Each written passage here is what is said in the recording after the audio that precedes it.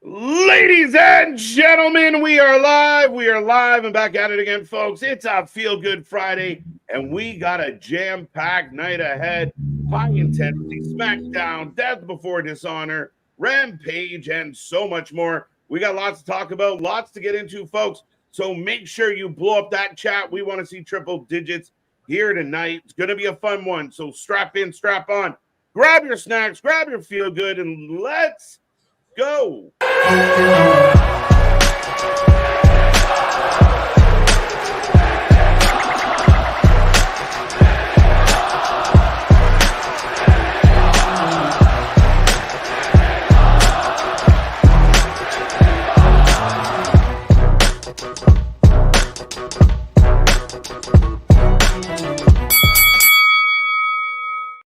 Ding, ding, ding. We are live and back at it again, folks. Like I said, we are the Wrestling for Live Network. We are the channel that just watches more live wrestling than anybody else out there. And tonight might prove it. We're watching SmackDown Live. We're going to give you the play-by-play to that. Plus, we got high intensity. Plus, we already have in progress Death Before Dishonor and Rampage later tonight. A jam-packed Friday here at the channel. Plus, we got so much more coming your way. Our big interview with Big Trouble Ben Bishop launches tomorrow at 3 p.m. 2 shows on Sunday. So we got lots to talk about, lots to get into. We will see what WWE SmackDown has in store for us, as well as all the other stuff. You guys can keep us posted in the chat as well, what you're enjoying, what you're watching. But I will remind you, for the next couple hours, you're going to be with Mr. Every Night, KJ White, the Iron Man of YouTube, and Mr. Big Nick. Ladies and gentlemen, boys and girls, children of all ages, the Wrestling for Life Network proudly brings to you its YouTube tag stream champions of the world, the Every Night Delight, KJ White. I'm Big Nick, and we still have even big news beyond all of that to talk about, my guy. We might get a UK WrestleMania. UK WrestleMania is all the buzz because they landed a helicopter in London, met with the mayor, another con on the loose, and had apparently a really great conversation about the potential of a London WrestleMania. I'm telling you, I mean, this is hilarious. I want this to happen so bad. WrestleMania 42, 43 at Wembley. I think it might be 42, to be honest. And I've already seen a lot of a certain fan base that's already out there of, you just copy it. Tony did it. Tony did it. Tony did it. Light your torch and grab your pitchforks. AEW tribalists are not happy about the idea of it's almost like we did it first. You're getting our sloppy seconds. Let's be honest. It's only been 5 years, and technically WWE did it first. But nonetheless, I don't care. It's one-upmanship. You're in the game. If someone dunks on you, that's on you. You got to learn to play some defense. So great job. But if they book Wembley for 2 nights, they're going to blow out every record and brag about it hard. Well, and also there's a difference to it of WWE is taking bids for these pay-per-views. We saw it with Minnesota with SummerSlam. We saw it pretty much with Vegas with WrestleMania coming up. So there's a difference to this game here. We're having the mayor of London ask WWE how to be part of his campaign to bring WWE to London. Right. I need some votes. Right. But on high intensity right now, I have a Memorial Battle Royal. I believe you have Death Before Dishonor. I think that's a tag team match right now. Yeah, we got I didn't know that Maria Kanellis was managing Garrison and whoever, and they're taking on the Infantry. So that's a pre-show match that's happening right now on Ring of Honor. Like I said, folks, we got Ring of Honor up on our screens. We got high intensity from House of Glory up on our screens. Lots of intriguing wrestling. And then, of course, SmackDown tonight as well. By the way, this is a spoiler-free zone. I had one thing spoiled as far as Rampage goes. Yeah. We're going to talk about, we're going to debate. Well, we're probably not going to debate. We're probably just going to yell at it. But a lot going on with that. So remember, folks, spoiler-free zone. And, let us know what wrestling you're watching. What show are you paying attention to? What has got you excited about tonight? Yeah, because we got damn near 3 shows going on. We've still got SmackDown to start in about a half an hour here, but that's taped for those who don't know because they're on the Japanese tour right now. True. Happy Olympics. Yeah, the Olympics are going to be going on too as well. Ceremonies. Yeah. Did you see Jeff Cobb carrying up the flag for Guam? So even pro wrestling's represented at the Olympics. Did he really? I did not see that. Mm-hmm. He's technically from Guam or a citizen of Guam, so he was the one bringing out the flag for the Guam Olympic squad. Nice. There you go. There you go. Pro wrestling everywhere, folks. Right. As we're still doing entrances in for House of Glory. But yeah, Nick, it's going to be very intriguing if they go to London. I'm curious how the timing of if it gets pushed a little bit later than like your usual pay-per-view, just to give the American fans a little more, or the North American. Take in a 7-hour, 2-day WrestleMania in the middle of the afternoon and actually be able to go to bed at a decent hour and everything. Granted, you got to wake up a little bit earlier. My guy, it ain't that bad of an idea. Right, back-to-back brunch with the boys. I'm in. You sold me. A brunch with the boys, WrestleMania. We need to just marketing all right there, right? All in one go. But yeah, I mean, again, it'll be very interesting. I mean, we've seen what happened with Indianapolis. We saw what happened with Minnesota. Like they're doing it, and for the first time in my recollection, like they're announcing things well in advance, 2 years in advance. Just, you get a show, you get a show, you get a show. Because they're having these cities actually bid for it. It's now like getting a Super Bowl. It's now getting, the Olympics, talking about the Olympics. It's getting that coming to your area and everything like that. Right. Because WWE will come in and they'll do business. They'll do good business, and they'll still do business.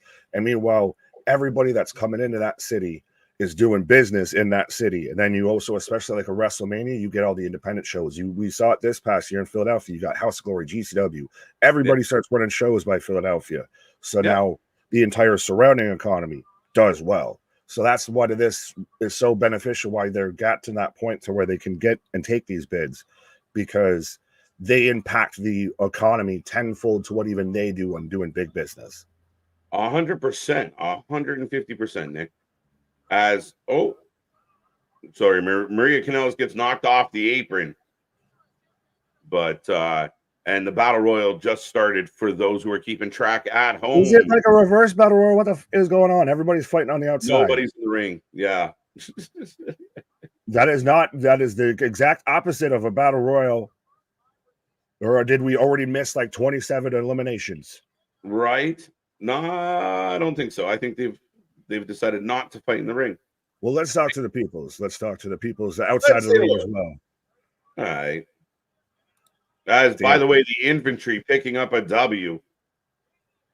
I dig it, and I dig the X-Men gear. Very much X-Men gear tonight. Damien's looking forward to Swerve versus Amazing Red and Mike Santana versus Zilla Fatu. 2 great matches that are on the high-intensity card. Absolutely. Damien's been waiting for this card for a hot minute. So, Damien, it's here. It's upon us. Right? And shit, we still even have UFC on tonight, too, if we really wanted to. Tomorrow, no? Oh, yeah, I'm terrible. I'm terrible at things. Never mind. Pay no attention to the idiot. I was like, wait, what? I'm getting my days mixed up. There's so much damn shit. I was just expecting more. Kevin, good to see you. Damien, welcome back. Danisha, how you doing? KJ, Big Nick, thank you. Big Dog with Hey Nana and a eat. What? So all the gimmicks. Hey. I don't want to know what he's on. Yeah, make him say na. Right. Here comes Dante Martin, Top Flight. Yeah. Top Flight in the infantry having a stare down. Oh no, they're just dapping it up. But Bradley's asking if the predictions title is on the line. No, it won't be on the line till Sunday, but it'll be on the line twice when we're here for Progress, and then back at it like a jackrabbit for GCW Bloodsport. I almost forgot the name of Bloodsport. I was like going through every martial arts and sounded name in my head except for Bloodsport. Yeah, folks, because we're not giving an undivided attention to a pay-per-view the way we normally would. This is just a practice run, Bradley. Everyone get your predictions in. We will take a rating at the end of the night for all the shows, and we'll get a gauge of how the fans have felt about everything that we get tonight. As Top Flight is now in the ring. I think Dante's going to have a match. No, it's Top Flight versus the Outrunners. Oh, Darius is gonna actually wrestle. There we go. Yeah. What? So we're getting another tag team match. Sorry. What's up, TJ? What's up, MDB? Juan, how you doing? How you doing? How you doing? Safid, welcome back. Already touched on. Christian Powers is with us. Ronan's back with us. Wait, no, I gotta acknowledge Denisha here. Okay. Hey, I enjoyed court yesterday. KJ Cook, Big Nick. So yes, folks, if you haven't seen it, you can go and watch me haplessly float around and try and defend Chris Jericho. Right. He is not the tree of woe against one KJ White here. But go and check court out. That was fun as hell, my guy. Yeah, court was a blast. It may got us in some hot water, maybe, for being paranoid. But go check out episode 1, 2, 3, and 4. This week we put Chris Jericho on trial. A fun show. We're looking forward to coming back with more. Don't forget, hit us up on our social media if there's anything that you think should be hatched out amongst the IWC. Is there something right now that the IWC can't agree on, and we can take it to trial? I saw a thing in the comments on that video that I think is actually an interesting thing that is kind of currently going on. As hey, Bougie's in the Battle Royal. Bougie just eliminated 2 people. There you go. Bougie in the Battle Royal. But, Pat McAfee, his crew being the DLC in 2K24. A lot of people not happy about it. I'd rather take, Crucifino in NXT on 2K than, play as Boston Connor. I get it. I do to an extent. Like, especially if you if you're just kind of like a pure wrestling fan, especially if you're a young wrestling fan and you don't really take in these people mean nothing to nobody. Even for people who watch the Pat McAfee show, you're like, all right, Pat's cool. So I get it, but I mean, man, we get upset over way too much, too easy. Yeah, I mean, you remember when there was always you play like a baseball game, and then all of a sudden you can play as fucking Scorpion versus Sub-Zero or something like that. Right. You always get some random stuff like that. Christ, Aki-Man was in the original WCW game and everything.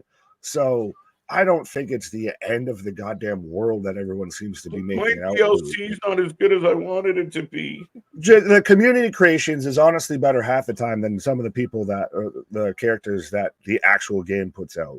So there's always community creations with that, and now they've just everybody that does universe mode or anything's got jobbers that they can beat up with the Pat McAfee crew. Right, exactly. Brahma, good to see you. Dylan, good to see you. Boston, welcome back. Dale, I saw you. The OG in the house. Just Joe's with us as well. I like the small arena setup for Collision. I like this residency, and I like the feel of the venue better than these, these really empty arenas. This has a better feel to it.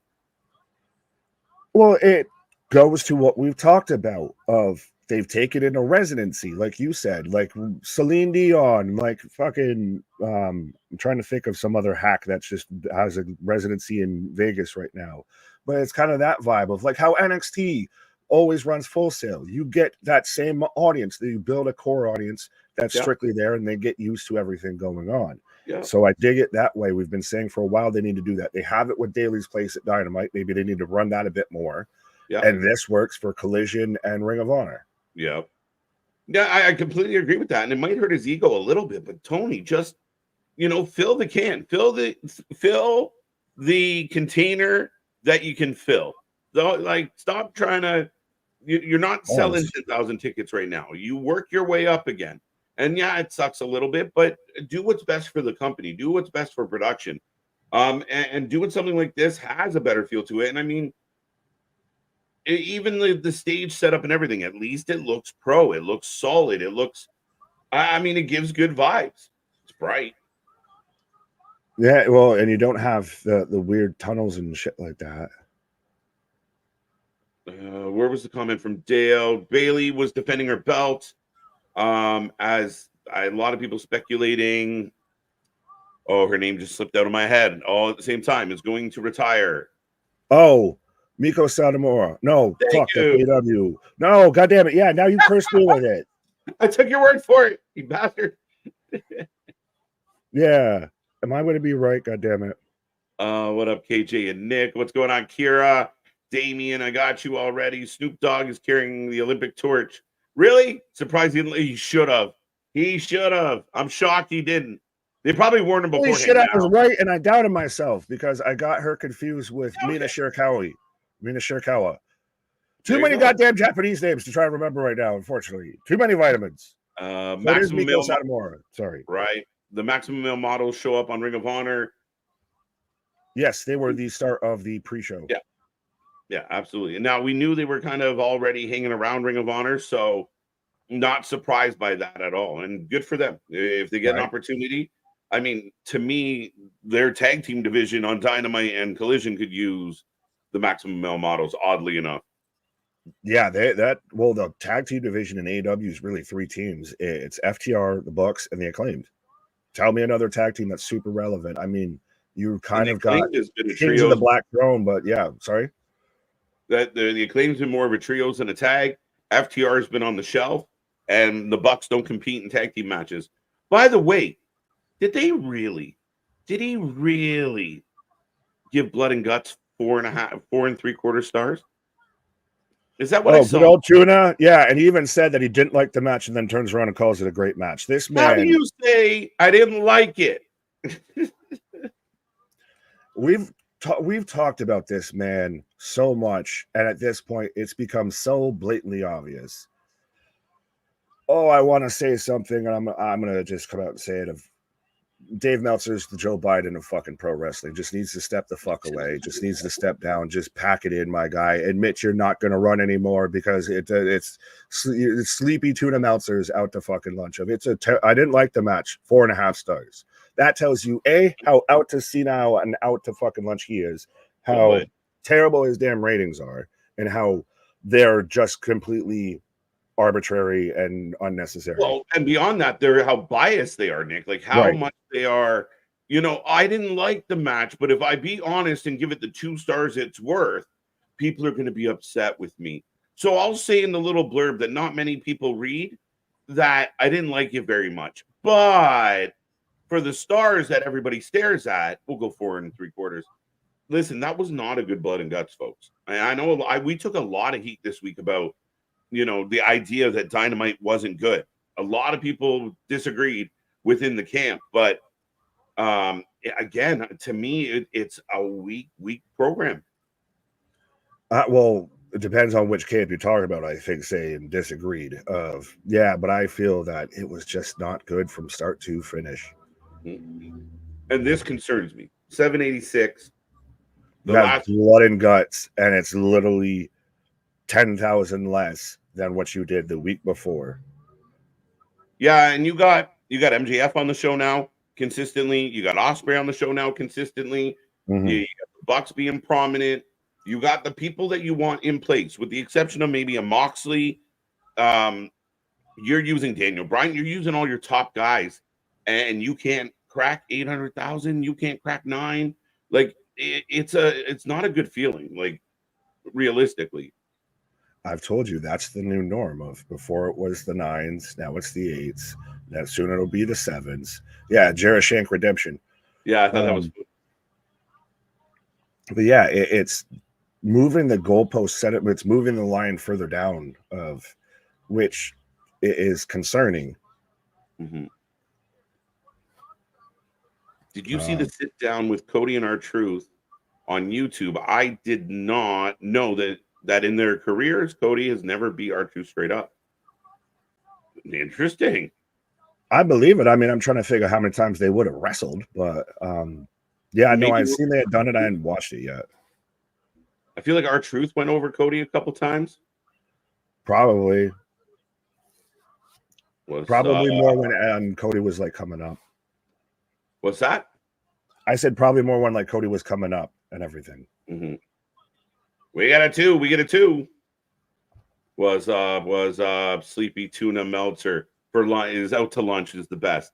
Sleepy Tuna Meltzer's out to lunch. That's the line. Yeah. Meltzer's Joe Biden. Shit. What's up, Jen? How you doing? Tiffany. KJ and Nick again. If you missed my question here, is during the Olympic Games, if you were to make friends with another country, Which country? I think we both have. That's literally us. Of hi Canada, hi America.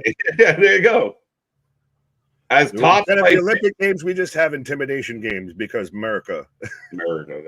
but top flight gets the win. Well, we're actually going to see the Outrunners 2 later tonight on Rampage. Spoiler alert. Yeah, which again, we're going to have to talk about the fact that there's way too many number one contenders. Things aren't plotted very well. Oh, there's a big issue that with this being taped when it is taped. Yeah, I think that we're going to have to talk about. Spoiler alert. Yeah. Oh yeah, because it is not till way later. Yeah, we got time. We got time to run on that. Denisha's with me on Blood and Guts. It just wasn't a good one. I mean, I compare it to nothing else themselves.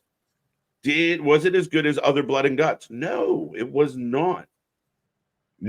I saw most people coming out of that. The initial response was, "This is the worst Blood and Guts we've had," and then you had that backfill of, "Oh, it was amazing. Oh, it was so great." When it's the honestly, when the whole discussion about the match was about a chair shot that was super controversial and still I think is you shouldn't do it regardless of if it's gimmicked or any shit like that.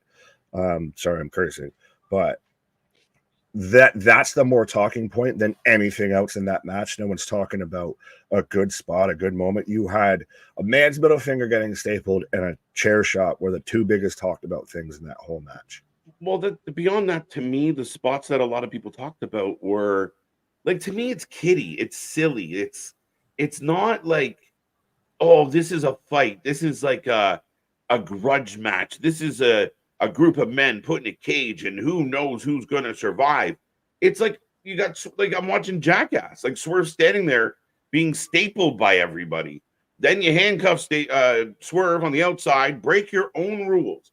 The rules that you posted at the beginning of the match, you ignored them. You broke them. You started the match without everybody entering the cage. Then you handcuff someone else in the fashion that, why would you do two handcuff spots in the same manner? Just a lack of creativity, simplistic booking. The table spot was meh. We've seen worse. We've seen better. Yeah, it just wasn't a good Blood and Guts. Now I'm just thinking of, hi, I'm Jack Perry. Welcome to Jackass. Right? As I've got Gringo Loco coming out right now to take on Kevin Knight on High Intensity. It's fitting name for the show for this match here. Right. Royal won the Battle Royal, if anybody was wondering. What are the odds? That's again, it's like we've always ran into this issue with House of Glory of it's always been my like who's on first, what's on second in company, right? Because what's in the main event? The main event. No, what's the main event? You know, Royal won the Royal Rumble, won the Battle Royal. What the Battle Royal, yeah. Roddy saying hit that Liz like absolutely. Be a friend, tell a friend, like, share, and subscribe. We're tiptoeing ever closer, my guy, to 6K here. And I believe if I remember the number correctly, we have passed 1.5 million views on this channel. 100%. We are cooking with napalm. Like, it's rolling, folks, and we're having a lot of fun bringing you all these streams. Again, busy weekend ahead. And we really excited about what you can see above my head. Big Trouble, Ben Bishop stopping by for an interview. Ben's getting a whole lot of love. If you haven't checked out Big Ben and his content, dude, it's killing. Like, the Shindy God is a thing. 100%. That's why I had to get the guy on here and everything like that. Man's awesome. Like, I was a fan of his content even before and was like, we got to talk to this guy. This guy's going to be the next big thing to pop off here. And yeah, man's going to be on Jeff Jarrett with Conrad and all that. So I'm glad we got him in. Trevor Lee calling him out, kind of, sort of. Yeah. We might already have a feud building out here. Right. I thought. Yeah, no. Oh, go ahead. No, I was just going to say, big friends of the channel, though. Him and Nikki, they do, Meat Pop Express. Go and check them out as well. They do content. They make videos and everything. I was actually listening to their video on my ride home from work today about who from like the Attitude Era would have been good and who would have been bad on social media. Like if social media was a thing during the Attitude Era, who would have like canceled themselves? Oh shit, man, that's a good topic. Mm-hmm. Oh, trust me, I won't lie. I was like, shit, we might take that one. Thanks, boys. It feels good to be. It feels good. It feels good to be champ when the channel is on fire. Let's go. Yeah. Now, see, are we cooking because MDB's champ, or is it because of the booking, because of the talent, because of the creative? Man's out here trying to claim he's like the big dog or the tribal chief out here. He's the solo Sokoa. Right. Will Roddy beat Mark tonight? I can't see Mark losing the title. Roddy might. What, like, they haven't done shit. I don't know. Like, again, I'm looking through the card. They're showing us the card right now. It's not great, guys. Like, I want to be honest. There's a lot here of like, we'll see. Right.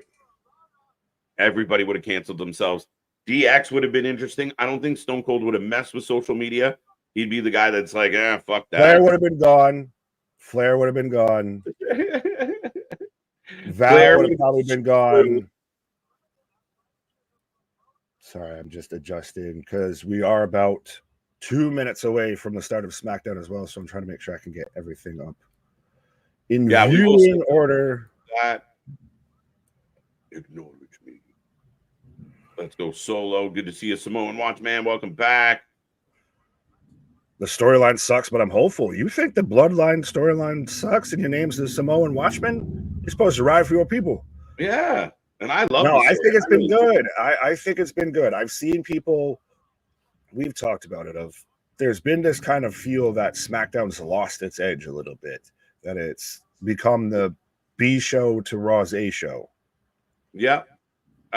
Some have felt that way. It's not, it's missing something. Maybe that is the Roman Reigns presence that we're missing.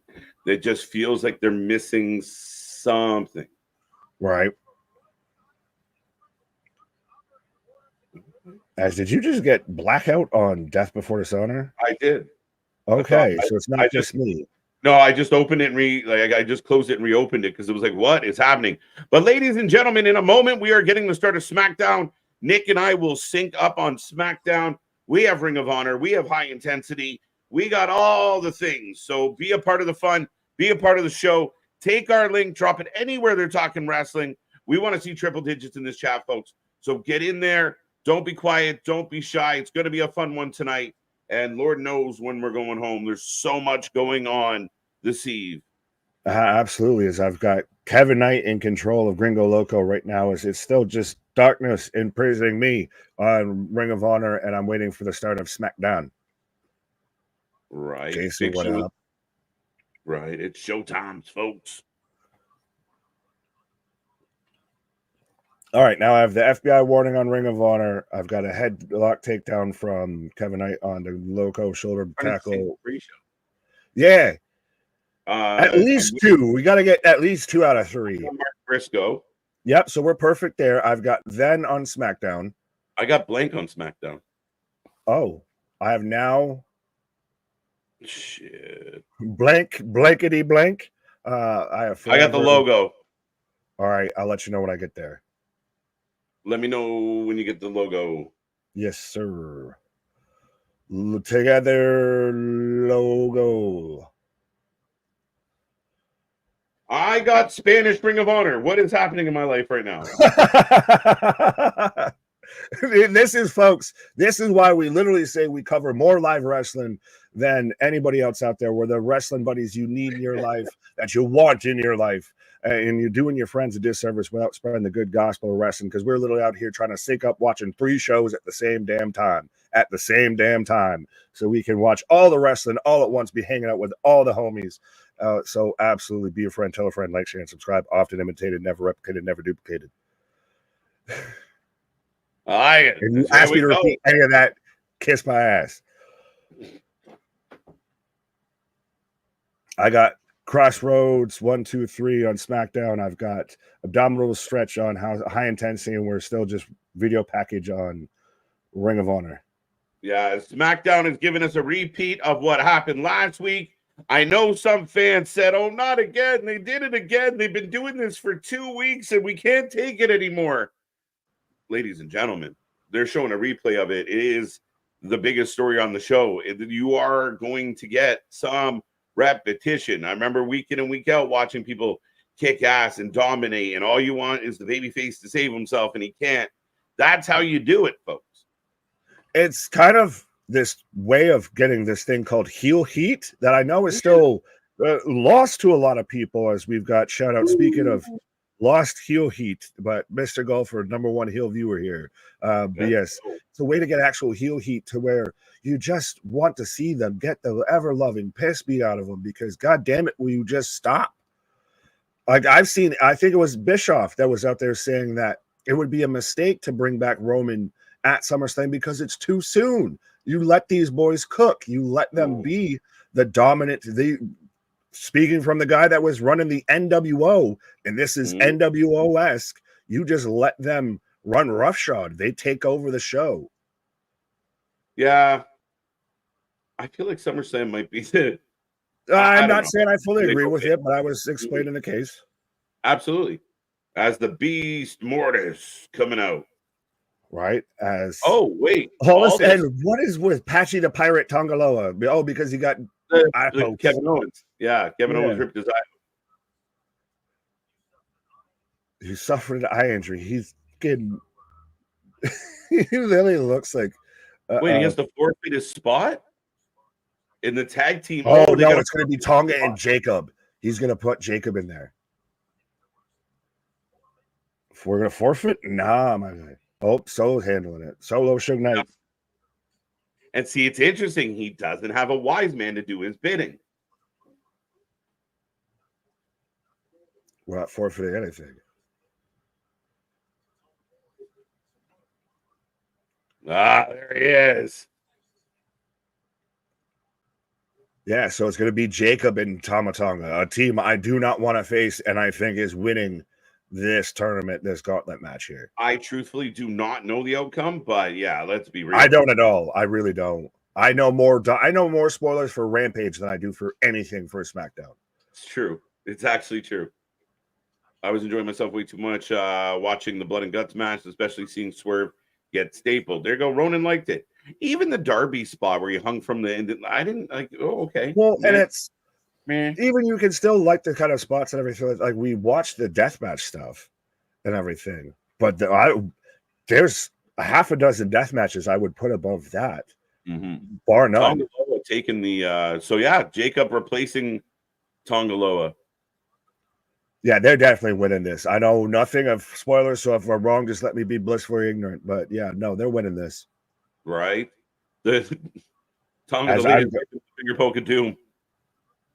Oh, but we've got the Mortis taking on Commander on Death Before Dishonor, and I've got Gringo Loco with a chair and LA Knight. Yeah. LA Knight walking through the back, folks. Here he goes. Big body Patu. Yeah. I like this walking promo. And not missing a beat, not missing a breath, anything. Man has got literally the gift of gab. Yeah. Let's go. That was so damn good. And I know it's tape, so in editing could be a thing, but god damn was that good. It was very clean. One shot to the finish. Jacob Fatu Tonga in the gauntlet tonight, 100%. Swerve stapled Okada's middle finger. Yeah, it's just silly shit like that. It just seems so silly. Yeah. I'm too old. And I don't even get now. The finish sucked ass. The finish was terrible. The finish was bad, especially because of who it involved and the Anarchy in the Arena match, because you had the same individual set the other individual that quit on fire with a blowtorch or the flamethrower, and Jack Perry won the damn match after getting set on fire. But now, because he's chained up, I quit. Yeah, I didn't like it. It came to a halt. It was anticlimactic. It just wasn't my cup of tea. As Mortis is kicking the living hell out of Commander, if anyone's keeping track.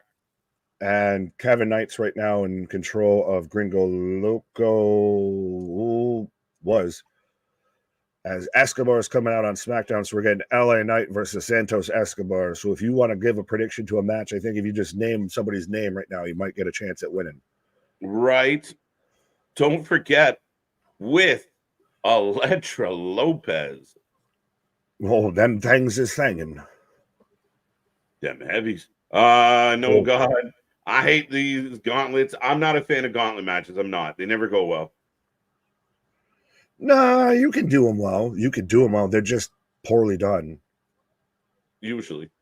There's always that obligatory roll up. The second tag team gets beat easy. I don't know. I don't love them. There's other ways to go about it. Well, you do have to have, it has to take like an hour, or you have to have some like jobs. Cram it in. Yeah. Yeah. But LA Knight, Santos Escobar about to kick off. We're not going to take predictions because we know most of cheaters.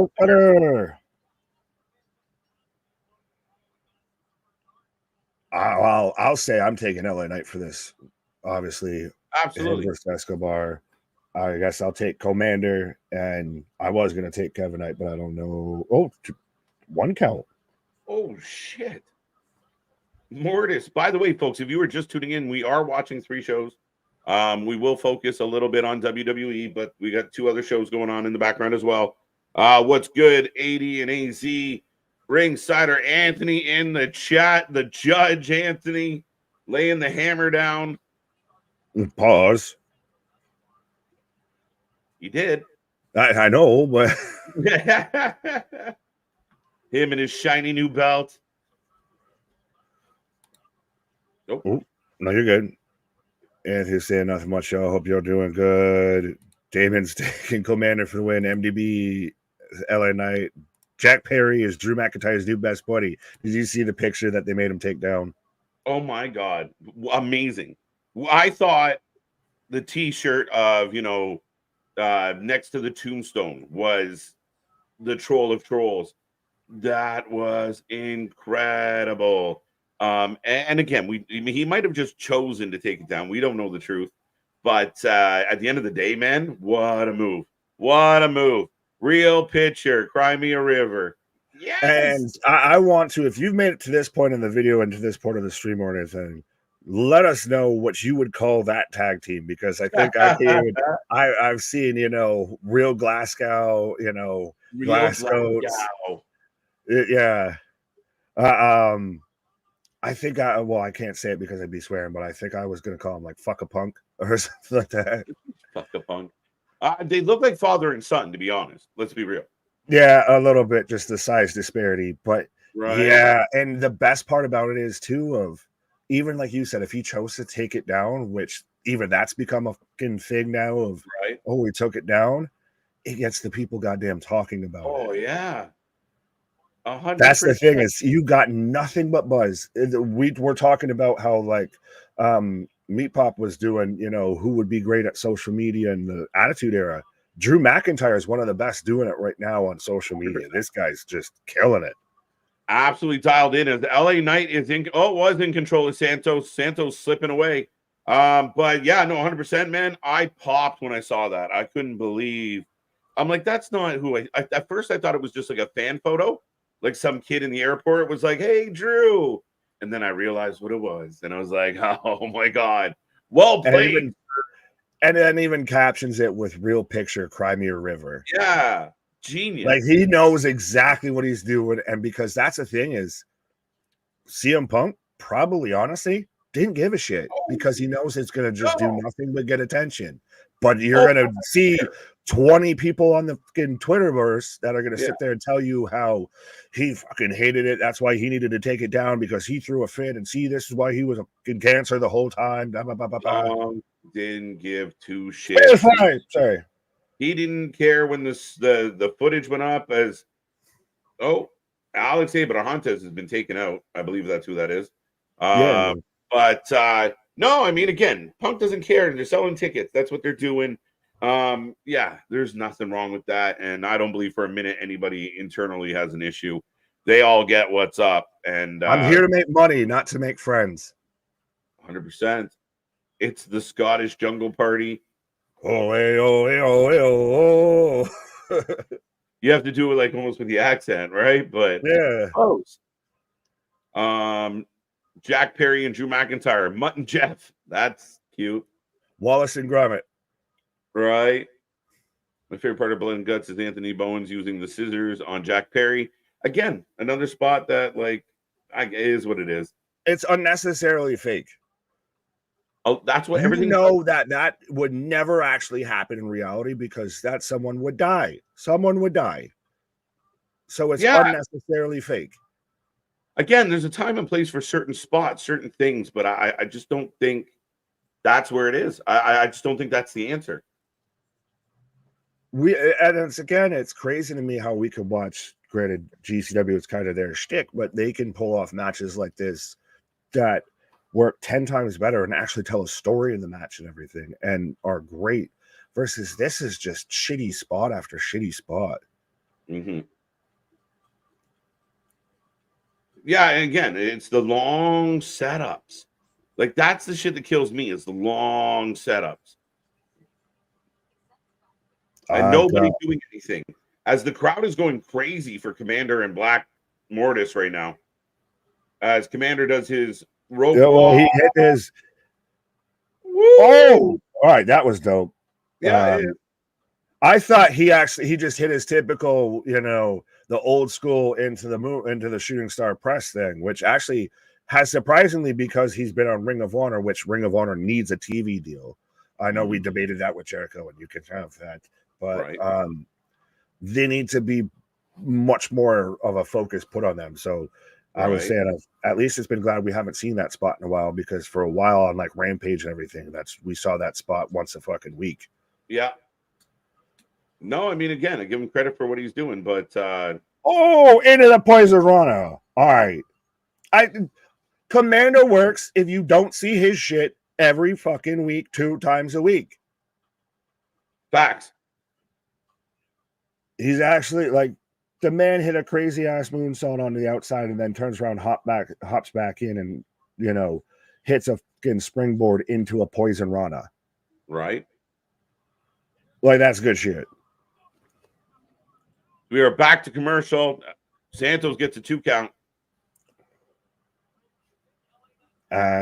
So Gringo picked up the win on Kevin Knight. I missed out in the chaos.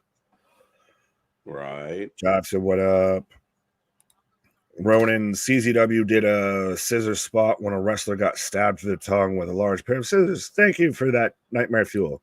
Thank you. And again, he again, time and place. It just the setups are so I just think a lot of it's kiddie. And maybe I'm just too fucking old. I'm a grump. What can I say? Oh, Tilt World backbreaker from Escobar to LA Knight. Christian. Oh, Denisha's answering Christian. I'm watching SmackDown via your eyes from softball practice at an undisclosed location.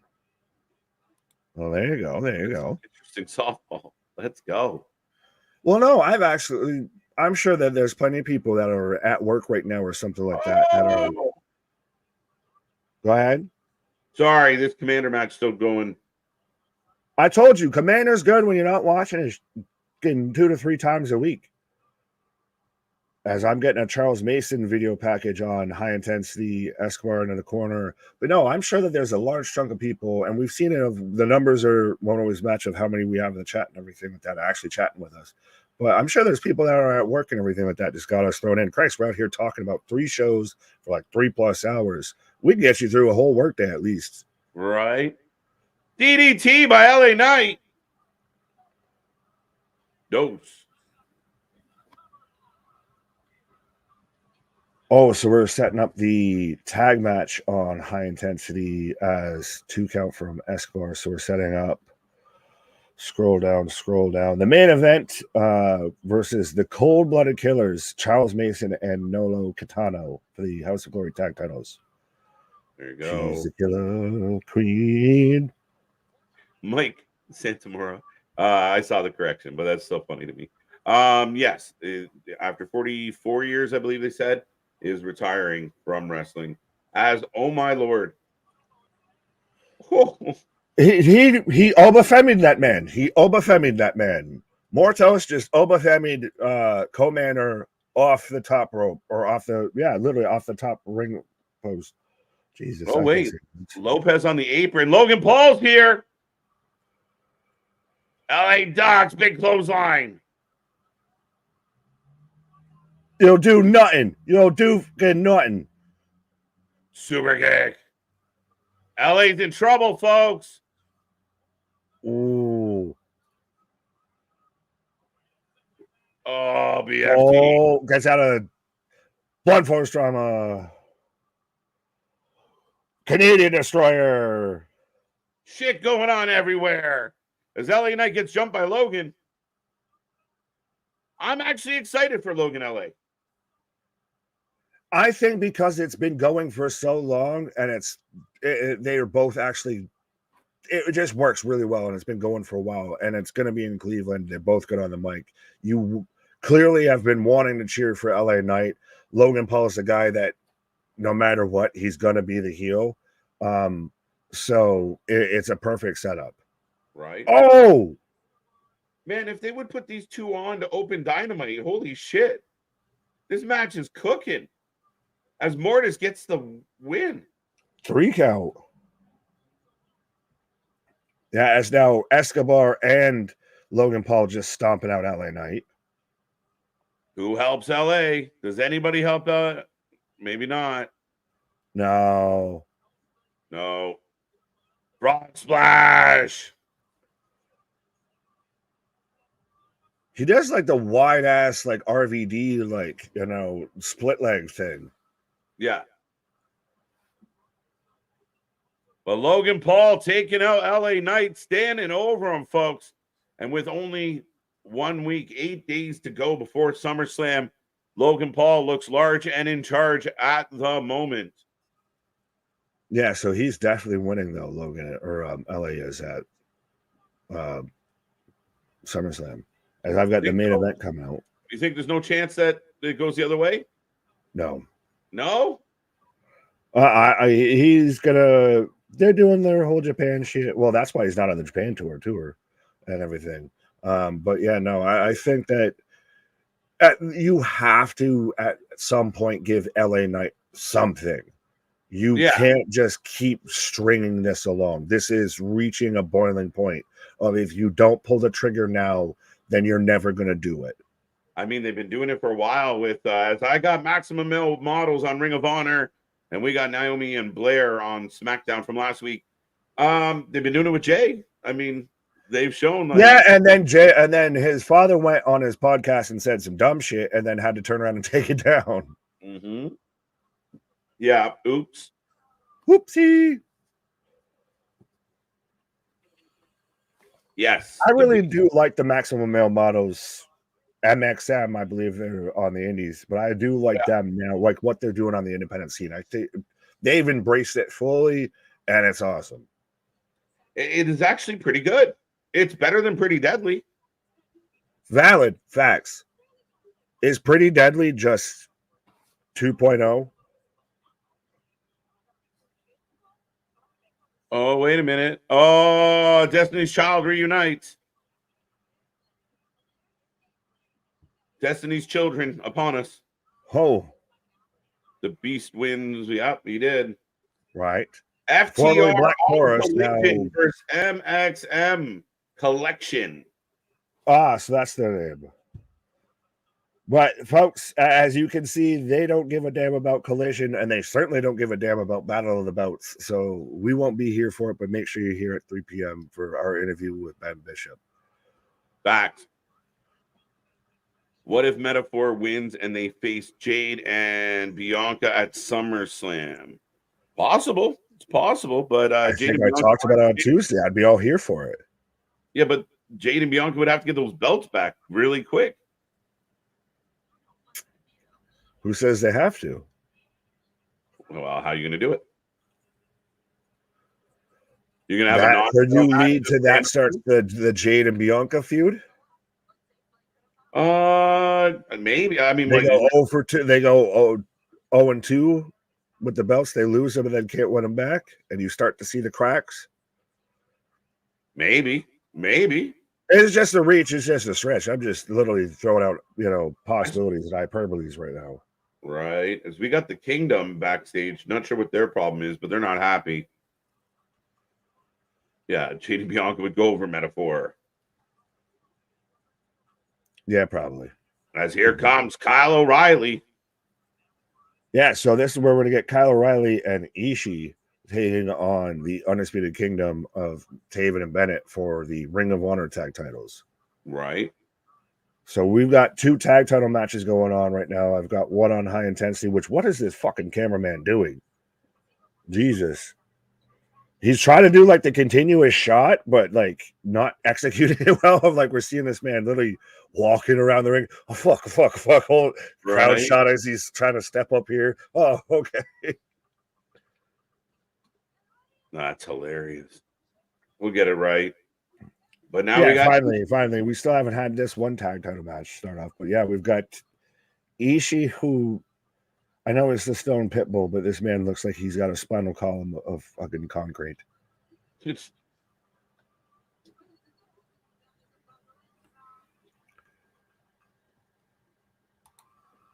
The winner of the Dark Order versus the Von Erichs, Dustin Rhodes, a 6-man title team match shot Saturday versus Undisputed Kingdom. Thank you, Damien. That was a lot to read and respectfully poorly written out. So either the Dark Order or Dustin Rhodes and the Von Erichs are going to get a trios title shot. Title shots everywhere, my guy. What is happening? I wish, and I've said this before, I wish that AEW could actually use this thing called, storylines and everything to get to title matches and to build feuds and give a fucking reason outside of, well, I won a stipulation match, so I get a title shot now. Right. They're literally lining up challengers for belts before the other challengers even face them yet. 100%. They did it with Daniel Garcia. They just did it with what's going to happen later tonight.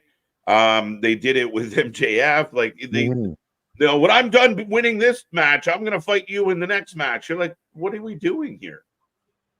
Literally, you normally would have one feud go, you get the payoff, you get out of that, and then you carry it on into that was always one of those big moments of, well, we've had the blow off with here, so who's going to be the next one to come out and challenge? Right. What's next? 100%. It doesn't help when you know what's next 2, 3, 4 years down, 3 steps down the fucking road here. Right. Is Netflix demanding Roman Reigns? Apparently. Allegedly. And you can see why, but at the same time, I think they're confident in the rosters they have. I think you saw that before with USA and Fox. This isn't a new topic of you want your top guys on your top show and everything. Oh, Logan talking to Byron, and the Ring of Honor tag titles on the line as Aubrey holds them up. Right, as we're underway with the House of Glory match with the Stone Cold Killers taking on the main event here. There you go. Once Charlotte comes back, where do they put her? They put her at the top. They put her at the front of the line, as they always do. Could you see Tiffany, and I'm already going to speak things into existence, that Tiffany's holding the belt all the way until Charlotte comes back, and then you get Tiffany versus Charlotte goes into you're just a rip off of me, what have you, blah, blah, blah, blah, blah. Right.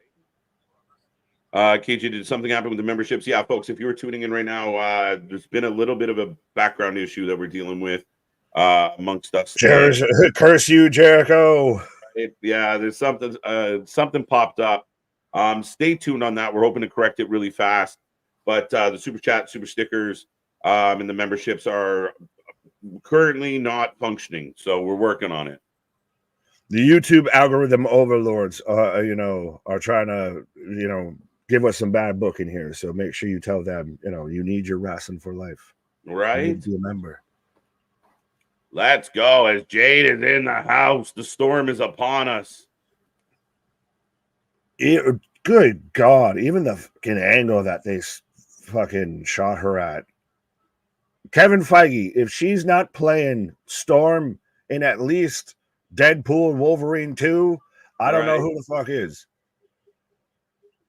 Can't wait to see the survival of the fittest match on Ring of Honor tonight. There you go. Damien always looking for stuff. As I've got Ishii and Bennett chopping each other down. I've seen enough chops for the week, Nick. I've seen enough chops for the week, They're chopping the wood that Jade Cargo gives. Facts. I don't even know how to answer that. Shit. Oh, he popped a titty too. He's fallen to the same injury as Chris Jericho. Yeah, wrestlers, ask your opponents to clip their nails before you guys do a 10-minute chop spot. Deadpool, Wolverine, super banging lots of cameos. Let's go. That also might be part of why we won't be here Saturday, because I'm damn sure going to go and watch that movie. That's a good idea, actually. Yeah, oh, trust me. Me and the missus is going to have a movie night there. There you go. Off topic, but I just learned breakdancing is an Olympic event. Am I the only one to find that weird? Wait, is it? No. I can try and confirm that, but I think it was Peyton Manning was trying to bring flag football to be an Olympic event, just so we could get football of some sort. Okay, that I buy more than break dancing. No, yeah, I mean, break dancers.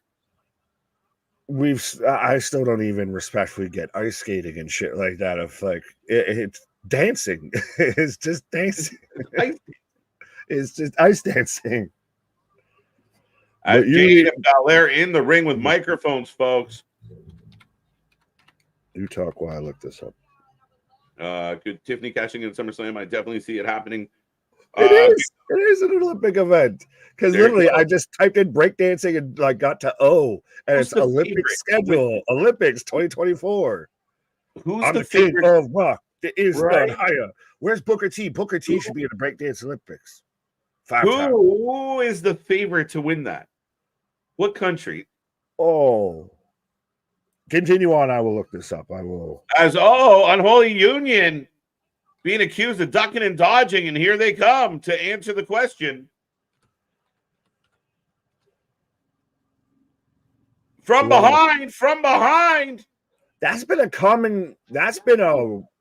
gotten a resurgence, I feel, this past week with WWE. Yeah.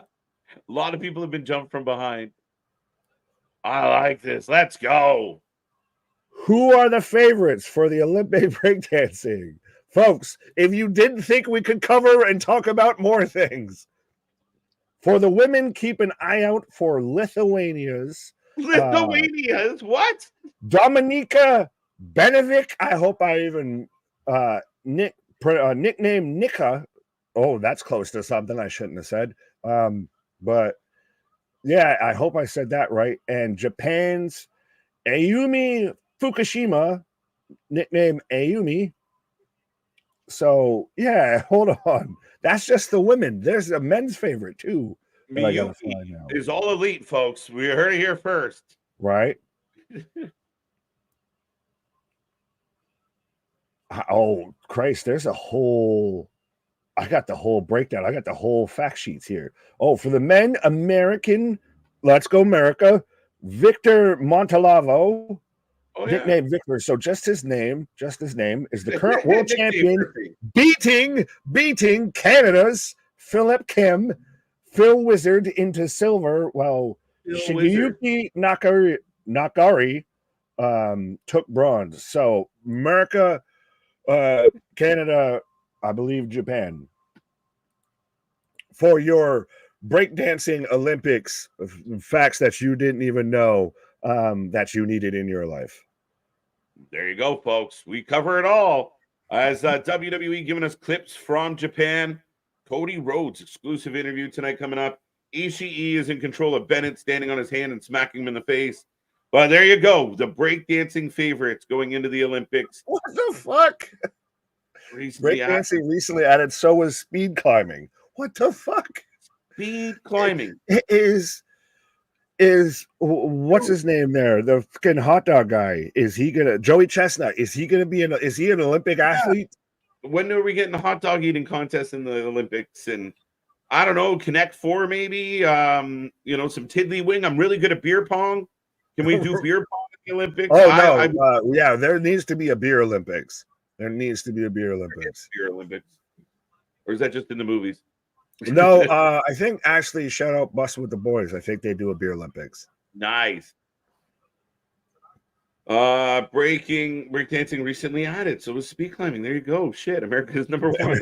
USA. Here's an interesting thought. I saw a Raiders player using a Kermit the Frog to intimate. You got that wrong. Imitate. I know. I got you. I'm helping here, Christian. Patrick Mahomes, who thinks Drew McIntyre is going to use Kermit the Frog. All right, Christian. Respectfully, what the fuck? None of that, unfortunately. Cornhole, I'm in. Let's go. Let's pause. Wait, what?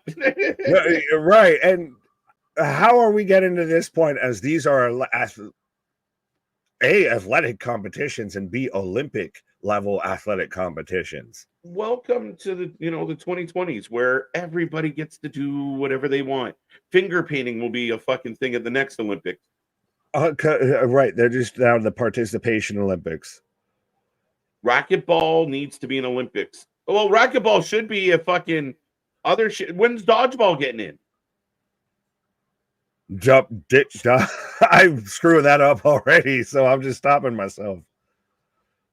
But we're in commercial on SmackDown as I'll collect us back from the Olympic talk, but we've got a commercial on SmackDown. High intensity is going on. I've got right now Taven in control eats his shoulder from Ishii. Emo is at the Paris Olympics. That's crazy. Tell people about us. Right, absolutely. Send a pic of you. Like, I want to see the Olympic Games in the background with us. You'd have to have someone take a picture of you with it, but us on your phone with the Olympic shit behind you, because that just would be fucking epic, my guy. Like, if you do that, like, that's my Twitter banner right there of just like, we're at the Olympics, bro. When will one day, Ronan, all the Olympic sports will be esports, all of them. It will just be like a big Nintendo. No, they'll just have their esports counterpart. Everything, but everything will be VR. The people won't be allowed to physically do anything. You can't hit each other. You can't actually make contact. Everything will be video games, so everyone's safe and nobody gets hurt. Pickleball, badminton. I love that. Badminton. Yeah, no, I said, I think we'll have an esports Olympics, and we'll also still have, like how we still have the Paralympics and everything like that. But I think that this is becoming more and more the participation Olympics versus the actual Olympics. Did chess get into the Olympics? I feel like that was a thing that people were trying to get to happen. I don't know. I know right now Team USA basketball team is sucking fucking pond water. Are they losing? No, they're not losing, but they should be actually like it's like Czechoslovakia or whatever, and they're winning by like 6 points. It's like, what the fuck? Yeah, interesting. We've gone completely off topic. We've gone off the rails, and it's Friday instead of Saturday. But yeah, as we talked about, folks, we are rolling through three shows going on. We're still finding other things to talk about. But right now, Bennett and Taven are battling O'Reilly and Ishii, two members of the conglomeration, Nick. The conglomeration. Check out my conglomerate. Right? What's happening on House of Glory right now? Right now, the main event is firing up right now. No contact baseball, softball, and karate were removed for this year event. How do you take out baseball and not have baseball, but you have, no offense, breakdancing. You don't have baseball, but you have breakdancing. What? Right. Thankfully, defense attorney isn't in the Olympics. Nick wouldn't make it. There you go. Hey, I think I'm 1-0 as a prosecutor. I'm 0-3 as a defense. So there, I'll take it. Point, right? He's better at being on the offense, folks. I'm more offense. I'm not a defensive player. I'm an offensive player. Yeah, we're getting a commercial for the Pat McAfee DLC. Figures. No, you can have that one. I like this one. Have you seen my baseball? Franks and beans. Frank. Oh God, as KJ is taking a pause for the cause. Christ, he's even got me now going in his cadence here. I'm Team Hungarian and Germany. Fair enough, Emo. Well, still, like I said, if you can get me a picture of, like, it's got to be your phone, well, a phone, I'll say this, of watching us, and then you've got the actual, like, Olympic games and everything going on right now. If you're actually there, like, that would honestly be dope as hell to think, like, to see that someone's at the Olympics and is choosing to listen to us is insanity. But I appreciate it greatly.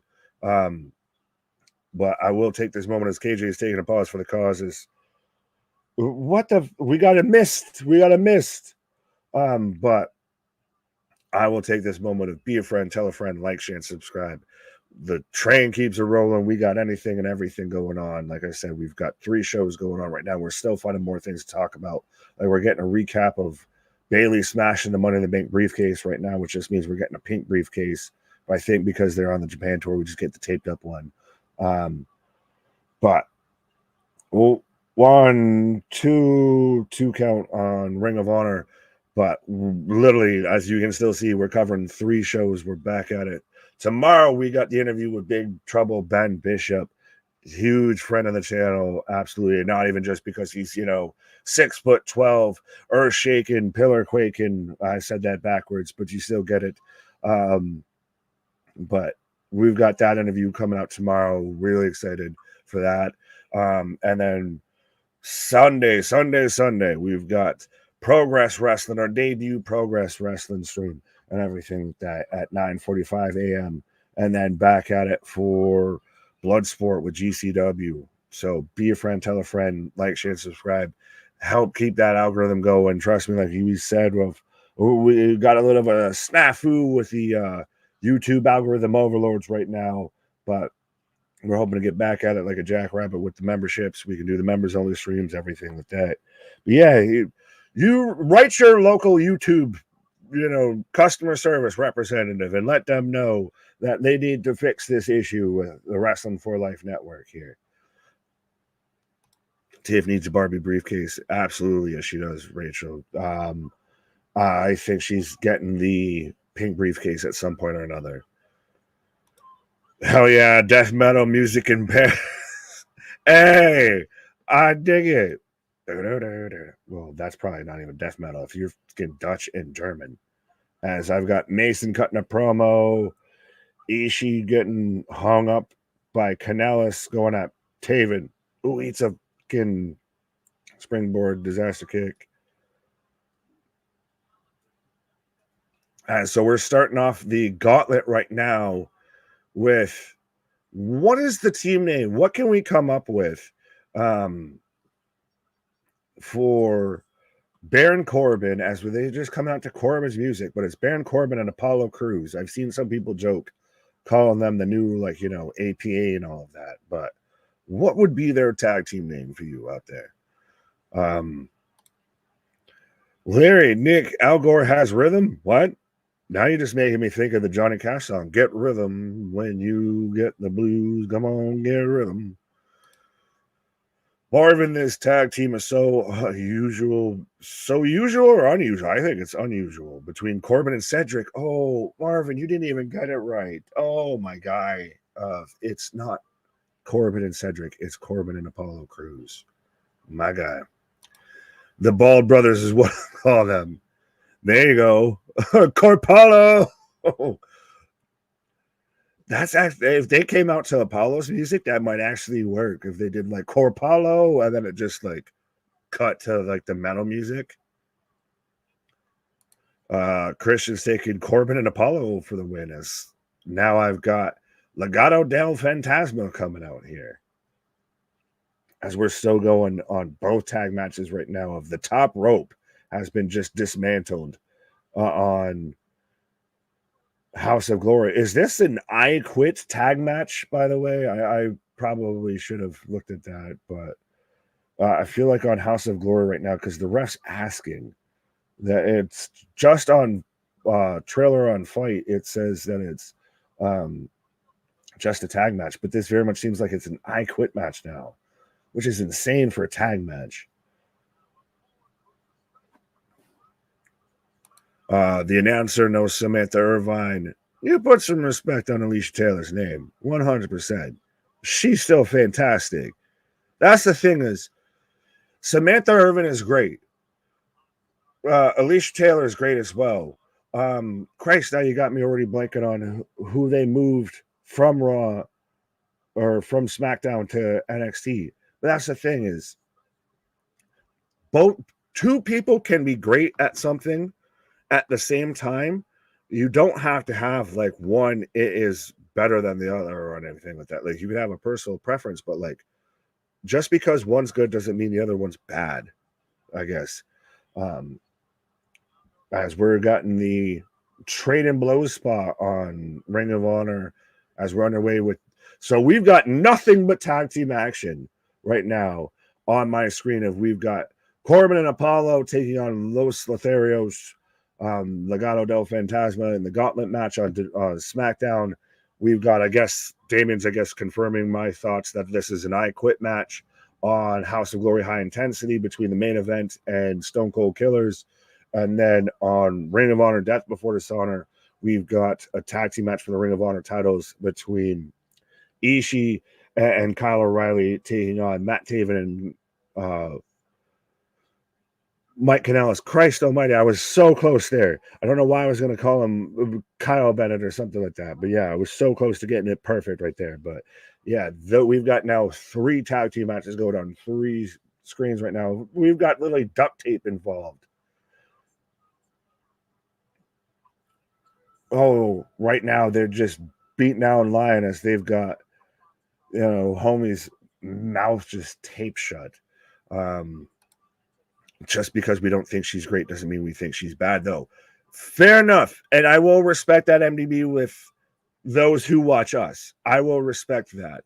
And y'all can convert some people and tell them to come, join the congregation with the conversation here. But I've seen a lot of that discourse online of it goes across everything in wrestling, and it goes across, honestly, I think, fandoms as a whole of that. Screw you, MDB, it's dead. Yes, it is. I'm out here talking about ring announcers more than I am the matches, ain't I?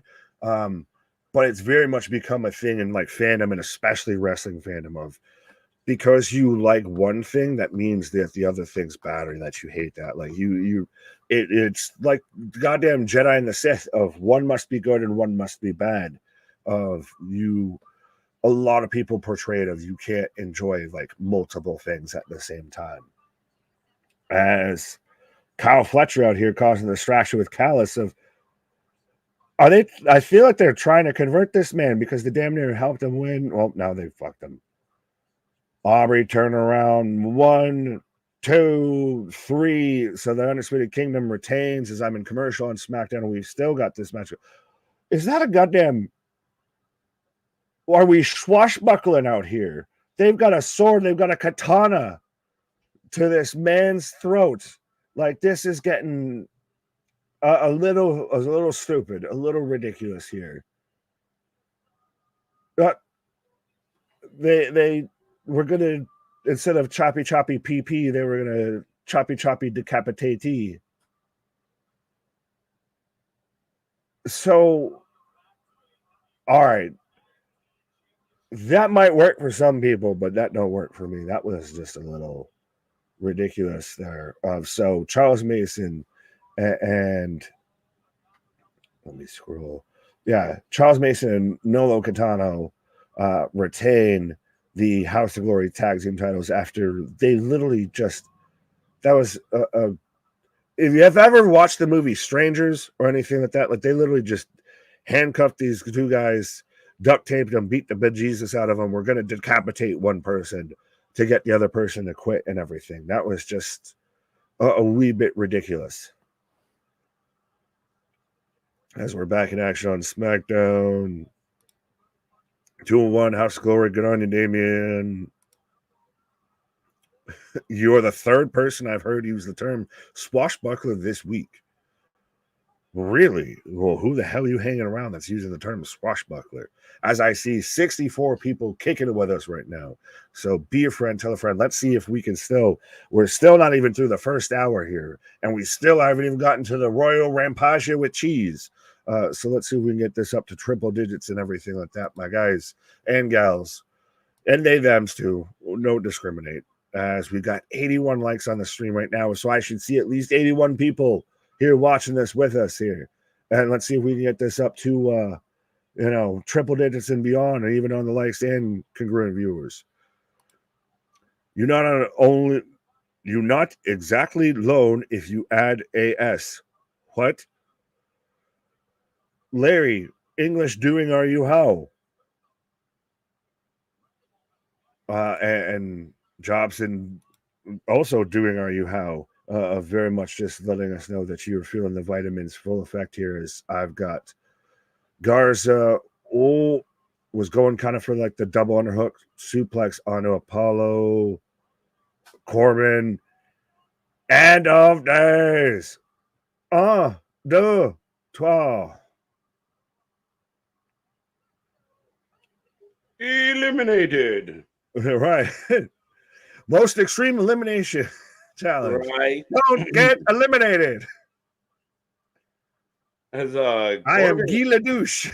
Right. Corbin and Apollo pick up a surprise win in the first. Oh, yeah, no, because they're about to take this L. They're about to take this L. As even Montez is just, nope. Thank you for chirping. You can have that. As I'm getting the start of the street fight between Layla and Diamante, who both have chairs on the stage.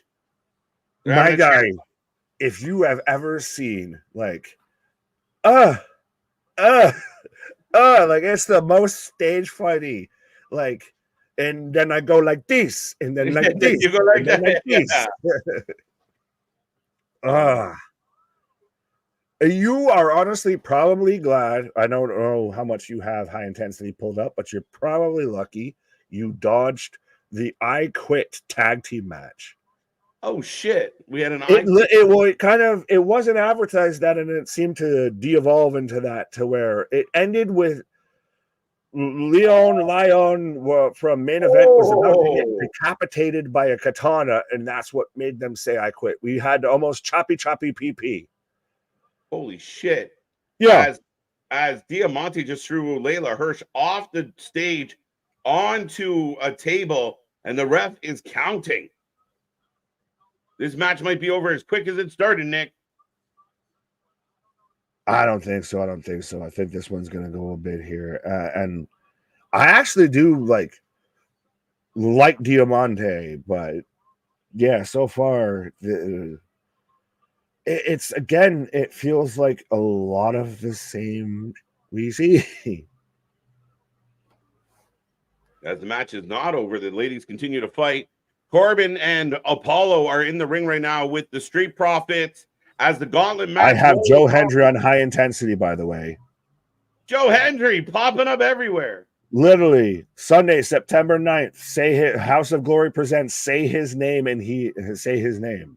No way. You had a whole video package. I'm so used to seeing this man now at some point, I couldn't figure out where it was. Literally, you scroll on Twitter, you see the man. You scroll on this social media app, you see him. You turn on NXT, you see him. You turn on TNA, you see him. You turn on any sort of YouTube channel, you see him. He's not lying when he says, say my name and I appear. Holy shit. Literally, he's a goddamn genie, folks. He's a goddamn genie. Well, you didn't say my name, but I'm going to disappear. There you go. He's doing the opposite. There you go. Big Dog Corbin over the top. I like this. Corbello. We can go with Corbello. As right now, I'm getting a commercial for WrestleMania XL. Of course, myself and Big Nick are on that documentary, so go check that out if you haven't seen it yet. And we are rolling through. We got Ring of Honor. We got House of Glory. We got SmackDown. We got so much as the tag team gauntlet match continues on SmackDown for your number one contender. We still have Rampage to come. Right now, Layla Hirsch is hung upside down as Diamante setting up a chair. We'll see what she's about to do here. But Joe Hendry, so House of Glory, basically giving the title of one of their upcoming shows to Joe. Say his name. So the man just keeps getting bigger and bigger and bigger. But speaking of bigger, folks, don't forget tomorrow, Big Trouble Ben Bishop, recently seen on Rampage, been talked about by Jeff Jarrett, been mentioned by Trevor Lee. The man is on fire. He's growing by the minute, which he's already 6'12". So do not forget, we have that interview live tomorrow afternoon. It's going to be a fun one of the funnest ones I've done. And we are looking forward to more interviews coming your way, more content coming your way. Sunday, we will be here live for Progress Wrestling, and it's breakfast with the boys. So wake and bake, grab your stuff, and let's go. We are here bright and early at 9:45 a.m. Eastern Time as we bring you Progress Wrestling, our debut watch-along, and we are back Sunday night for Bloodsport. We'll see what type of shape and condition we're in. But right now, Layla Hirsch is bleeding. And Diamante laying waste. SmackDown is on commercial. And Damien's going to tell me what's happening on House of Glory. Corpolo sounds better. Joe Hendry, absolutely. I want to see Joe Hendry concert versus a Rock concert. Well, Tuesday, the Great American Bash, night 1, we will get a Joe Hendry concert, folks.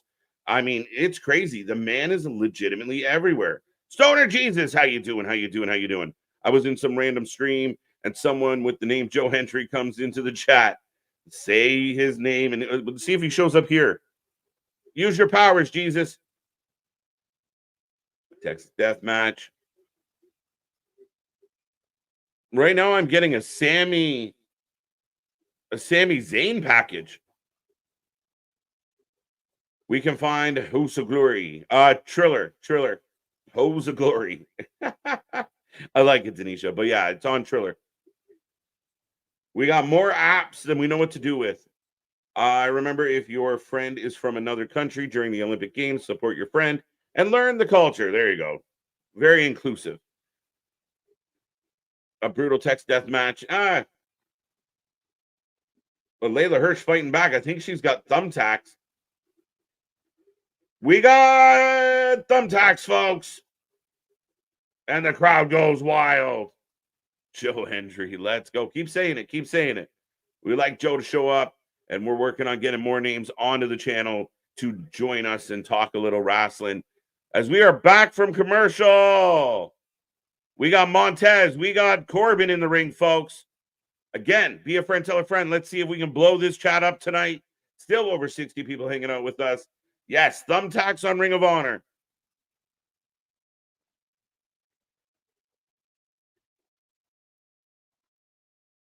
Oh, step up Enziguri. Down goes Corbin. Down goes Montez. Both looking for a tag. B-Fab cheering them on. And the women are down in the thumbtacks. Diamante covered in blood. It does look like very bright blood, so you guys can surmise maybe they're not gigging themselves. Layla rolls out. I think she's got another bag.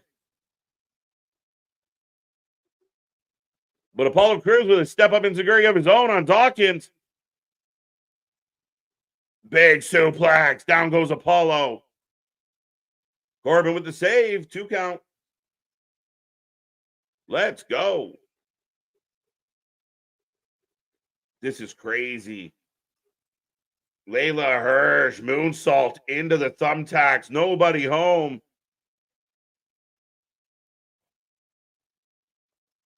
Zilla Fatu is in the building. Let's go. More Samoans. Suicide dive. Apollo taking out Montez. Sorry, Dawkins. Apollo's on fire. Is there any chance that Corbin and Apollo win this? La Sombra. There you go. Big fan of La Sombra. Zilla. Should be a good match. Big right hand from Dawkins.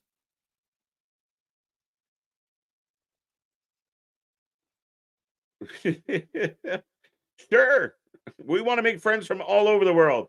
We got South Africa, we got India, we got Canada, the US, we got UK, we got Italy, Germany.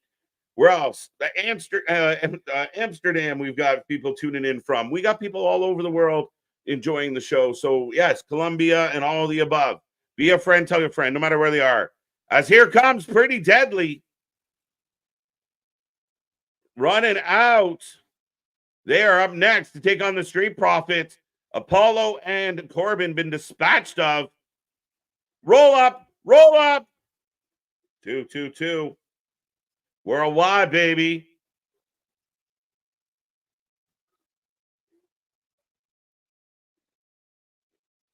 Feeling a little prestigious, MDB. Sup, KJ? How you doing, Braden? How you doing? Do you think Mark Briscoe lose the Ring of Honor? I think he might. I think I'm going Roddy. I don't like it, but I think I'm going Roddy. Who am I taking between La Sombra and Zilla? I am taking La Sombra. What is that? Diamante, I think, took a cheese grater to the head of Layla Hirsch, if anyone's curious what's going on in Ring of Honor. So like I said, folks, if you were just tuning in, we got action everywhere. Everywhere.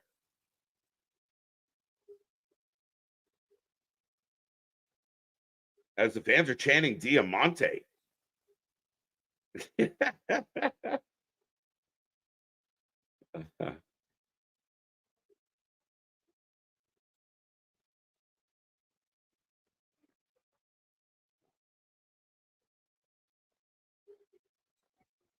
Doing good. Just got home in time to watch SmackDown. Braden, love it. Welcome.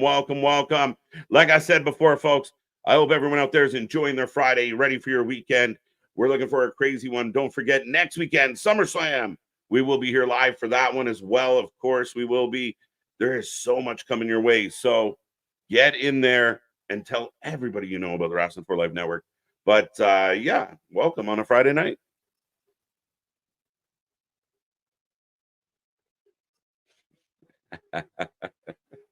Did we just become best friends? Good grief. Diamante has a board with barbed wire. It looks like they just brought all the leftovers from the Blood and Guts match, which, to be honest, I'm enjoying the match between Diamante and Layla Hirsch more than I enjoyed Blood and Guts. But we are setting up a couple boards on chairs. Holy shit. Somebody's about to get hurt real bad. Both ladies are on the apron. Speaking of on the apron, Montez Ford hung up on the rope. And Pretty Deadly all over Montez. Dilla was supposed to fight Mike Santana. Match changed. Interesting. Okay. Leftover guts. Not. Yeah, maybe. Barbed wire board, thumbtacks on chairs. Yeah, and both women down. Both women bleeding. Both women down. A pretty good match, guys. She might have some.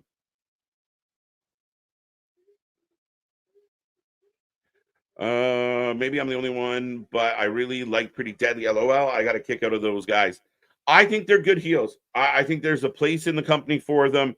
I know some of the traditionalists out there hate them, but to me, you're supposed to hate them. They came in like this. They're campy. They're over the top, but that's who they are.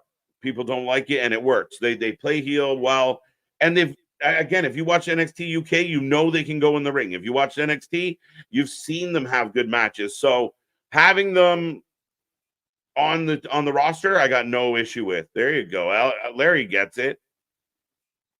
But Dawkins on fire right now. And little Layla Hirsch has a ladder. Another enziguri from Dawkins. And we got a 2. We got a 2.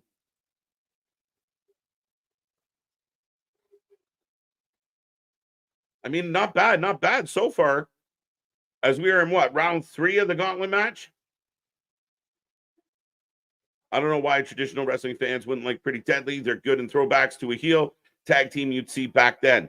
I don't disagree with you. You know how it is, though, Boston. And I mean, I think in fairness, I was kind of referring to one veteran out there who might be a podcaster who doesn't like them very much for obvious reasons. So I agree with you. They work. They work. And there's been many tag teams and wrestlers from back in the day that did this exact same gimmick, the same style, and it's worked. Wow. Gutbuster. Montez for the save. The Learning Tree, Chris Jericho is KJ White's favorite. Ja. Absolutely my favorite. If you truly believe that, tune into, after we go off the air tonight, go watch Wrestling Court from last night. It's a good watch, especially if you're a Jericho fan. Montez going up. Prince trying to fight out. Blockbuster. Lucky Montez. You have DIY Tag Team Champions. Why the hell not Pretty Deadly? I mean, again, Pretty Deadly with the belts. I mean, over DIY, I would agree with that. I'm okay with that. But I think they gave it to DIY so DIY could get thumped by the Samoans. I'm going to be honest. That's the Good Brothers up next. The OC are up next. Yes, they are. As I'm getting a commercial for the Great American Bash this Tuesday, we will be live for Great American Bash. Joe Hendry will be there. The night is stacked. Night 1 of 2. Should be a fun one. If you're curious, on Ring of Honor right now, Layla Hirsch is taping, duct taping like Red Green. If you get the reference, high points to you. But duct taping Diamante to the table as she climbs a ladder. Didn't do a great job. Diamante's got to do some acting here. And House of Glory still rolling on. Bye-bye, Pretty Deadly. Prophet's got the win with the blockbuster. The OC are definitely up next. Bye-bye, Pretty Deadly. I'm watching SmackDown on my TV, and I'm watching Death Before Dishonor on my laptop. Dude, we got screens going everywhere. Nick and I trying to keep a track of all of this. Are they going to have to come are they going to have this come down to Good Brothers in the Bloodline? Street Profits in the Bloodline, I'm guessing. As Layla destroys Diamante, the ref counting, and we are on commercial break in SmackDown as well, folks. Get in that chat. Keep asking your questions. Keep it rolling on this Feel Good Friday night. Yeah, I think it's going to come down to the Street Profits and the Samoans, if I'm guessing. As legit Layla Hirsch gets the win.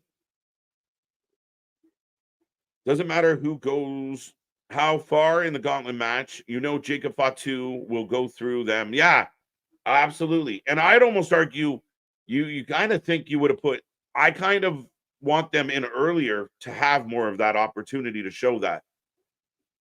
Well, maybe I'm being picky.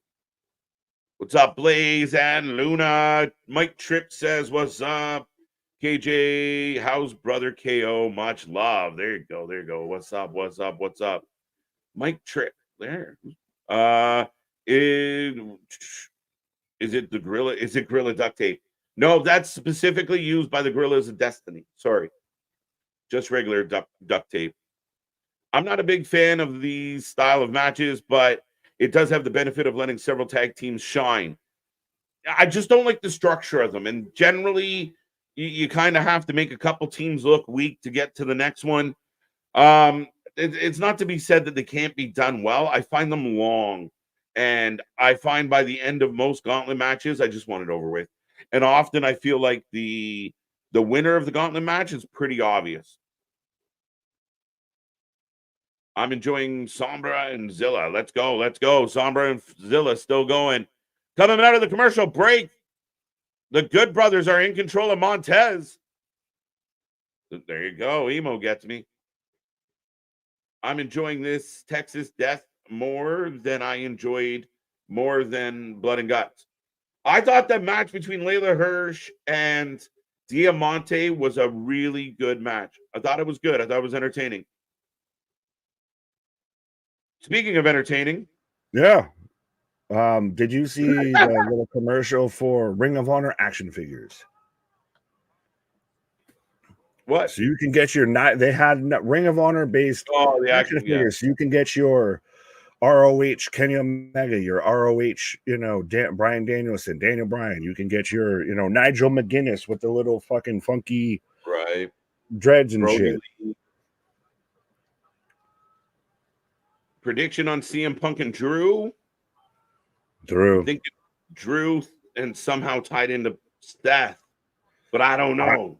I said it, and it was the Brett versus Taker match, and Sean was the special guest referee of it. It'll be that same type of thing to where you have Seth ready to clatter, Drew with the chair, and Drew ducks and clatters CM Punk.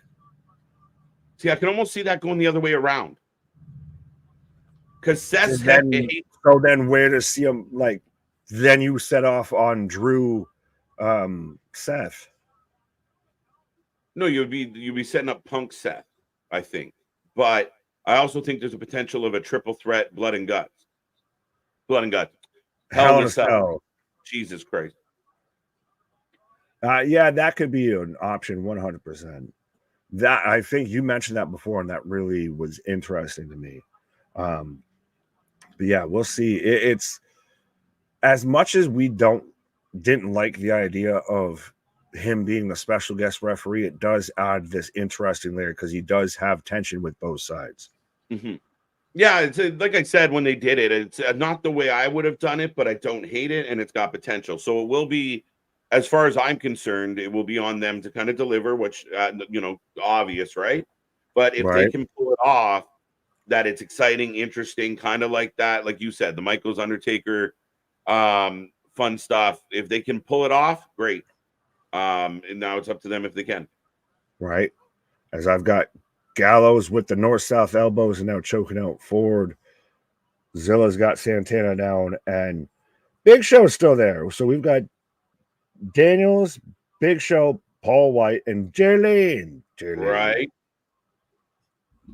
Big Show. This is so they're the three judges because this is the pure championship match now coming up between Lee Moriarty and Wheeler Yuta.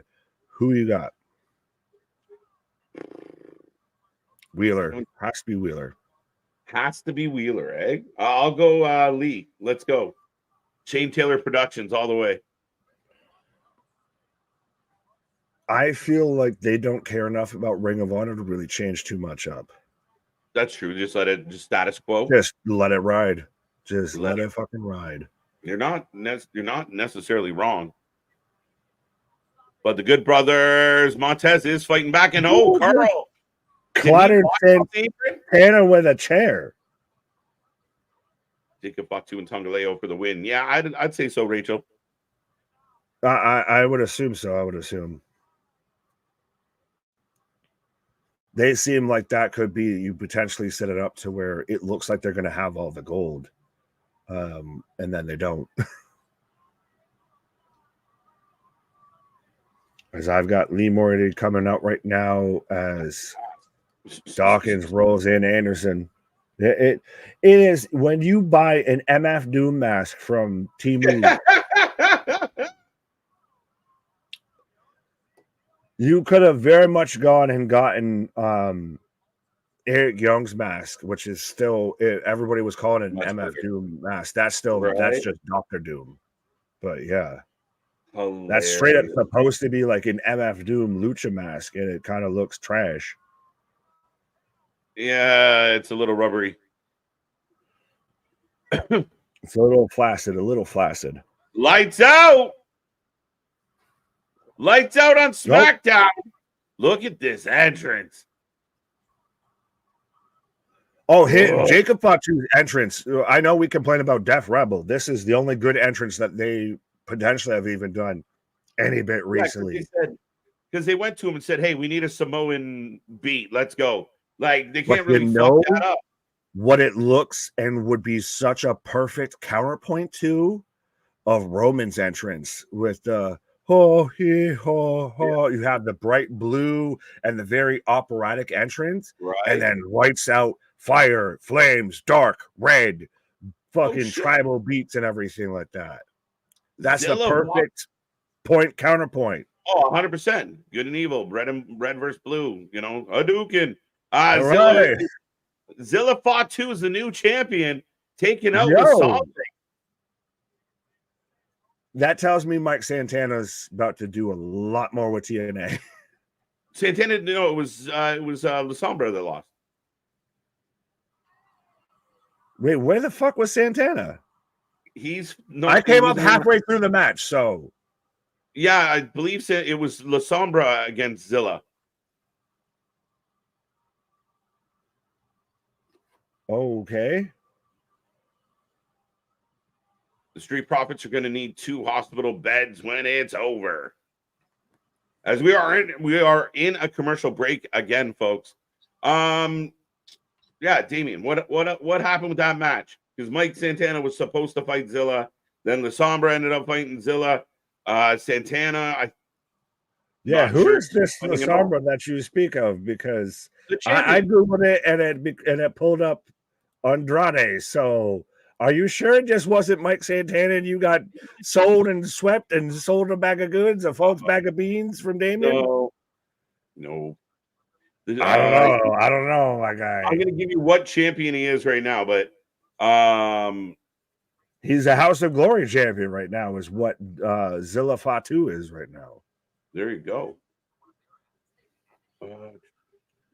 As we're on a commercial with Deadpool for Mint Mobile right now on SmackDown, and we're 46 seconds into the first round with Yuta versus Lee Moriarty for the Ring of Honor Pure Championship. Right. Yeah, Lasandre. Carlos Ramirez. I didn't know that was his first name. That's awesome. Lasandre, because you told me Lasandre. Lasandre. Enunciation. Bloodline wins this. Yeah, Santana wasn't in that match. Who's the pick between Yuta or Moriarty? Yuta. Moriarty. Fair enough. For no particular reason. You have that. The Samoan Phenom, Jacob Fatu. I think he's more the Samoan werewolf, but you have that. He's a Phenom too. He can be a Phenom. He's not the Undertaker and that version of Phenom, but yeah. Right. But so then why wasn't Santana in the match, Damien? Zilla was supposed to fight Mike Santana. Match changed. Why? I don't know. I had no idea it changed. I had no idea it was a change. I just called who was on the screen. Fair enough. As I'm at 206, 208, 209, as Lee Moriarty getting back in the ring here. Moreover, right now, and I'll ask you this: the Ring of Honor Pure Championship or the NXT Heritage Cup? Oh, it's not even again. They're the same rules, same concept. But Ring of Honor is so buried under the paywall, and nobody really watches it. Yeah, I mean, again, the Heritage Cup is what it is, but at least we're seeing it. At least it's something that matters. Valid. I will give you that. And these two guys aren't really the type of guys that even consider as like. You remember, you had Josh Woods as the champion when you bought the company. Like that's the type of guy that, to me, was this division. Yuta was that guy, and think about how long he's had this belt, because that was when he was still like a prominent member in BCC. When's the last time we saw Yuta on our TV screens? So he's kind of just had this belt for a while, because like I said, I think with Ring of Honor, they just have it set on auto and they haven't checked in on it in a while. Right. It's become the universe mode just on simulation. Distract Jacob with live chickens. I knew we should have got a live chicken. We're at the intermission on high intensity. Yeah, good old intermission, Nick. Boo! I hate intermissions on shows, especially when there's no need for it. Like, what are you cleaning up? Why do you need a break? Yeah, it's not like it's time. more excusable with like GCW when you've got to like, clean up, shards of glass or something like that. I'll Right. forgive an intermission a bit more there. You just had a good title match. Right. What do you need to clean up? Yeah, nothing. It's just like a pee break for everybody, I guess. Thanks, guys. Right.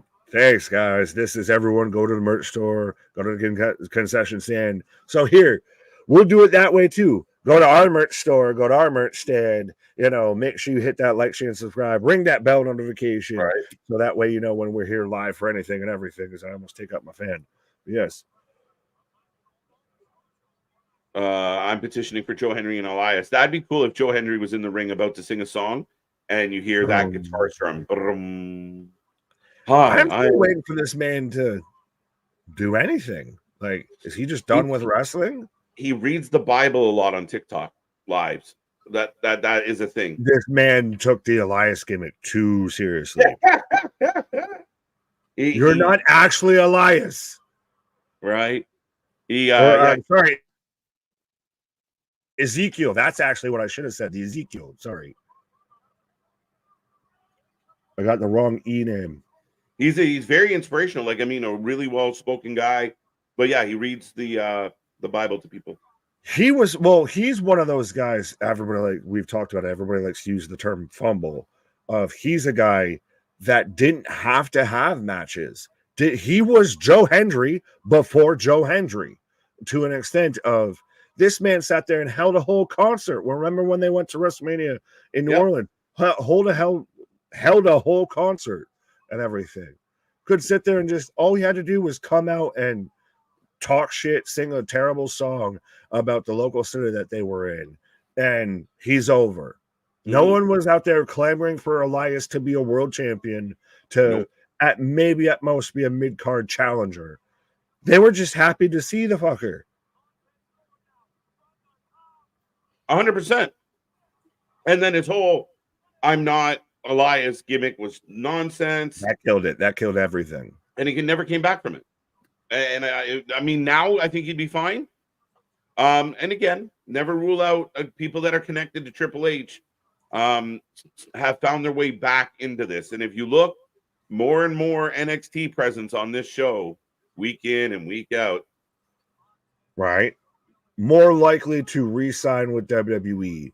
Mustafa Ali or Elias, as big ass superflex from Tama Tonga. So yeah, we're down to the finals. Got to be of the Bloodline versus the Street Profits here. Maybe I'm kind of leaning towards Ali, to be honest. After he just lost in TNA, yeah, I could see that, and especially he probably goes back to NXT. Ego Ethan Page versus Mustafa Ali. Shawn Michaels is known to be a big fan of Ali.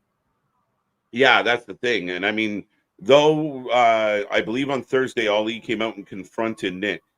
Not you, Nemeth. Oh. So, again, doesn't mean that, I mean, it really doesn't mean anything, but apparently that's where he's heading now, that he's lost the... They could have by the time anything really happens, they could have had enough tape in the can that they could have had this man show up, have a match, write him off, and explain why he's gone. Tope con Fatu. Jacob taking out... I forgot his name because of the tope. Dawkins. Montez Pancake. Montez got... No. Wait, I said the same name twice. Dawkins got taken out. Yes, Dawkins was the one that ate the tope. Ford just ate the little spine buster there. As God damn, Jacob.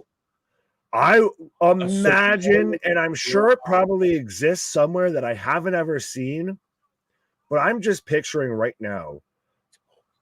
Prettiest moonsault ever from Jacob Fatu. Prettiest Fatu moonsault.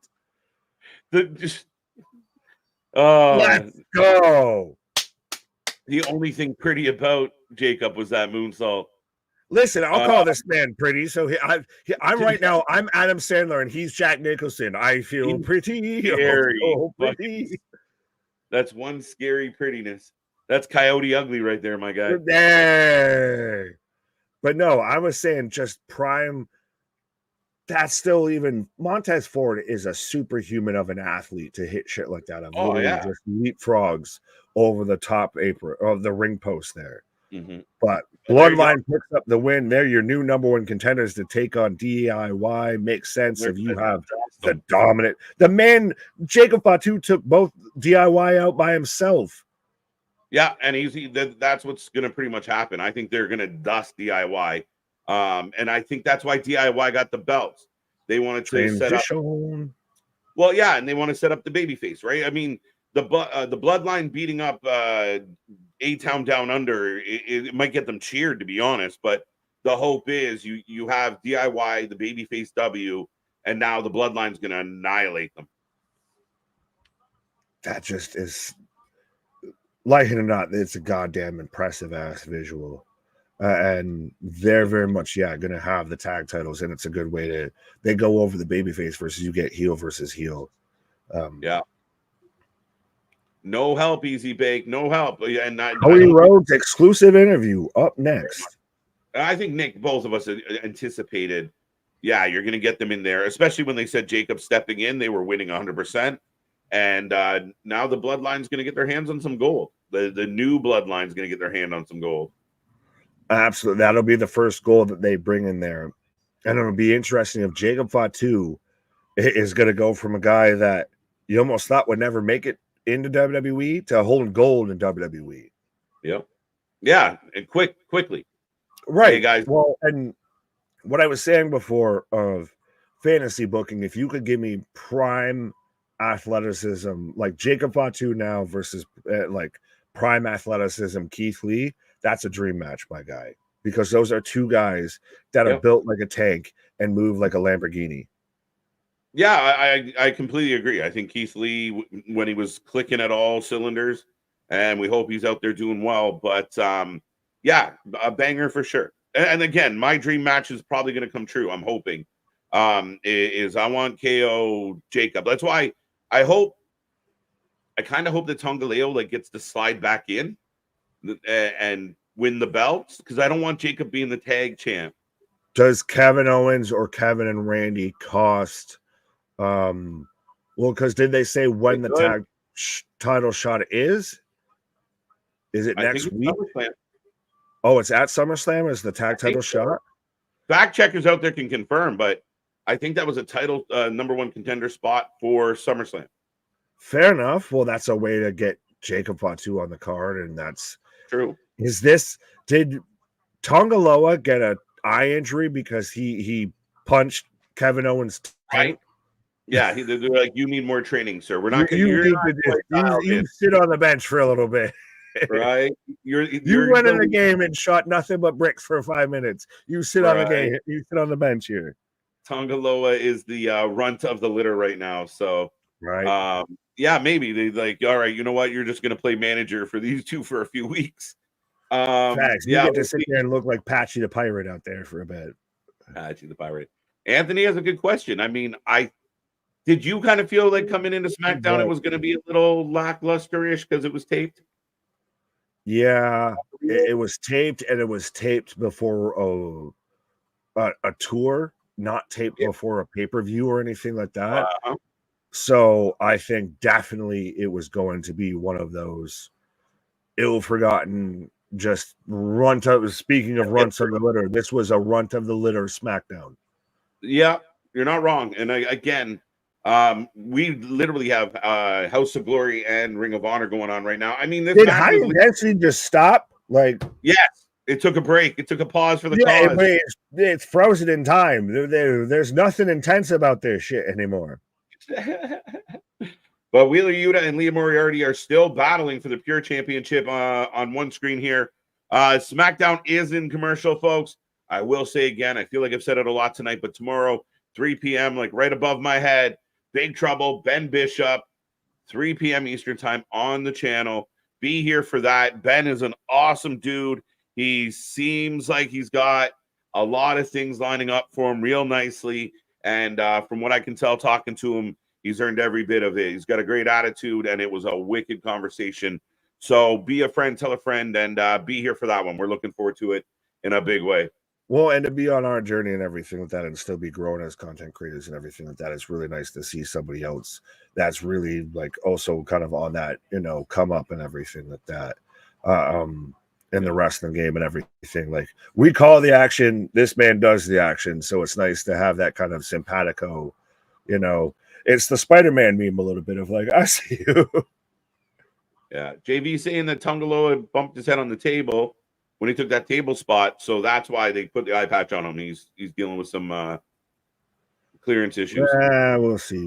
Well, and then it's like Ilya. It's where you had people actually like slow-moing it like 8 frames a second and everything of like, no. And we even watched it live, and I even said there's no way that man's head was anywhere close to there. Right. Sounds romantic, emo. Some rain in Paris. Doesn't it sound wonderful? I'm Let's still go. waiting on my picture, emo. If you're actually there, I still want my picture. The proof. I want proof positive, because that's a dope flex. That's a dope flex of saying someone's listening to me at the Olympics. So I want my proof. As we got A-Town down, speaking of flexing, on the screen, pissed off about losing their belts. Heel turn. Wouldn't it be kind of more of a flexing with Grayson Waller wearing torn up skinny jeans? Because if this man flexes anything, he's coming out of them jeans. Terrence Crawford. I feel like he's been on the show a lot lately. Because this is showing that it's taped though at this point. Because remember last week they bigged this up because they were in his hometown. If they were in Little Rock, if I'm remembering. Yeah. But so now that you've got him involved in everything, like this is one of those that we had kind of seen got talked about, because this is giving away of this is taped. You were just there, like, unless this man's traveling with y'all, like, do you have a residency? Are you doing back-to-back weeks here? Little unique, but yeah. Right. Yeah, no, I see what you're saying for sure. I like it. But I mean, we're like, it is what it is. Dale said it. Tape shows are almost always bad. Tape shows that aren't before a pay-per-view, because they're still going to tape it and use it to sell you on the pay-per-view, are still at least solid or can be passable entertaining. Yeah. Tape shows that are just going into the next week are trash. Right. Yeah, you still kind of have to have those moments where you're kind of building to the show the next day. Like you said, this is different, but they're selling us on Crawford, Madrimov. Terrence Crawford. Right. Ben Bishop, Lehigh University. No, I believe actually University of Vermont. I believe man actually used to play basketball as a center. Yes, he did. See, I know things. Here's one for you. I think Ben Bishop played NHL question. An underrated not the same one. Yeah, and Ben Bishop was a hell of a goalie at one time. He really was. Bit of a shorter career, but Ben was good. Tampa, Dallas. Yeah, is it crazy that you just have 2 tall motherfuckers that are both named Ben Bishop? Right? And Ben Bishop was a big dude too. Comes with the thing. He was like 6'6". Yeah. And then Ben's obviously 6'12". So 6'12". Yeah, right. Oh, Waller setting up Theory to fight Howard. You get him. You do it. Oh, there you go. So are they really going to try and baby face turn Theory, dude? And how do you think it's going to work? Do you think they can do it? I really am not sure. They've got a lot of runway with this, I feel. Like not in that they need to stretch this out. They really need to make you want for this. Like, this has become obvious to see to anyone that's paying attention. But if he turns babyface now, cool. You get that one pop, and then what? That's the thing. Is the biggest thing you need to worry about this is and then what? Because you need to have a follow-up. You can have the turn. A turn's always going to get somewhat of a pop. I just wonder if Waller is enough of a heel to turn A-Town into a babyface. Like, and Waller is a pain in the ass. He's one of the better heels they have, especially young ones. But will the fans get behind an Austin Theory, even if he's right? This whole valid, but sorry, this whole thing with Cody that they've got set up for the exclusive interviews, we're 19 minutes and some change with Wheeler and Moriarty, which I'm sure looks like a match that might be cooking. I'd have to run it back, but this feels very much of like, it's not what you did, it's who you did it to. That nobody was John Vick. Right. That's I'm pretty sure it's like the exact same set, my guy. might be.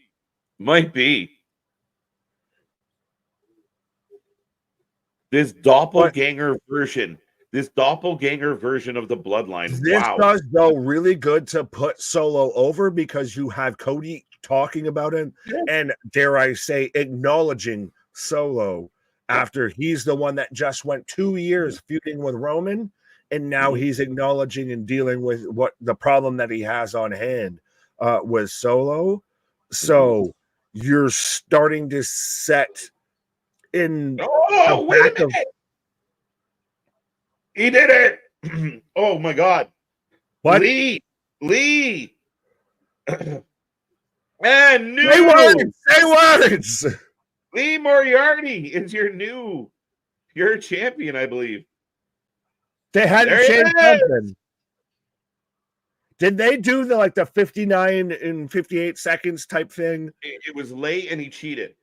Put under the rope. But Lee Moriarty. What I was saying is that you are in the back of people's heads. You're laying the groundwork for the pathway for the comparable of Solo and Roman. Yeah. Well, and you directly referring to him as a doppelganger version, speaking to what the fan base is saying, and doing a really good job selling us on the idea that Solo is a problem. Solo is a viable threat, not just even if you doubt Solo at this time. Solo's not coming alone. Like the Solo is a challenge. Well, because he's got a force. We've said it. He's the Suge Knight right now of the Samoan dynasty, a little bit here. But like I said, to an extent you are, but you're also not fully out and outright comparing the two because he mentioned Roman at the start, and then he's talking about how Solo's a threat and da. Yeah. But you're laying the groundwork of the comparable to those two because you had Solo call out Roman. Well, if he's bothered by it, then come and take it from me. We've talked about it. You brought it up, especially of when Roman shows up, if he shows up at SmackDown or SummerSlam, he's going to be helping Cody theoretically, indirectly, right? Well, yeah, no, I completely agree. And again, so Cody challenges Solo to meet him in the ring next Friday. So there we go. The go home show for SummerSlam. We will get Cody and Solo in the same place, the same time, and what will happen? That'll be good, I think. As up next on SmackDown, as we go to kind of a commercial, it's more of a commercial for Raw. Of that, we're going to get the women's tag team match between Tiffany Stratton and Nia Jax taking on Bayley and Michin Mia Yim, which I think we talked about last week, of pretty much seemed obvious to happen. Did high intensity cease to be? I don't know. I'm watching Ring of Honor right now. I have it in, I just have it in the middle. I have 3 windows open right now, and I just have them in the middle, and I just have the high intensity logo just staring me aggressively in the face. That feels like I know there's supposed to be another match. Allegedly. Up a match? What is happening out here? But yeah, we're setting up Billy Starks versus Red Velvet, not in the cake, but she does have a cake for the Ring of Honor Women's TV Championship. I still have the high intensity logo as well.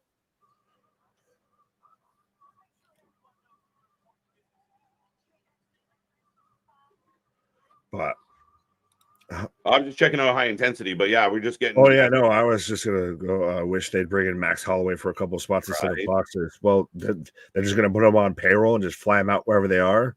Just Max, go do it. Right? If you could, would you? Why not? What is all right? That's an interesting question. As we're kind of in between a bunch of shit right now. What's a UFC fighter that not Brock Lesnar or anything like that, not a former pro wrestler or anything like that, that you would bring in to WWE? Derek Lewis. My balls is hot. That's not the bad shot. We're Ronda Rousey fun. I know we talk a lot about Connor. I think Connor would be good. I just don't know if he would take it serious enough that we'd believe him. Connor would be the biggest fucking loose cannon. That would be my pick, but he'd be the biggest loose cannon. He might be the stiffest motherfucker in history. He'd be Hogan McGregor. Who the fuck? No, that doesn't work for me, brother. Right? You'll do nothing. You'll do nothing. When we get in between those ring, yeah. As I've got Red Velvet coming up, but yeah. No, Derek Lewis isn't a bad shout. Actually, Patty the Patty. Patty would be probably fun. Yeah. What's his Sean Strickland? Or no, yeah. Strickland would be good. I wonder how Sugar Sean would do. I mean, Sugar Sean versus Dom. Colby Covington. Yeah, not bad. Gaethje could probably. I don't know how well he would talk. Not bad though. Who's the other guy in that? I'm missing somebody. Poirier. Poirier's kind of a quieter guy. I don't know. The Diaz brothers would be they'd be hilarious tag team. You couldn't control them. They should set up WrestleMania. Would not be a bad shout. Masvidal would not be a bad shout. Yeah. I like. Oh no, I was wrong, Nick. Next Friday, the tag match. You said that. Okay. Yeah. And we've WWE Women's Tag Team Championship, Alba Fire, and the men's tag match. Wait, what the shit? Yeah, but so we've got 2 tag team title matches Friday. When's Great American Bash is on Tuesday, which is setting up the tag title match between them and Metaphor. So are we already skipping past the line? Are we jumping lines here? I'm just trying to plan it in my head because Tuesday, Great American Bash. Yeah. Women's tag titles on the line. Is it in week 1 or week 2? I believe it's week 1. Okay. Then we get to Friday, and then we're already announcing those as a tag team match, as a tag team title match. They might have, jumped. They might be skipping lines here, right? As the World Women's Television, by the way, not on TV, title is on the line. Yeah, how do you have a TV title not on TV? Yeah, Red Velvet and Billy Starks, who's changed a lot. Yeah, it's cosplay like Harley Quinn right now. I was gonna say cosplay Becky Lynch, big time Bex. No, she's a little Harley Quinn meets Shayna Baszler with the fucking giant ass raccoon eyes. Mike Tyson comes back. I like that we're setting up Andrade and Carmelo right now on SmackDown. Yeah, they've banged already. Pause on that statement, sir. You need to provide context. They started with the ladder match and then led into that really good match last week. So we brought it back. Let's go. But I like this because this is a feud. To me, if I'm an Andrade fan and I want him to do things, I've got him in a feud with Carmelo, who's supposed to be the next guy up. Yeah. If I'm a Carmelo fan, I'm glad because Carmelo's now in a feud with a guy who's been there, who's been even in other promotions and everything, who also should be the next guy up. Everything to gain here, nothing to lose. Yeah, again, and it makes a lot of sense. Fit him in. Andrade's a veteran guy, and I like it. And it turns out to good results in the ring so far. So I'm all for them running it back and doing it again. Oh, wait, Jumpstart. Nia Jax is here. Tiffany's got her. You can't miss that fucking bulldozer. Look at Tiffany making everybody wait for the new case. We know what you're gonna do, girl. Well, no, it's because it's literally the show is taped like her briefcase, my guy. Right? It's a fact. Yeah, you don't want to unveil it on the tape show, right? Exactly. Here comes Bailey with a get no stick. And again, is it no? Well, there'd be no ding ding, but yeah. No ding ding, my guy. My ding-a-ling, my ding-a-ling. Millhouse. But yeah, we are rolling through. I see 70. Are they going to make this to where Mission can't compete in the match because she's elbow? Interesting. Well, thank you, Bradley. Finally, Jesus, tap dancing, Christ. I literally thought the show was over. Like, was that the end? Like, we missed something. Did they just like, no, we don't have, there was never a Swerve versus Amazing Red. Right, there you go. Boss with some advice. Yes, you do. You need to ring my ding-a-ling. Ring my bell. Exactly. Ring that notification bell so you can ring my bell. Wait, that wasn't a good look. KJ, what's up? Kevin, how you doing? I like how Ring of Honor showcases the women more than Dynamite does. Fair enough. I agree with you. Dynamite needs to do better. Oh, so we're about to get. So we've got 2 matches left on House of Glory. We've got the House of Glory women's title match of the Ultraviolet take on Megan Bayne, which I need Megan Bayne versus Beth Phoenix versus Taya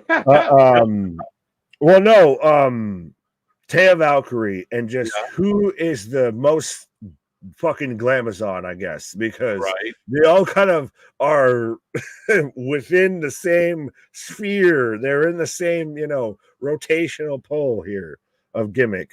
Right. Dale taking Nia's team for the win. So Bailey is Sam's partner right now.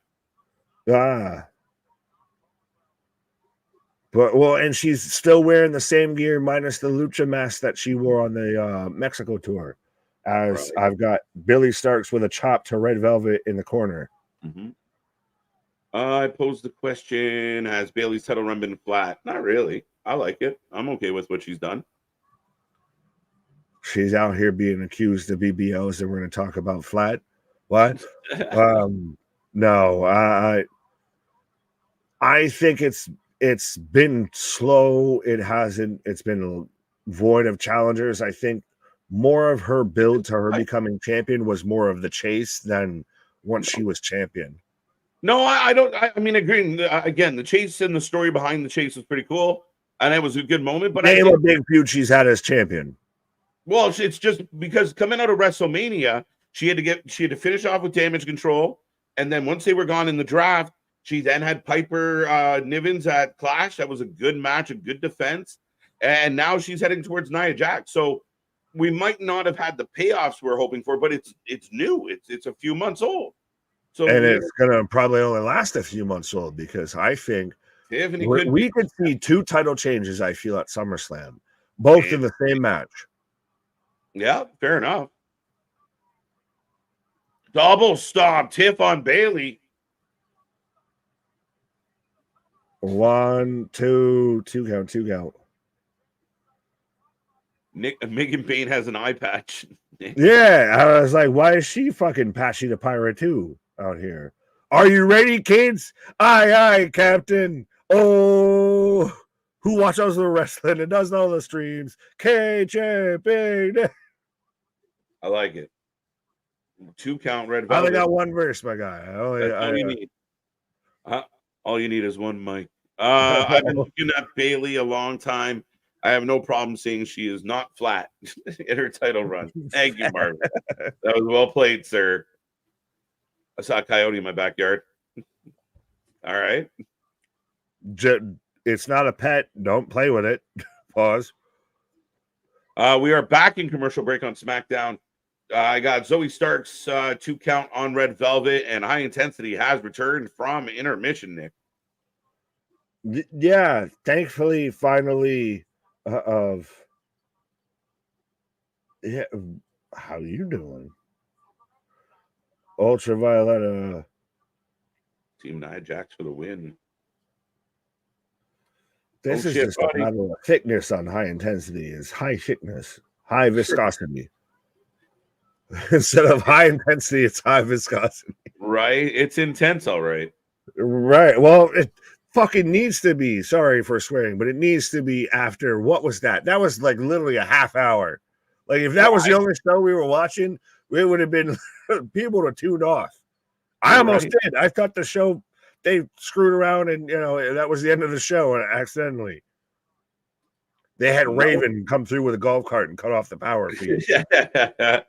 There's more to come. Right. But burn. Oh, wait, what? This doesn't make any sense. You saw a coyote in your backyard. Where are you at? Utah? Is Utah? Oh, we're going back all the way to you making a Coyote Ugly reference. No, we were talking about somebody saw a coyote in their backyard, Tony. Yes, and then I am assuming the Utah reference is tying back into Coyote Ugly some way somehow. Maybe. Ultraviolet Billy Starks for the win. It could be. Well, right now, Red Velvet is just. She looks good, man. Well, and it's been her. It's been the infantry of. I don't know if it's just the same color palette, but it's been like they've all had this unified like X-Men theme and everything like that. So that's been interesting. Oh.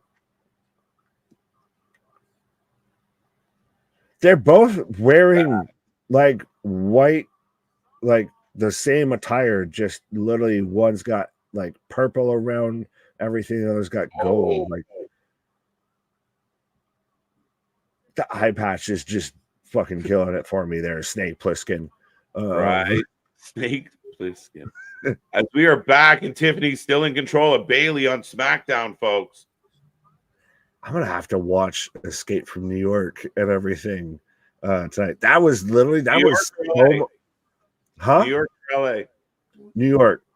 Yeah, I agree. The OG that literally was like one of like the first my stepdad like actually introduced, like that was my introduction to like the 80s like action movies and everything like that. That's my introduction to Kurt Russell is Escape from New York and everything. Right. Like, that was just fucking badass.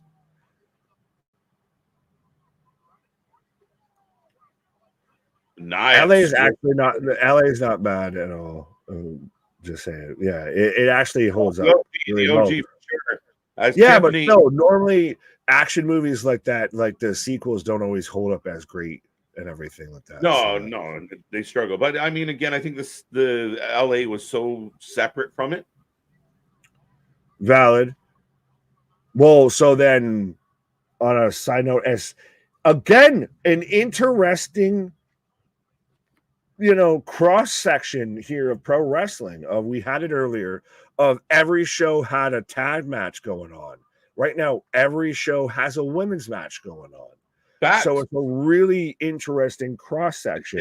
We're going into the last 10 minutes of the 9 o'clock hour. We've got Megan Bain taking on Ultraviolet. We've got Billy Starks taking on Red Velvet, and we've got a tag match of Nia Jax and Tiffany Stratton taking on Mia Michin and Bailey here. So we've got women's wrestling running the gamut, like how earlier you took a pause and we had tag teams running the gamut. And MDB's like, and you say tag team wrestling's dead. Yeah. No, just because you can throw a bunch of shit at the wall doesn't mean it's still good. Some of it's got to be good though. Did you guys see Darby was on a TLC show called Sex Sent Me to the Art Room? I feel like yes, that's how everyone knows as well. I feel like there was another show, like a dating show or something he appeared on. Like Darby was the little, like, doing all the Big Brother, all these shows. No, that was Luchasaurus. Yeah, true. I don't know. Respectfully, I don't care enough. honestly. If it's one of those things of like, that to me like doesn't decide if I like you as a wrestler unless like you did some really fucked up shit. So like that's just more of, I've also never been into reality shows like that. So y'all can have that. Not even what I'm mad at. Tiffany and Nia working very well together. Yeah, it's Big elbow Nia drop. knows how to work with the blonde baby face that will heel that should be a bit or could be a baby face. You're the focal point here. You set me up to just do the heavy spots and everything like that. She's works great in that Diesel HBK type spot. Yeah, no, it works fit. It's the nice little yin and yang, the counterbalance, and again, like the actual tag team work right now. Like, I would love to see other places have tag team matches of where you work down the baby face, the heels, cut off the ring. Like, it is simplistic and it works. It's great. Did tag team wrestling reach its apex with everything that we got with the Briscoes versus FTR? And it's been on a steady decline. So. Bro, tell me a good tag team match probably post that. What was Bullet Club Gold versus FTR post that? That might have been the only close thing. But I think beyond that, it's been a steady decline of like tag team wrestling has become a forgotten art. Yeah, and I think that's why you're seeing Triple H try and rebuild this now, and piece by piece, I think we're seeing examples of it. So we're hoping. Right. Oh, Nia misses. Tiffany tags the booty. My hole. Jesus. Mike Santana versus Macklin. Damien, where were you earlier when I was asking what was happening? That's the match tonight. Yes. Santana's taking on Macklin. What the fuck? How are you? All right. You have that. You have that. I might be mad at it, but you can have that. Darby looks like DJ Qual. I really like that Megan Bain has an eye patch on one side and keeps managing to counter all of the offense that goes on the eye patch side. From that side? Yeah, exactly. As Mia Yim is alive and well and topeing. It only took, 10, 15 minutes? She got beat up good, man. She back. My guy, she got run into the steps one time. Match. This has not been a 15-minute match. Come on now. I don't know. I'm watching 3 matches. You expect I'm going to keep track of time? No. Big knee.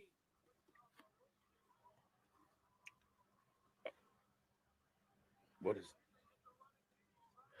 There's action going everywhere. Like, oh.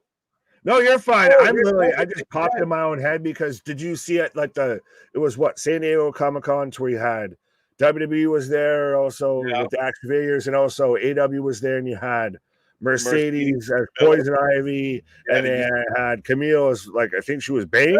Hey! And new. Another Red Velvet beats Billy Starks. I did not have that one by a country mile at all. No, sir. I did not have that.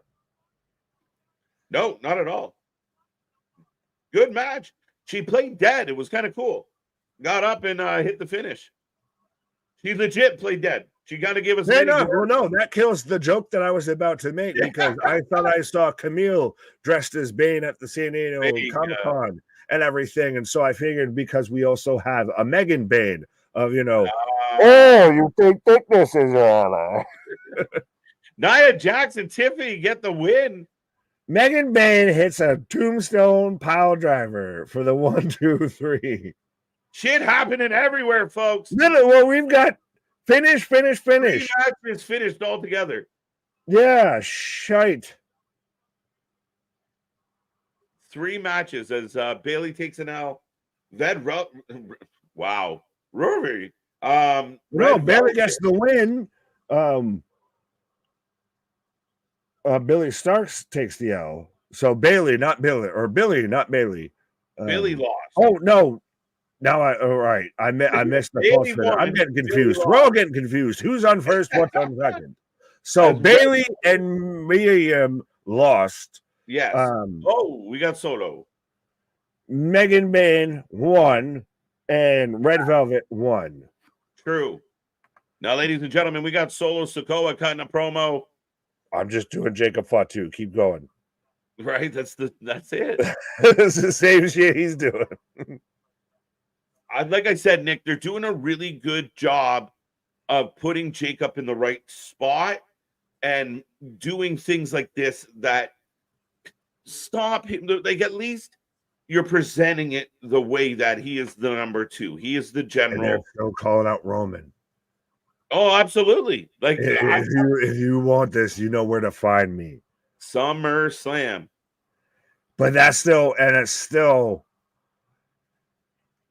I think I'm going to put it this way, and because I can't think of a better way to put it right now, Solo's your false prophet, as Jacob literally anoints him with the lay and everything. Solo's your false prophet. He's, the facade for Jacob's really the problem here. I still, as much as like I get, and I'm fully with you there, if you want Jacob KO, there's 10 times more Jacob matches that I want to see than I ever want to see a Solo match. Respectfully.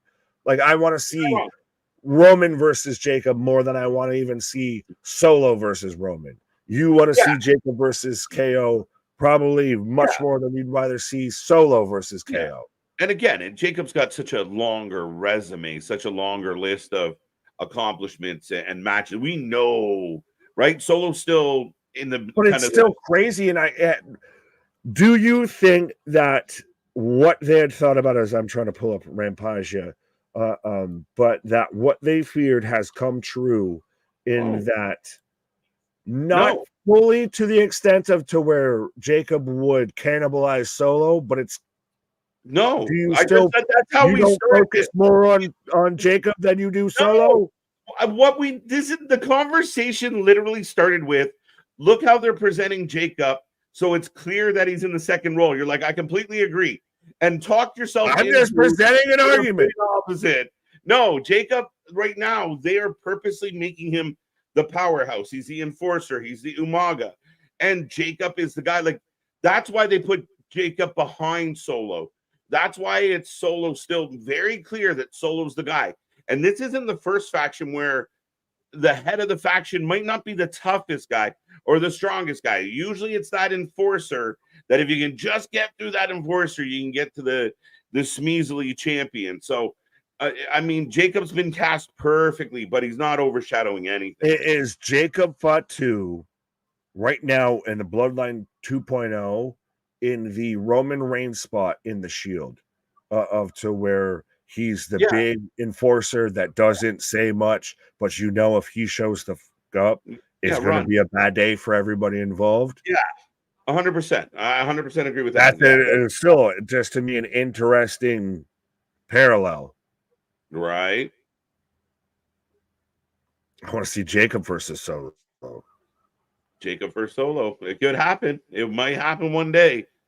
And now so it's I've got Macklin coming out right now on House of Glory. I've got Dustin Rhodes and the Von Erich. So I've got the Gold Claw instead of the Iron Claw coming out right now. And I'm trying to set up for Rampage. I even forgot I was just literally fucking. Don't worry. Don't trust me. We can talk about. There's plenty we can talk about Rampage and don't have to watch it even. Well, the fucking Battle Royal probably going to open the show, no? That's even worse. Knowing what I think we both know, that's even worse. That's even worse. Right? It's what the was Royal that? Rumble? The Royal Rumble with cheese is starting off the show. We can talk about the finish of it quicker. We don't have to wait till the end of the fucking show to get it out. Right. Well, you do your thing, and then we'll talk about this. Yeah. You hold that thought. I'm going to have to linchpin this as I've got Orange Cassidy. I've got Freshly Squeezed as KJ might be squeezing things. Pause. Yeah. So, all right. So someone explain to me because I'm again still trying to watch 3 shows, going to miss details, unfortunately. I've got Mike Santana coming out right now with the House of Glory Championship taking on Steve Macklin.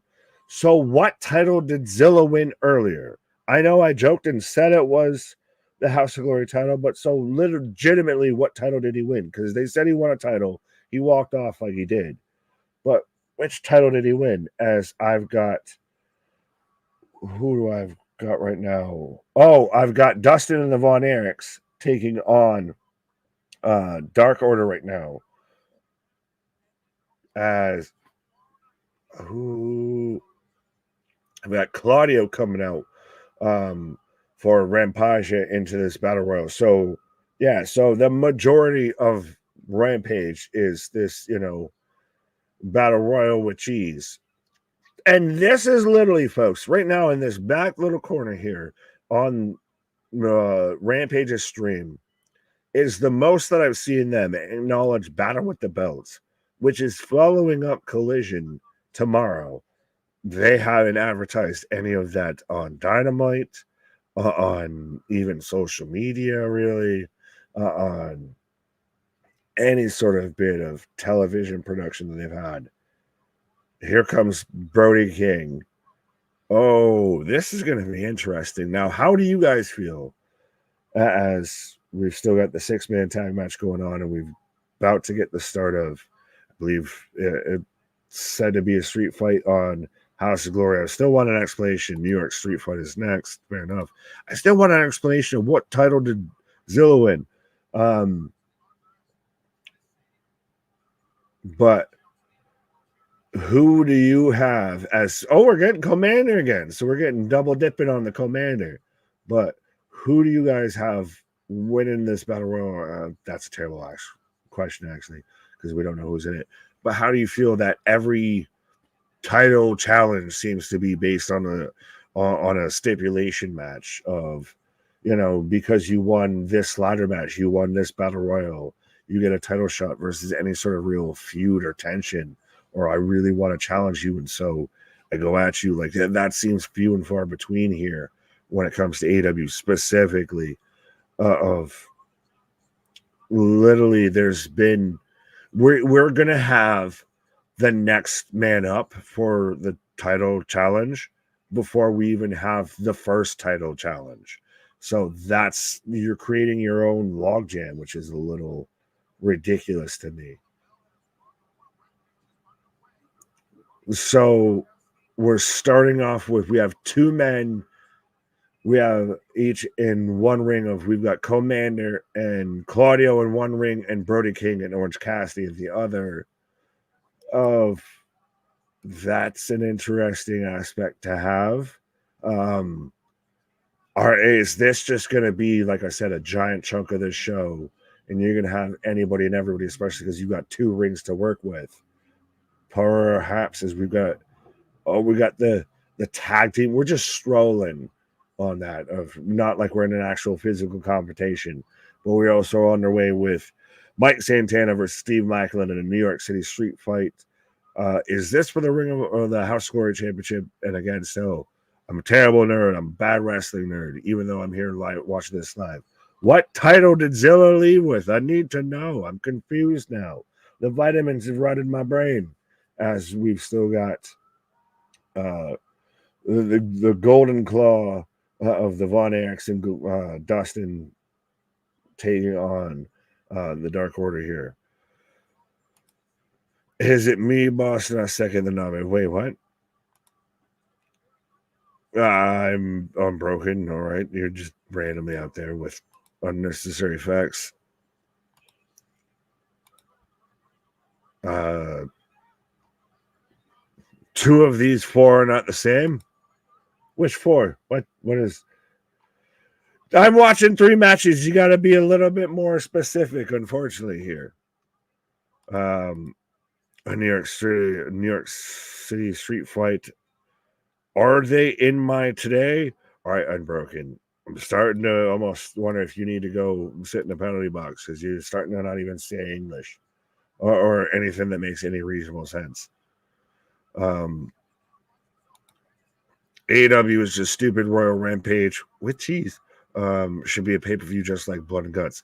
No, I get this. To me, it makes sense you're going to do this as we've got Ishii here now. So again, we're very much even double dipping, which is crazy to me to think about this, of how Ring of Honor is still supposed to be kind of your young up-and-comer, your upstart, get talent introduced, as I've got Brian Cage showing up on Rampage. You're essentially, we've talked about and compared it to constantly, it should be your NXT. And we're already seeing people do double dips between Ring of Honor and Rampage here. Of you've got 175 talent, signed talent and everything like that, and you still constantly have to use like the same 20. That's a problem, my guy. If I get you have favorite action figures, but sometimes you need to get over new action figures and see what they can do too. Or also, you have guys like Wardlow and shit, or even a Ricky Starks that are sitting there doing fuck and all. And I swore, mea culpa. Yes, Brian Cage is out there. Still is the crown jewel champion. Thank you, Damon. Okay, so fair enough. That's interesting, and that still makes sense because, I believe Charles Mason held that belt for a good while. So, okay, so he's essentially like their like IC champion, if I'm remembering the title lineage of House of Glory here. But as I've got the Butcher coming out right now. Earth to Nick, Damon is telling you what to. Yes, thank you, Big Dog. Hello, thank you. Sorry that I'm watching 3 shows. I might have missed a half a comment for a half a second, my guy. Why don't you go change your username for the umpteenth time? Who is your pick between Dark Order and Von Erichs? I think it's going to be Von Erichs and Dustin. Now, granted, at the same time, you haven't really done a ton, I feel, with the Dark Order as well. Remember when the Dark Order used to be like a top level faction and everything like that, but now it's just we've got Evil Uno out here looking like he's the gimp from Right to Censor, as Dustin into the ring steps. So I like the idea of the Von Erichs get the win here, and they potentially start to get on a bit of a run. Oh, as Daddy Magic, Matt Maynard. And it's not even Matt Maynard anymore. It's just Daddy Magic in the Disco Inferno, respectfully, just with surprisingly still more talent of coming into the Battle Royal right now here. AEW doesn't have too many gimmick matches that they can present on pay-per-view. Royal Rampage and Blood. But pay-per-views don't need to be centric to a gimmick. That's been a problem that every company's run into, especially WWE, of you run into the issue, then you force shit into a gimmick versus building a story that fits the gimmick. The gimmick, the stipulation needs to feel unique, needs to feel special. Hell in a Cell no longer feels special because we had a pay-per-view that's called it. The only one that's managed to, the only 2 even slightly that have managed to survive this, and it's because they literally will not do it anywhere else, is Elimination Chamber and Money in the Bank. But and you certainly can't do like what TNA did with like Lethal Lockdown or anything to where every match is a cage match. Roddy's out on Dynamite as we're fighting on the entranceway with Santana and Macklin, and Dark Order misses on a moonsault here. So Dustin's really been, out of commission here throughout most of this match. So we have a HOG, ROH, and what all on the same time now? Yes, I am watching Rampage, House of Glory, High Intensity, and Ring of Honor, Death Before Dishonor, all at the same time. All at the same time, Your Honor. I'm as Jober as a Sudge. All they care about is production broken. They get cash incentives for reaching. What are you going on about, Big Dog? Tony versus Taya and Willow versus Deonna at Battle of the Belts tomorrow with lots of shenanigans. Statlander, Mariah, and Rosa run-ins in those matches. Fair enough, as I've got a Kip Sabian run-in here. But yeah, they have not given any sort of a damn about anything with Battle of the Belts. We literally have been even talking like after shows and everything like that, and about how they haven't brought it up at all. And it's even surprising how they bring it up in a side-by-side in the lower quarter with Collision of Battle of the Belts, and that's the most that they've talked about this. And remember when this was supposed to be like an actual kind of big deal to them, and now it's literally they almost run away from it. We don't want to admit that we're still doing this. Roman, well, it was ended. It ended at 10 o'clock. So you can go back and you can hit that lovely rewind button. Speaking of rewinds. Oh, we've got Cutlass.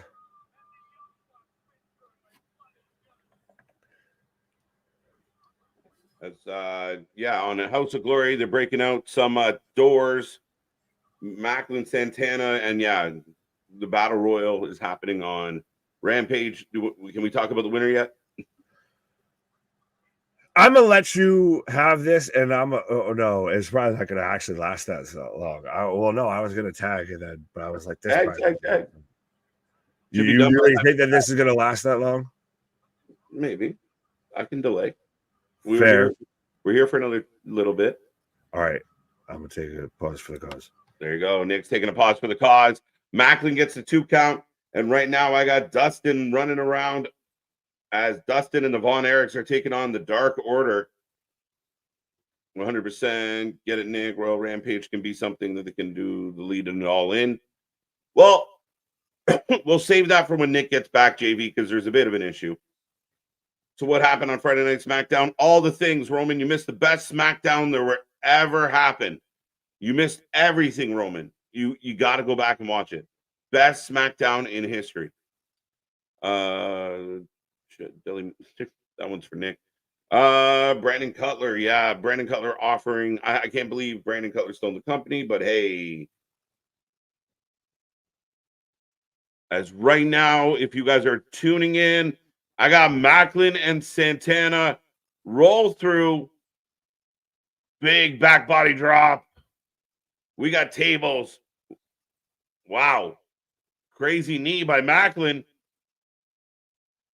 As Reynolds is setting up Dustin, trying to give him the Shattered Dreams. That's on next week, Friday. Friday next week, SmackDown, we will have 2 title matches. The night before SummerSlam, we are getting 2 tag title matches, one from the women, one from the men. Should be a fun night. Be here live with us, folks. 2.0.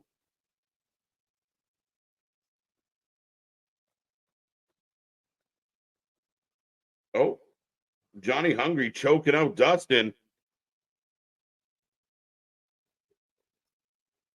Boar's Head product announced on Friday that it would recall more than 200,000 pounds of deli meat due to, oh, good. All right. Now we're getting that. Okay. Well, speaking of meat, I got 2 meaty men slapping each other. And down goes Macklin. Thanks for that. Kyle. Nope, not Kyle. And there you go. Dustin Rhodes gets the pin. So Dustin Rhodes and the Von Erichs will get a trios title shot. There you go. We'll ask you, KJ, do you think Blood and Guts or Royal Rampage can be a gimmick matches that should happen on a pay-per-view separate? shows in AEW, doesn't have to have that many gimmick matches. They could do like a blood and guts pay-per-view, I think. I think I would be okay with that. No different than doing a bad blood or an elimination chamber. They could have one of like, but then the good thing with that is if you do that pay-per-view annually, you build towards it and you have a reason to have a big rivalry and you have a reason for the teams to go after each other. And it's coming. I think that could work. Royal Rampage, not really. I mean, again, it's kind of just a specialty show. That, again, did anybody even remember that's an annual thing? I forgot completely about it. But yeah, I think that for your bigger things, like a Blood and Guts, you could do it as a pay-per-view thing and build towards it, make it that much bigger.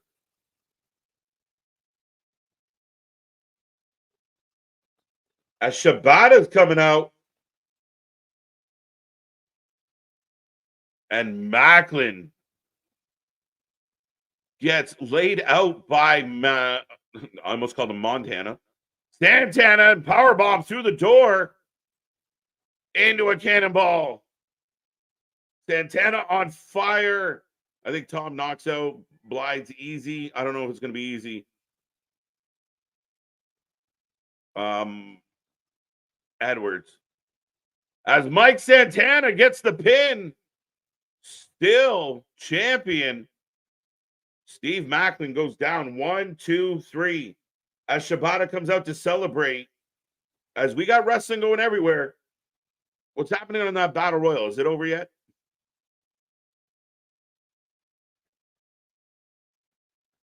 Roddy Strong competing in both Rampage and Death Before Dishonor. What a hard worker. It still is a bit of a unique thing, Alex, that when you do a Friday pay-per-view, you're running your pay-per-view against your own show. Like, is it weird we're trying to split our attention between Rampage and Death Before Dishonor?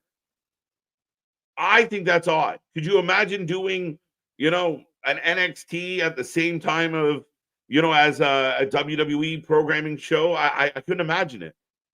Rampage is 90% of the time pre-taped Unbroken. I thought they did away with the Ring of ROH trios. It's all kind of one thing. So they're going to get a not Ring of Honor trios title, but the AEW trios championships.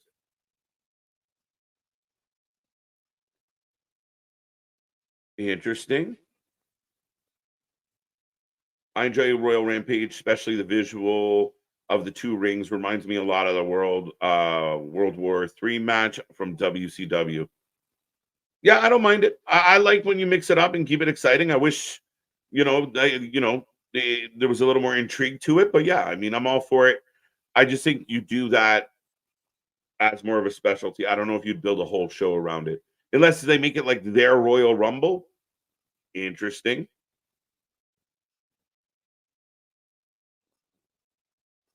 As here comes Johnny TV and Taya Valkyrie. Fuck. Monday Night Raw is heading to Sci-Fi. Roman Yasiara thanks the Olympics. I got Charles Mason here on High Intensity House of Glory, showing a contract to Mike Santana. So it looks like that's who's next up. AW boring from the Geekbox, how you doing? Hope you are well, sir. Everybody, Geekbox is in the house. Remember, folks, go check out Geekbox, the world's second best box. Boom, boom, boom. Raw, got that one.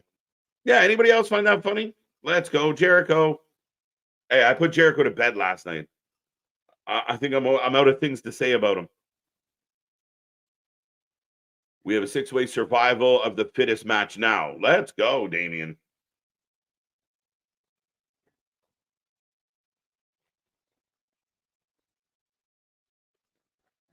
SummerSlam kickoff show at 5 p.m. on Friday, according to the News Herald KJ, and it will be on Peacock. Yes, I expect to be live for the SummerSlam kickoff. We'll pop on if schedule allows us, and we'll shoot the breeze. We'll talk a little bit of SummerSlam. We will have our predictions next week, next Thursday. So be there for that. Thursday at 8 p.m. Monday, we got Raw, the go-home show. Tuesday, Great American Bash. Wednesday, the fallout from Blood and Guts. Thursday, like I said, the SummerSlam prediction and preview show. Friday, the go-home show from SmackDown, Rampage, Lord knows what else. And then Saturday, of course, SummerSlam. So we got lots coming your way all week long, folks. As Shane Taylor made his way out, Charles Mason has a mic. If Beth Phoenix possibly went to AEW, could she use her name outside of WWE? I do not believe she could. I believe it would be, oh shit, somebody out there is going to fact check me. But yeah, I believe Beth Phoenix is WWE. Oh, where? Here comes Lee Johnson. Did anyone know Lee Johnson was still wrestling? All right. Beth Copeland. Yeah, could see it.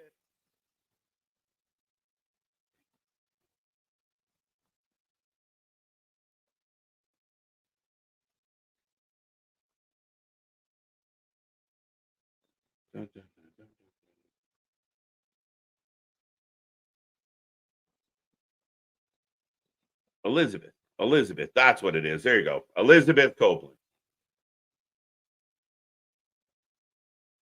Atlantis Jr. is the champion. If you want to know, KJ Nick. There you go. Atlantis Jr. Another one of the I believe, the classic Jericho matches. Wonder if Raw and Sci-Fi will push a TV 14. Yeah, I don't think it's that thought of like that, Alex. I don't think they're, oh, we gotta, I think they already have a plan. They're already running what they want to run. I don't think they're gonna up the ante any different. I don't think they're gonna change. Winner gets an AEW World Title match at Grand Slam. Facts. Yes, I know, but because she's going to the other company, you would call her Elizabeth and not Beth. But thank you very much for that, JV. What the hell is a mortis? Does it mean like death or something? I don't know. It's the go-home show for SummerSlam, so it will still do fine. It'll be fine. It'll be good. Beth Phoenix as parted ways with WWE. I saw this report going around, and a lot of people are like, oh my God, oh my God, oh my God. But when was the last time you saw Beth Phoenix do anything with the WWE? I don't think it's that earth-shaking or that, like, okay. It's funny what is constituted as big news. But yeah, I guess whatever deal she was on has expired. She hasn't been around. It doesn't change anything. Here comes Leo Rush. And Mike Santana is still in the ring, or actually he's leaving the ring now after a promo from Charles Mason. And Rampage rolls on with a new number one contender. And speaking of a number one contender, I see you've been making eyes at Elizabeth, my guy. Did you know Beth was short for Elizabeth? I would have never known. Maybe I could have asked my aunt Liz if that was short for Elizabeth or anything. Right. Like that. I would have never known, my guy, because the cream always rises to the top. Yeah, dig it. It's all in good fun, JV. It's all in good fun, my guy. And the beat goes on, but yeah, it's again. Does Beth Phoenix show up before?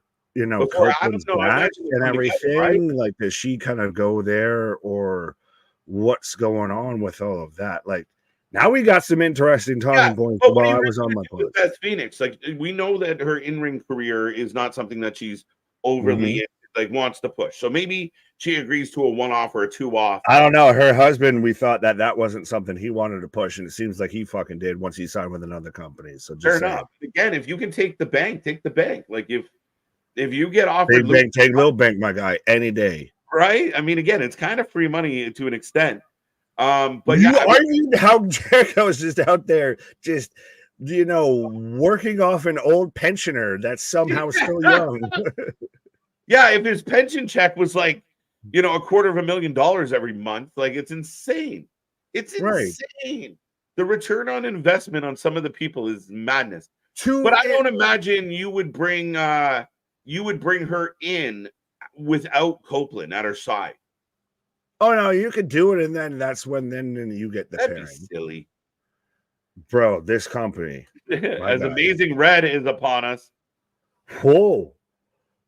Is it interesting that we had a match change, yet the guy that was changed out of the match still wrestled on the card?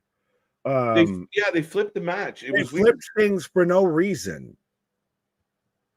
I see you just like doing things, apparently. Yeah, I don't fully know what the story there was. Like, nobody was taken off the card. They're just like, nah, we're going to switch it up. Right, but I've got Leo Rush wailing away on Atlantis Jr. There we go. From the Shane lost city and of Big Atlantis. Age. Old counterparts. Well, and you brought this up, and I know there's still one thing when it comes to Rampage we definitely want to talk about. Well, no, but first, I really like this point because we've talked about it at times, and AEW has this terrible habit of doing it. And shout out Geekbox, I saw you say, what's up, my guy.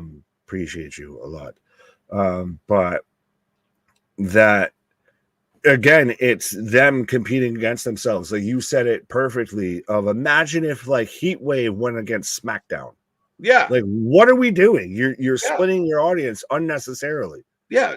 Like, do you want me to watch whatever you're showing right now on Rampage, or do you want me to be watching this 6-man survival match? And oh, by the way, Damien wants to know who we're picking. Shane Taylor. I think it's Shane Taylor's night. I think Lee Moriarty, I think, sets the precedent of. I like the idea of, because Lee won, it gives me good confidence of, I am already a big Shane Taylor fan, but it gives me extra confidence he wins. We're swerving, bro. We're swerving. Swerve when I drive. Hey, but shout out, this man turns around and made one hit song, and now he's got a remix with Bun B and everything. Right. Which what's his name? Christ, it's like Key Glock or something like that. You know who I'm talking about. Say it again. I guess the name Key Glock or whatever. I'm terrible at it. But you know who I'm talking about, who's been he was a fan of Randy Orton. He showed up at the WWE shows and everything like that. They paid attention to him in the audience and everything like that. Yeah. Oh, West Side Gun. There we go. I'm a terrible wrestling nerd and a terrible hip hop nerd. I guess I've had 2 cards revoked at the same time. But I've seen people compare him to Green T-shirt guy because he's been all up on AEW, all up on WWE. He wants to be involved with Swerve. I want to be involved with Randy Orton. I want to just be all in the wrestling. Right. And people think O'Shea Jackson Jr. wants to be, involved in wrestling. Meanwhile, West Side Gun's literally out here. What's high intensity? Hog, yes. Hog wrestling. Pause. House of Glory Wrestling is got high intensity this evening. Death Before Dishonor is also on, as Leo Rush is on top of Atlantis, literally vertical. But, right. Stunner. I still don't think. We both pick Shane. Yeah. Tony, it's going to be Leo. Fucking hell. Yeah, you're going to pick the guy that's not technically signed to you as OC's out. So, all right. Let's get the monkey off our back before it happens and everything like that. We don't have to stay late. Let's do it now.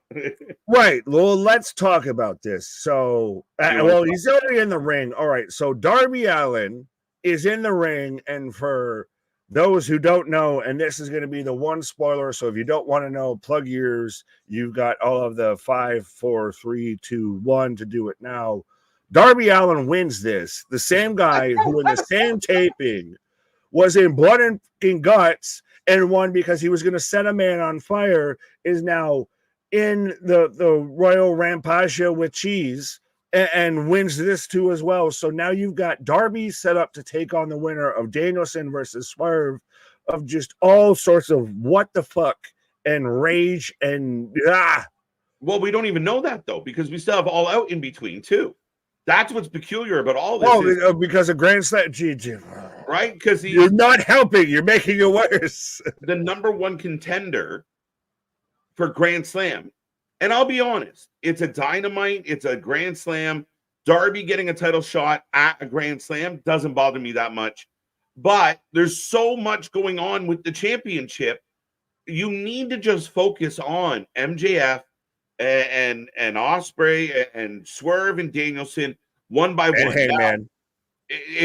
See, you still got Hangman lurking around. I thought he would have been the one to win this, but you have the guy that was just in blood and guts. Like, literally, think about it. If you're at this taping, and I know it's different because we're watching it on Friday when the other show was on Wednesday, but think about it. You sat there and paid to take it, and the same guy you just saw doing a coffin drop after scaling the top of the cage and everything like that is the same guy that's now in a battle royal and wins the battle royal. Like, can you suspending your disbelief? I don't know a pair of suspenders out there that could help me suspend my disbelief that much, my guy. Right? No, I mean, again, it's an interesting point, Nick. And again, some people are going to balk at it, but it's the same people that said Blood and Guts was an amazing match. But again, there's no continuity. Even when you set Jack Perry on fire, he still got the pin and showed up on Wednesday perfectly fine. Not a mark, just put bandages on him. Sell it a little bit. Act like he was set on fire. Acknowledge it. He should be fucking scarred. As you know, Jeff Jarrett's in the ring. Where's Keyshawn? But yeah, no, you should be scarred. Think about it. If you just happen to be at your day job, conducting your daily activities, and you got set the fuck on fire, I'm pretty sure you'd be pretty scarred afterwards a little bit. You'd have a little bit of a flashback a bit with it and everything. Instead of just, not only did he get set on fire, he got the win. And then at, Blood and Guts, we pour a little kerosene on him. We've got him with the big fucking grill lighter. And I quit. No, it wasn't well played. And again, with everything going on around the titles and Hangman being involved and the Bucks trying to have speaking of Hangman, Hangman's here. Oh yeah. I like this though. If he's gonna, I know we've already talked about what we know is Danny, but if he's hijacking this to the extent of no, motherfucker, I should be in this. I need to win this. Right. I like that. That's the thing is, Christ, even when we're watching Blood and Guts, I was still because they're setting up for Hangman. He's going after Jeff Jarrett. What the fuck? They were setting this up, the Hangman Jeff Jarrett thing, and I don't get it. Oh my God. I was about to say how I was sold during the whole Blood and Guts match I just blanked with the vitamins and thought that they were setting up Swerve Hangman because that's what the story, what they put out there would portray, would lead to. And it's nope, damn it. I remember they're setting up Swerve Danielson, and now we've got Hangman. We're going to set up Hangman Jarrett. So you're going to do a title. It's giving a child a coloring book. And literally, it's you color within the fucking lines, and then they proceed to just color everything but within the lines. Here's the coloring book, and here's a blindfold to go with it. That's what it is like. Now stay within the lines. You can't see shit. Good luck. Well, I think he's just more through white powder than through a blindfold. But no, but it's one. But it's getting to the point too, to where it's even you've got the parents that are just oh honey, that's so great, let me put that on the fridge. No, it's trash. That's the problem, is too many people are hanging his shit on the fridge and telling them it's enablers all enable wrestling. Look at this, dude. They're milking, they're calling their friends. Yo, get your wife, get your girlfriend, get your sister. It is it, and this is an aspect to talk about of respectfully how you feel on it. Is it one of those of it's a la WCW of, I know Taker's even talked about it on his podcast, everything like that, of to where it's one of those of you have that guy who's calling that guy of, hey, if you want a payday, this is where you need to be. Yeah. This guy's going to pay you literally through the nose. Right. But Swerve in control of Amazing Red. Shane Taylor taking out almost everybody, but just caught the kick. But yeah, we are rolling through. We got 3 shows still going all night long.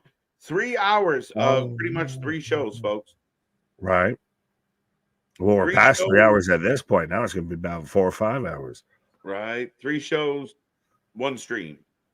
We just starting on them hoes with them 3 shows. Yeah, I agree with this. Very interesting geek box when Vince McMahon is compassionate. But I told you, Tony Khan's more and more with his booking and his decision making being more like Vince than Triple H is like Vince. I mean, Tony Khan's very much booking whatever he likes, and that's what Vince did for so. I don't care. The people like whatever. It makes me laugh. Fuck them. How do you feel about his Comic-Con? Shane Taylor got eliminated by Leo Rush. Son of a bitch. First one out. No, that's second, maybe second.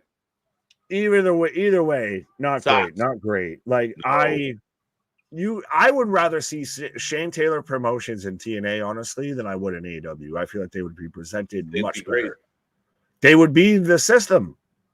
Yeah, they'd be a nice counterpart, like a counter opponent to system. But no, you gotta run Shane Taylor as face. I think you'd have to run them both as heels. Yeah, that's true. Probably. Well, could Shane be good enough to turn? I think Shane might be able to turn Moose babyface. We're still setting up Moose versus Elba. Moose versus Elba versus Shane Taylor. Just shut up and take my money. But Amazing Red's on the outside of the ring. Swerve Strickland's got a mic, so no match as of yet. What the fuck?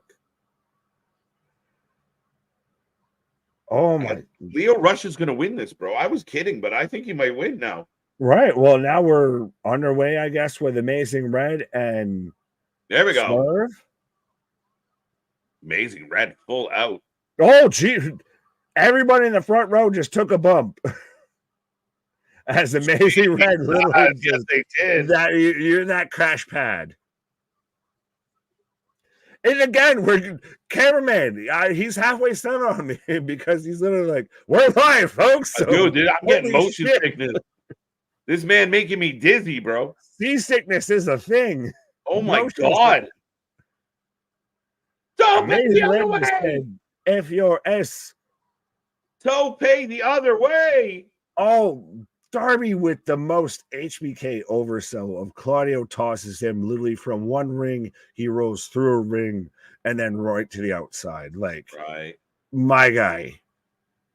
You're not a fucking smooth rock getting skipped on a pond on a late Sunday night here, my guy. You can actually act like you're an actual human being, not a crash test dummy. Right. Hello, Jin. How are you? How are you? Welcome, welcome, welcome. Hello, my honey. Hello, my baby. Hello, my ragdoll. I don't want to see Jeff Jarrett in 2024. I don't disagree. I'll watch him on YouTube. I won't watch him in ring as we're going stringing. Oh, he was supposed to clatter him much harder into those steps, but thankfully he didn't. Oh, big cross body suplex combination from Johnny TV and Brian Cage who were working together to Lucha Underground alum. There you go. Well, we've also got another one with a kill shot there of Swerve just eating a apron right now after Amazing Red. So hey, the night rolls on, and we at least have action going on in both directions right now. Rampage is Rampage, but good God, Darby's half dead. Yeah, but think about it. This is why he's already looking like this, because if you're there live watching the show, think about it. This is following up Blood and Guts, and you're going to turn around and watch the guy who was just in that match that ended that show start off this show? What? You fucking mad lad. Like, what the fuck are we doing? Right. Mr. Impact came to the right place. How you doing? I like Jeff Jarrett. I was a fan of Jeff Jarrett once upon a time. But, and you know what? That promo they did going into the OM was great. That was one of the better things they've done in a hot minute, dude. That was great. That was the probably first and only time I've cheered for Jeff Jarrett. But yes, that was good. I'll admit, He's solid in the ring, all of that. I've just never been a Jeff Jarrett fan. Yeah. I liked when he kind of figured out, when he kind of fell into the short hair and slap nuts. That was my favorite Jeff Jarrett, right? He was hitting the stroke on everybody. That was the best Jeff Jarrett for me. I still liked Owen more than him. Well, I like Owen more than him. I would, and unfortunately we didn't get as much Owen. Right. But yeah, no, I mean, yeah, Jeff went real heelish in WCW, even though it got all fuckery with Russo and Hogan. The man literally had a move and still has a move called the stroke. As there goes Lee Johnson. So we're down to Brian Cage and Johnny TV. No, I think there's one more person still in. Woo! Who's on the outside there? Oh, Leo Rush is going to win this. I sarcastically said that. Oh no, that's where do you see him? I don't see him. I don't see Leo, but he's little. Wait, is Leo out? I see Aerostar, Atlantis Jr. I see Leo Rush, as now they're just kind of, as we're advertising Johnny TV on Orange Cassidy, now you're not advertising him as champion, so maybe a little telling. Tilt-a-whirl backbreaker, and then now the backstretch from Swerve on an Amazing Red. So I think we're down to two. Yay! Atlantis Jr. is just in here still. Chat. I'm asking the chat right now, folks. We were watching Swerve and Amazing Red. Did Leo Rush get eliminated while we were doing that? As Darby hits a coffin drop. Yeah, that's how Claudio to eliminate Claudio. So Darby wins. Who would have been better, Darby or Claudio as number one contender? And remember, Swerve's fighting Danielson right now.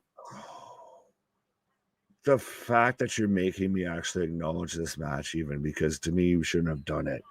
Who it should have been at the end of the day is Hangman, because Hangman should have been the one at All In. But anyway.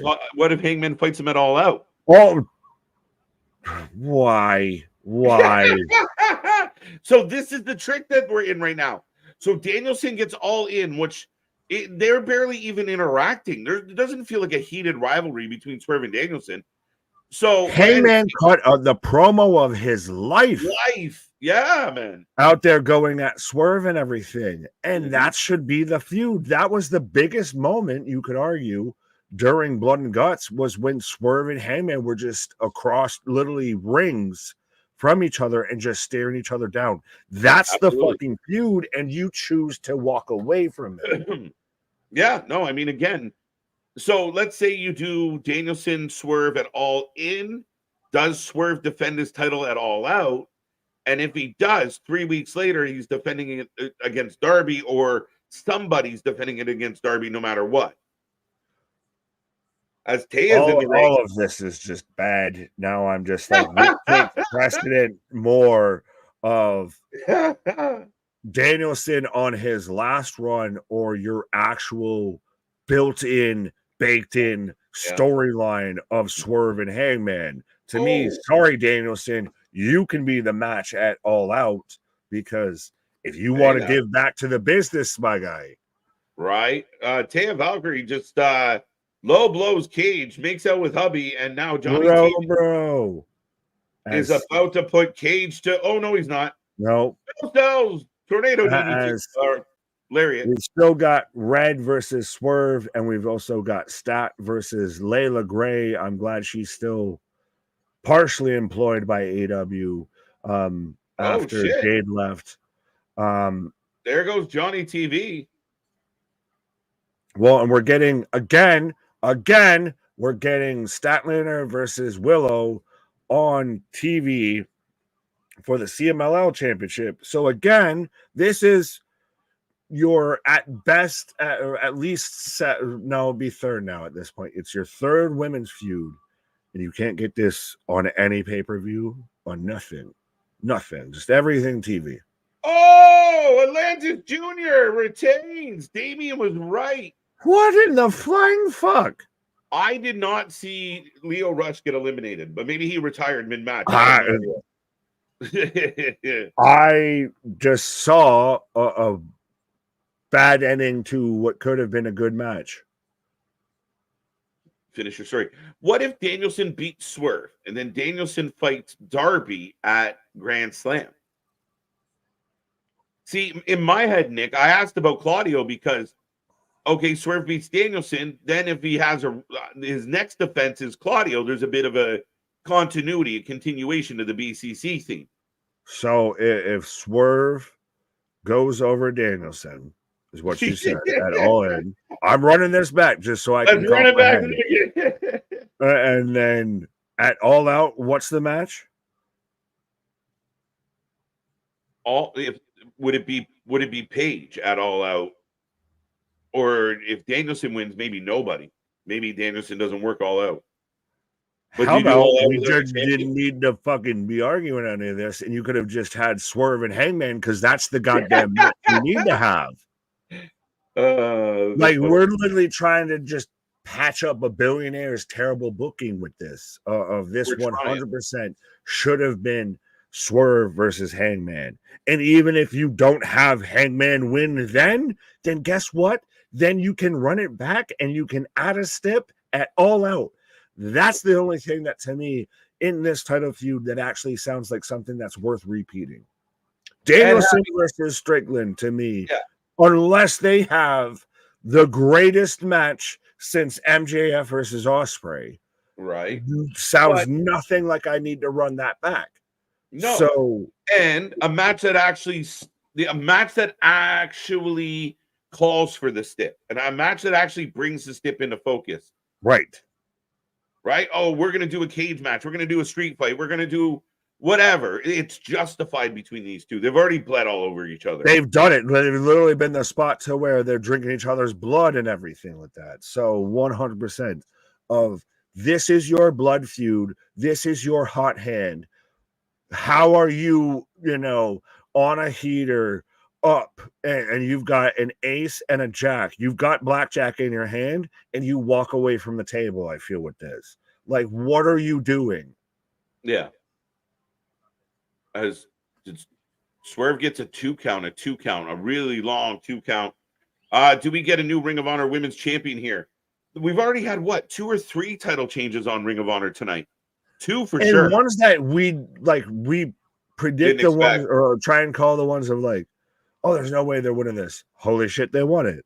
Yeah, I bullshit backed into Lee, right? Like, here comes Emanata, though. This could be the great reset, though, of Ring of Honor. Again, we've talked about this, of Ring of Honor has been under fire of, there's been a groundswell of give Ring of Honor some attention. Yeah, maybe. And I mean, the thoughts and the rumors that maybe they're moving to HBO Max instead of being on the Honor Club. I really doubt that. Warner Discovery is literally getting involved into a lawsuit with the NBA right now over the TV rights. I really doubt much is going to move. Right. Another two for Swerve. Get your predictions in, folks. Let us know who you're taking. Let us know who you're picking. As Archer's who's he got on his back? Lance Archer actually gets some TV time. It's amazing. I was asking on Thursday night, where's Lance? Right. Well, he was walking out with an individual on his back. Is that the ultimate? Like, if this is a one-on-one match, is that the ultimate jobber's entrance of literally? You don't even get already in the ring. You get brought out by your opponent that's about to beat the shit out of you. Look at this. Yeah, this is the ultimate jobber entrance of there is no jobber upon this jobber, because literally it's to the point to where you got brought out by the guy who's going to whoop your ass in 10 seconds or less. Yeah, and the funny thing is, Lance Archer's been doing this for 5 years, and it's never led to anything. He just does this to jobbers. That's his gimmick. Like, I beat the shit out of jobbers. I kick cameramen. And I never get a push. I've been on a winning streak for like 5 years. I never get any love. Could you see Lance Archer in NXT as Brian Pillman's heavy and just kind of goofy haircuts and facial hair and everything, because you've got the Murder Hawk with the blonde dread rat tail, and then you've got the Right. Lexus is out there visiting all the black barbershops. Make them like shake and bake, fucking right, like that vibe. I got you. No, yeah, I mean I can, because but the only hesitation is Archer is later in his career. Now we've seen Damian and He'd others. be a good anchor to have in NXT. I mean, I'm down. I mean, I'm all for it. I'm a big fan of Lance Archer because I know what he can do. Right. Well, this entrance. Anyone catch the name of that fucking car that Lance hit? Because literally, I have never seen that before. Of normally, if you get a squash match, it's already in the ring. No, literally, this man brought his opponent being brought to the ring, darkness, threw him on the canvas, beat the bejesus out of him, pinned him 1, 2, 3, and moved on his merry way. That is literally like, that's a tutorial. We watched a live tutorial. Holy shit. Look at Athena. Athena is wearing a crazy headpiece. Yeah, what is that? Is that Beetlejuice? But she had a really cool entrance, folks. If you didn't see it, they did it like a scary story, kind of weird vibe to it. So Athena on her way out. Has Athena become the staple of Ring of Honor? Of like, she's been like, since Tony's bought it, she's been like Ring of Honor Women's Champion, I feel. But for a really long time, yeah. I think it's been, I don't even know. Someone out there, I'm not looking it up. Fair enough. Oh my God. Deep two. Sorry, Nick. Pause. Like we said, folks, we're live. Who you got, folks? Do you got Athena or do you got Queen Amanada? We've still got Swerve and Amazing Red going at it, and we've got a fatal 4-way tag match. We've got Roosh and Kyle Fletcher taking on Vincent and Dutch, taking on the Outrunners. And if they'd show me the fourth team, it'd be appreciative, versus Private Party. Nick, I can say words. I can remember wrestlers.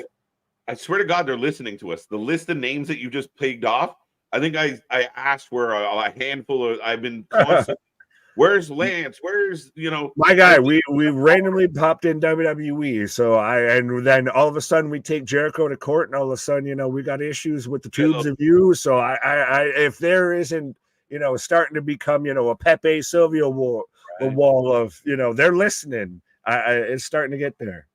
Feels like somebody watching me. Which, by the way, it's amazing. This is still the most Battle of the Belts advertisement that they've done, and it's still just been all lower corner, pitches to it and everything. Yo, I'm convinced that Tony doesn't want to do them. Is he contractually obligated to do them? Yeah, like it's part of the deal that he's got to do like 4 a year. And he mails them in. Did anybody, nobody, even in our chat, was like, so Battle of the Belts on the weekend? Nobody knew. We were here. Not no Damien, not no Richard Jr. Nobody was out there. Oh, shit. Sorry, Swerve trying to break Amazing Red's arm. Is it? I still at times wonder what could have been, because remember, there was still the conversation out there for a good bit that Vincent and Dutch were supposed to be part of Bray's kind of, when he came back and everything, we're going to be part of that. And to think of what could have been. Like, now we've got obviously the Wyatt Six, which is still phenomenal, but it's still interesting. Every time I see them, it's a little bit of like, what if? Because they're really good. They do really well with the spooky. Like, they're good. But they just, to me, very misused in AEW. Very underutilized. Yeah. And again, Swerve picks up the win, by the way. Hit 2 drive-bys to get the W. Nana's got a mic in the ring now, but Swerve, your AEW World Champion, with a big win over Amazing Red. There you go. I mean, figures the AEW World Champions go over. 100%. Good match, though. Quick, not that long, but solid. Oh, no, I think it was a pretty solid match. Like, it's one of those of, that would be one of those that from this show I'd go back and rewatch because missed a bit of covering 3 shows. But that seemed from even what I caught of a pretty solid match. Absolutely. But Queen Aminata and Athena are kicking off. So what do we got left? This and the world title match? Let me double check. Yes, this and the world title. Yeah. There we go. There we go. So the night is winding down. I like it. I like it. Right. This is too much wrestling on in one night. More confusing than watching a president. Is Zilla's out there? Is that Zilla with Swerve? Who is this guy? Random ass tattooed guy with a ball cap. That's the singer guy. That was the dude that came out. Garments. Top rope. Guy came out with it. Big pressure. Fair enough. But Aminata right now in control. Is Swerve still cutting a promo? As we're in picture on Rampage. Is the interview live tomorrow? It is going live tomorrow, yes. It is premiering. I'll put it that way, Boston. Yeah. Are you working Jacob? I feel like you're going to get injured if he keeps up this pace. Are they overworking Jacob? No, God, no. The guy that's trimmed down for this and everything like that. This guy's arguably, and granted, everybody's got an optimal shape, and it's not always what you expect it to be.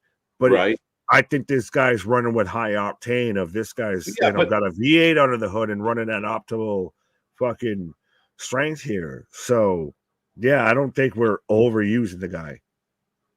Are you overworking? Yeah, no, not at all. I mean, in the sense of, remember, coming into WWE has been a reprieve for him. Wait, I don't have to wrestle 4 or 5 times a week. He still hasn't had an actual match in WWE. What are we talking about? He has a tag match tonight, technically, right? Yeah, fair enough. So debut match. So even then, so we had one, and he's been here how long? We had one. Well, we're overusing him. Mike, I like this. You guys are really the Iron Man, Mr. Evernight.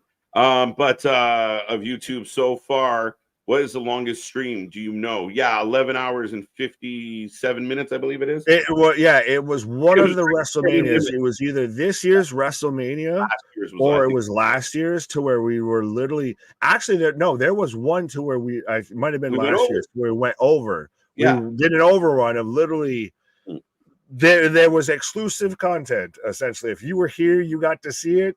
And if you ain't. Because YouTube, we outdid their time and everything. They cut that shit off and everything. Wow. So, that is the longest we've done. Yeah, just over 12 hours is our longest solid. So, but I mean, again, it's insane. 3+ hours tonight, 2 shows on Sunday, live. Well, a interview premiere tomorrow. And this is why we're called Criminally Insane, because we love every second of it. Mm-hmm. AEW should have made it late event, 11 a.m. to 1. It's Friday. Again, I think we could have probably shaved off a couple matches and got out of here already. You telling me that they should go later so they can't run, they don't do so hot in when people would be awake for it. So they should do later when less people are awake. Okay, my guy. Right. Jacob got smaller and looks more dangerous. Yeah, because he's moving faster now. So it's like exactly. You're just holy shit. Like when you feel like you can outrun the bear, you're okay. But when you realize he trimmed down, he come to get you, run. Yeah, no. He's a tank now with a Ferrari engine, and now this Ferrari's got nitrous oxide. He's Dom Toretto with the Fast and the Furious on their shit. Right. Remember, Collision is taped show, and next weekend will be before SummerSlam. Yeah, and I think the way the pre-show works out, we're probably going to be here for both the early Collision and the pre-show. So we'll see, Eric. We again try and catch as much as we possibly can. Right. What the fuck was that supposed to? Oh, okay. I was like, Rush just kind of ran up, pretended to stop something, and then all right, then he just boots him in the face. I was like, what the hell? between you guys and everybody in the chat, I love it. Love for the chat. I love seeing that. It's a very fun and entertaining and definitely educational to be here. Mike, awesome. We appreciate the compliments. We really do. And that's what we're the wrestling utopia. Absolutely. 100%. I've literally often imitated, never replicated, never duplicated. We, as Kyle Fletcher, with a tombstone clash, because it was halfway looking like a Styles clash, halfway looking like a tombstone. Right. It pause the fuck on that. Like shit. I wasn't. Anyways, moving on from KJ's hog rating. If I start getting the hogs in my DMs, I'm gonna be pissed. I'm not rating shit. I don't. You set that up, my guy. You found out their trap. You get yourself out of it. But no, if there is not a proof positive out there more than ever of that we cover literally more live wrestling and are impartial to it all. We have literally crossed every goddamn promotion, I feel, almost just tonight. So. No, absolutely. Everything you said is an outstanding, Nick. And we appreciate Mike. We were talking breakdancing at one point. Gotcha. Yeah, shit. I just turned on BLP, Black Label Pro, and Jinder Mahal is now holding their belt. And we lost the signal from the venue. Shit. Jinder Mahal and is the BPL champion. The one that's got to have. Oh, yeah. Lost signal again. The one with Trevor Lee. Shout out Trevor Lee paying homage, I guess, to Big Trouble Ben Bishop and everything. Right. Yeah. Oh, now we're back. Yeah, Trevor Lee might be trying to send Big Trouble to the moon, so we'll find out. Yeah, but we got the modern day Maharaja out here with a new world championship, as we've still got Athena and Queen Amanana going out for the women's championship. See, I can keep it together. Right, dude, we've seen a lot of title changes tonight. You're gonna count Jinder Mahal as I am. I didn't mean to click on it, but I did. I was trying to get out of the app and get into the next app, and Jinder Mahal is the new BPL champion. Was that it? Was that literally it? Did it just end? Yeah.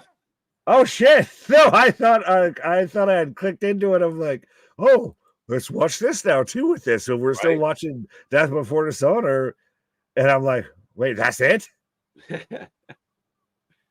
That's the way to do it, Mike. Yeah. Right. So House of Glory, high intensity is done. You can let us know. Say high intensity, not hog.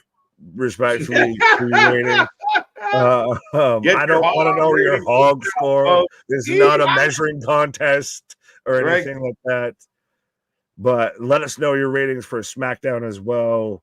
As we've still got we've got Death Before Dishonor going on. I'm a glutton for punishment out here. I'm literally searching through the app right now. Like, what else can I be watching? Is it a little insane, Nick, that the first show that we started watching tonight is the last show on? Including shows. The AEW show, my guy. Or remember this guy talking sideways out of his mouth of, I'm sure if I put on a show with 5 to 6 matches, I'd catch more flack than anybody else out there. Not if they were good. Having a victim complex. Not if they were good, bitch. Stop whining. Put on good matches. We'll shut the fuck up. I promise. If you give me a good Jericho match, I will be on live going, wow, I didn't see that coming. Do we have to have if we have a good Jericho match, do we have to have a retrial, a mistrial? We might have to revisit it. Like, maybe he just gets, he gets a reduced sentence. Out a little early. We have to have a short of just pointing out that we have a reduced sentence. We let him out for good behavior. Good behavior, good booking. As Athena just on SmackDown. Yeah, I'll go 6 on SmackDown. I didn't like SmackDown. I like Dynamite better than SmackDown this week, maybe. Oh no, I gave that a 3. Never mind, I lied. 6 for SmackDown. SmackDown was overall kind of mailed in, and maybe I missed some stuff. But this week for wrestling to me died on Tuesday. Raw was good. NXT was okay. Was good. Was average, and then it's been all downhill. Yeah, the best thing about the wrestling week was Wrestling Court. Literally, 100. I think it's been more of just talking about it because, if I had to watch Dynamite alone, I don't know if I'd be here today because that was -5 stars, my guy. That was one of the worst wrestling shows I have watched this year, bar none. Slave victim. Oh yeah, again, just trying to begging for sympathy. Unfounded claims. Never once has the WWE directly responded to any. Oh, the PR people. I don't know why they're lying about us. Okay.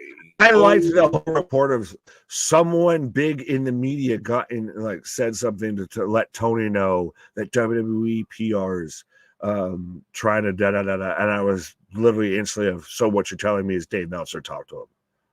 Yeah, you listen. Thank you. We already know that, right? Meltzer. Guess what I heard, Tony? You bitch. Oh, going for the little, almost looked like a pop-up moonsault.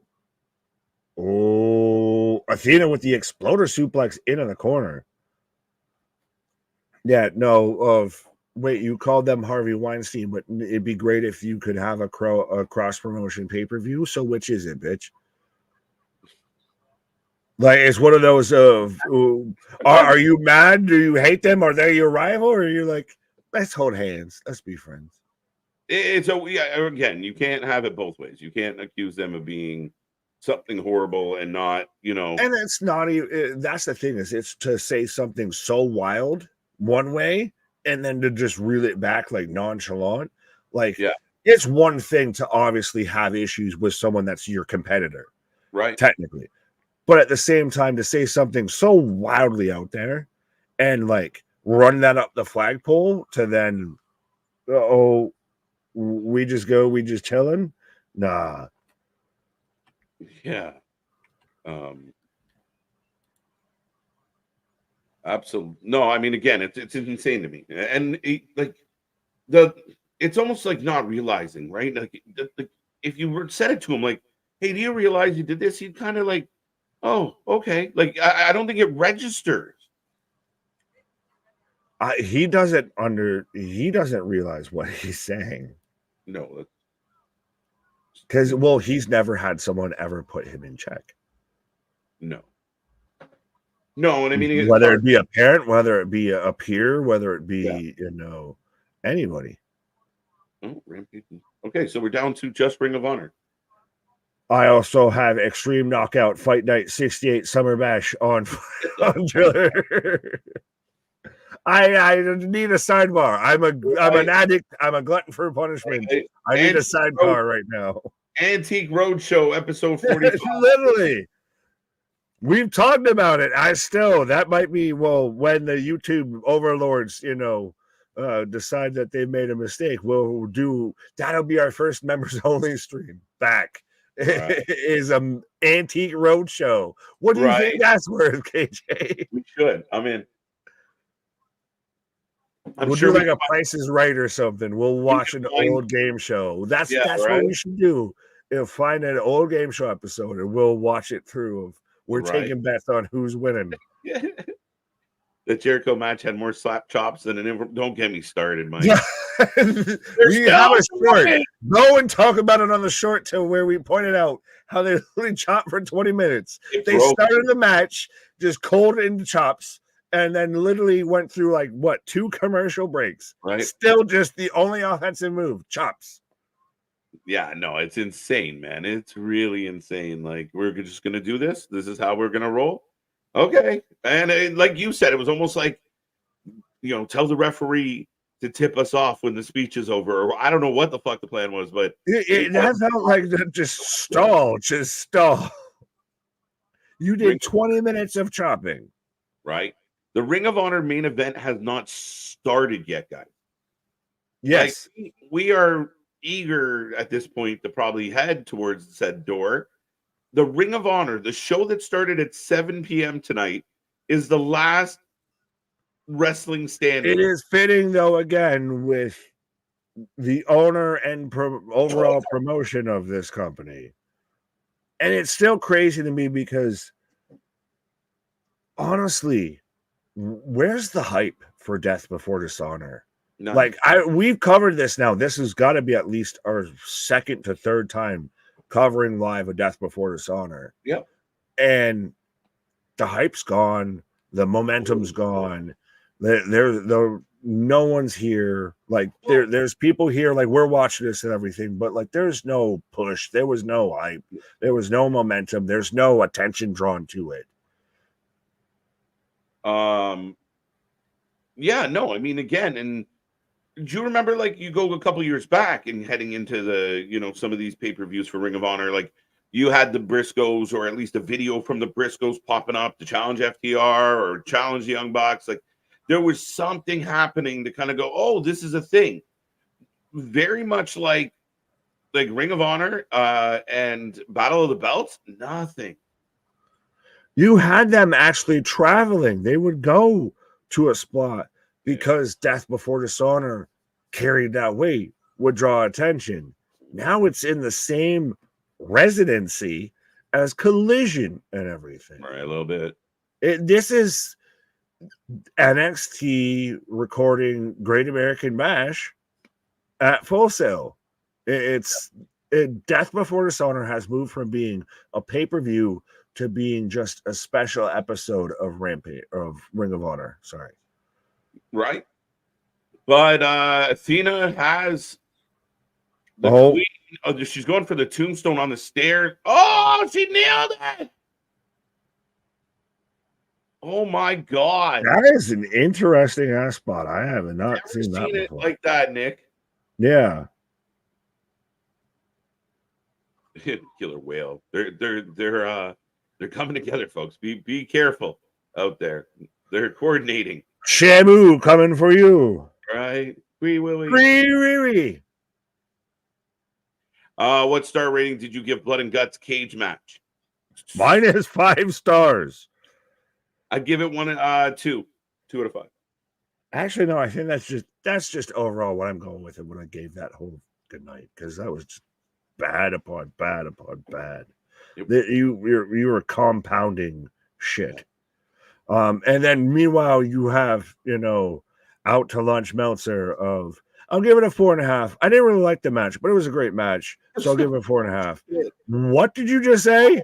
I was scrolling fucking Twitter and same thing. I fucking come across this quote of like, wait, did he say the opposite things in the same sentence? That's a talent.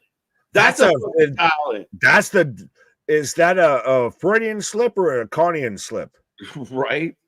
When you can talk out of both sides of your mouth in one, like, at least Tony did it months apart. Meltzer did it in the same sentence. Yeah, well, normally most human beings that pull that off is they're talking through their face and their ass. And whoa, we got Billy. We got Velvet. Yo, Athena's gonna lose. And Emanata taking that tombstone on the stairs. You thought that would be it? How is that not the end of the match? My guy OC sat there and took a pile driver on top of the steps and no-sold it. There's the laws of physics, the laws of actual attraction, anything like that. The laws that matter do not apply in an AEW. Oh, what the? Now she even hit her with whatever that was. Well, here's the question, Nick. Oh, wait, she's setting it up. The Eclipse. There it is. It's still crazy to me because I was a big Ember Moon fan, and I felt bad that like she got underutilized in WWE. I have not been a big Athena fan. I really like what her Ring of Honor run. As a heel, I thought her Ring of Honor run's been okay. I think she's gotten sloppy. I think she's gotten complacent. I don't think that. Think about it, my guy. We've talked about it of most of this match, or most of her Ring of Honor's run under the AEW banner has been Athena as Ring of Honor Women's Champion. Like people want to talk about Roman gets stale, but I guess it's because no one's watching Ring of Honor that this ain't That's stale. part of it, right? Yeah, if a tree gets stale in the forest and no one's there to call it out, to tweet about it, does it really get stale? Right. That's the tricky part, and I'm surprised she won tonight. Actually, she's still the champ. She's still leading Billy. You have a ring announcer as part of this faction. You do. Boo earns. Boo earns. Not even a ring announcer, a backstage interviewer. Double boo earns. Right. A lot of the matches on Ring of Honor card. I agree, Damien. There's been some really good matches. I'm not going to argue with you at all. I've actually enjoyed a good portion of Ring of Honor as a whole. But could we have done without the Dark Order, match? Could we have done without a couple of the other things that we got tonight? Could we have shaved it down a little to make the show quicker and better, almost like an NXT pay-per-view where you're in at like 2 hours and 50 minutes, and then by the 3-hour mark you're on your way home? Hey, it's almost like we've said this at the start of this, as we've got Leo Rush versus Pac tomorrow on Collision. Leo Rush, who got eliminated third in the Ring of Honor battle mashup, gets to fight Pac tomorrow. Mortos versus Hologram. Oh, because that's why Mortis went over. Thunder Rosa versus Mayo World. Brandy sitting on top of the world. I'm not saying nothing. I'm just saying premier athletes versus the conglomeration. They know that's not how that word's said, right? Yes, I think it was a Mark Briscoe-ism. Johnny TV versus Orange Cassidy. What is this Collision tomorrow? This Collision booking is hilarious. FTR versus Eminem Collection. Tell me you don't give a shit about Collision without telling me you don't give a shit about Collision. That is a fuckery card. And then tomorrow, oh my God, Undisputed. I will not stand for this hateration and holleration in this chancery. Tony Storm against Taya Valkyrie. So Johnny and Taya getting a match or getting involved in but a women's eliminator match. Like, so we're setting up again. We're setting up fucking feuds before feuds. You're doing an eliminator match on Battle of the Belts. Just defend the belt.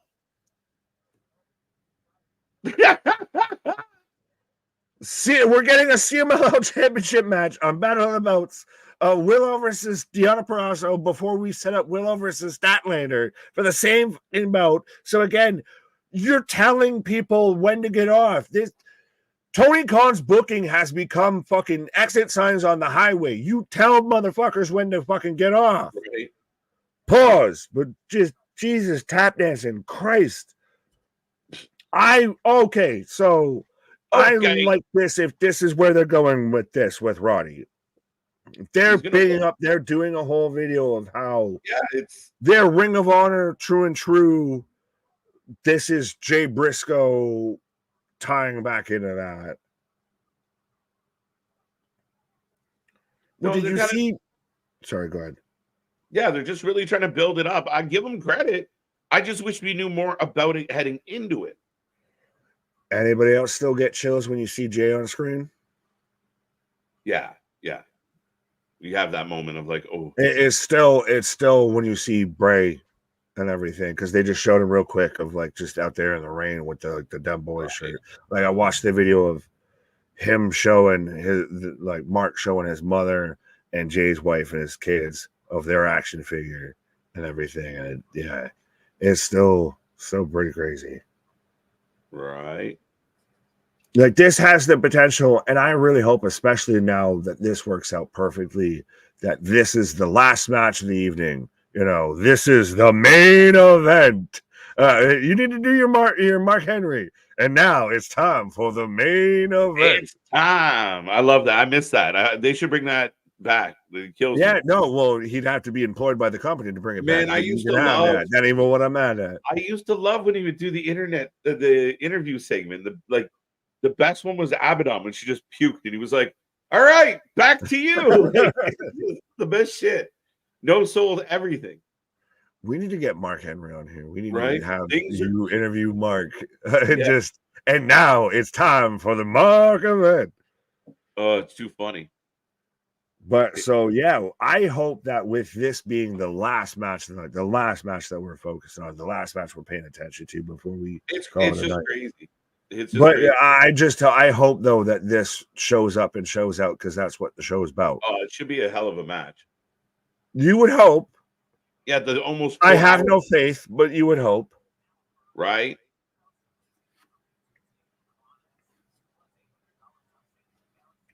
What is still playing audio? Don't mind me.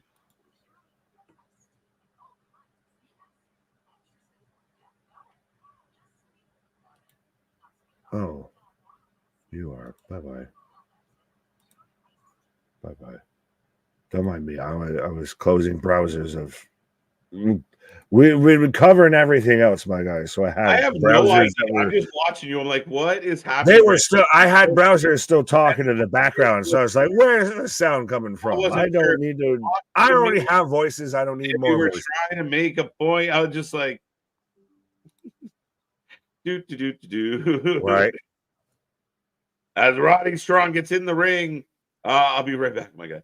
Fair enough, my guys. KJ's taking a pause before the cause as we get into the main event of the evening, folks. We've got the main event of Death Before Dishonor. We've got Roderick Strong taking on Mark Briscoe for the Ring of Honor World Championship. How are you feeling tonight? How are we feeling on a feel-good Friday of an action-packed and stacked night of wrestling out here?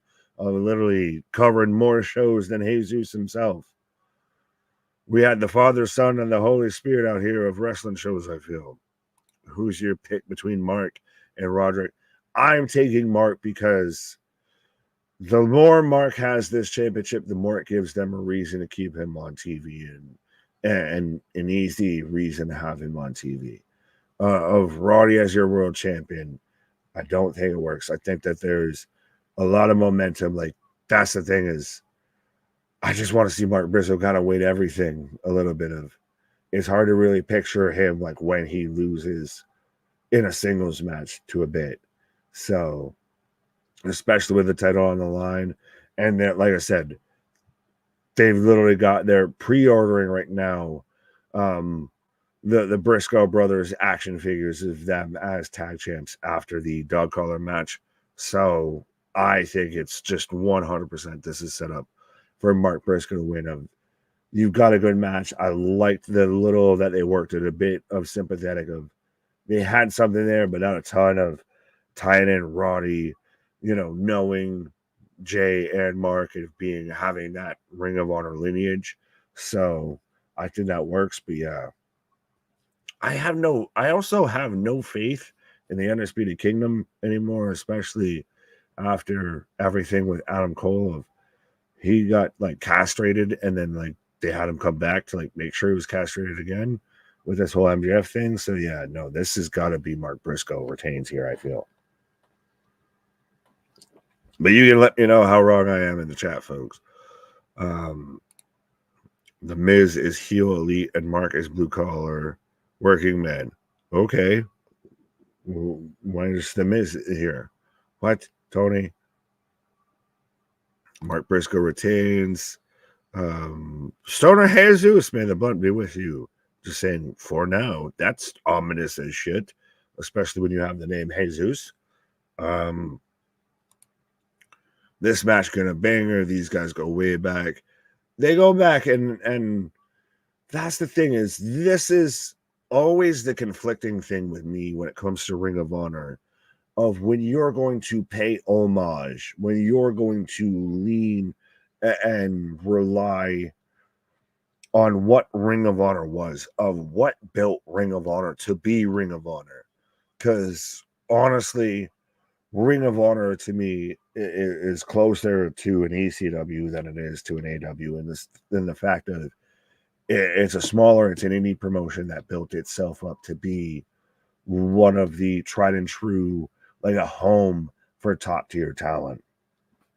But if you're going to rely on that, just going off of what it's already established with you putting in none of the work, that to me is a little of Tony, you're so great, your company's so great, you book so great, you know, you have the momentum of a locomotive, you know. Why are you not pushing more? Why are you not getting more involved or more of a focus on Ring of Honor here?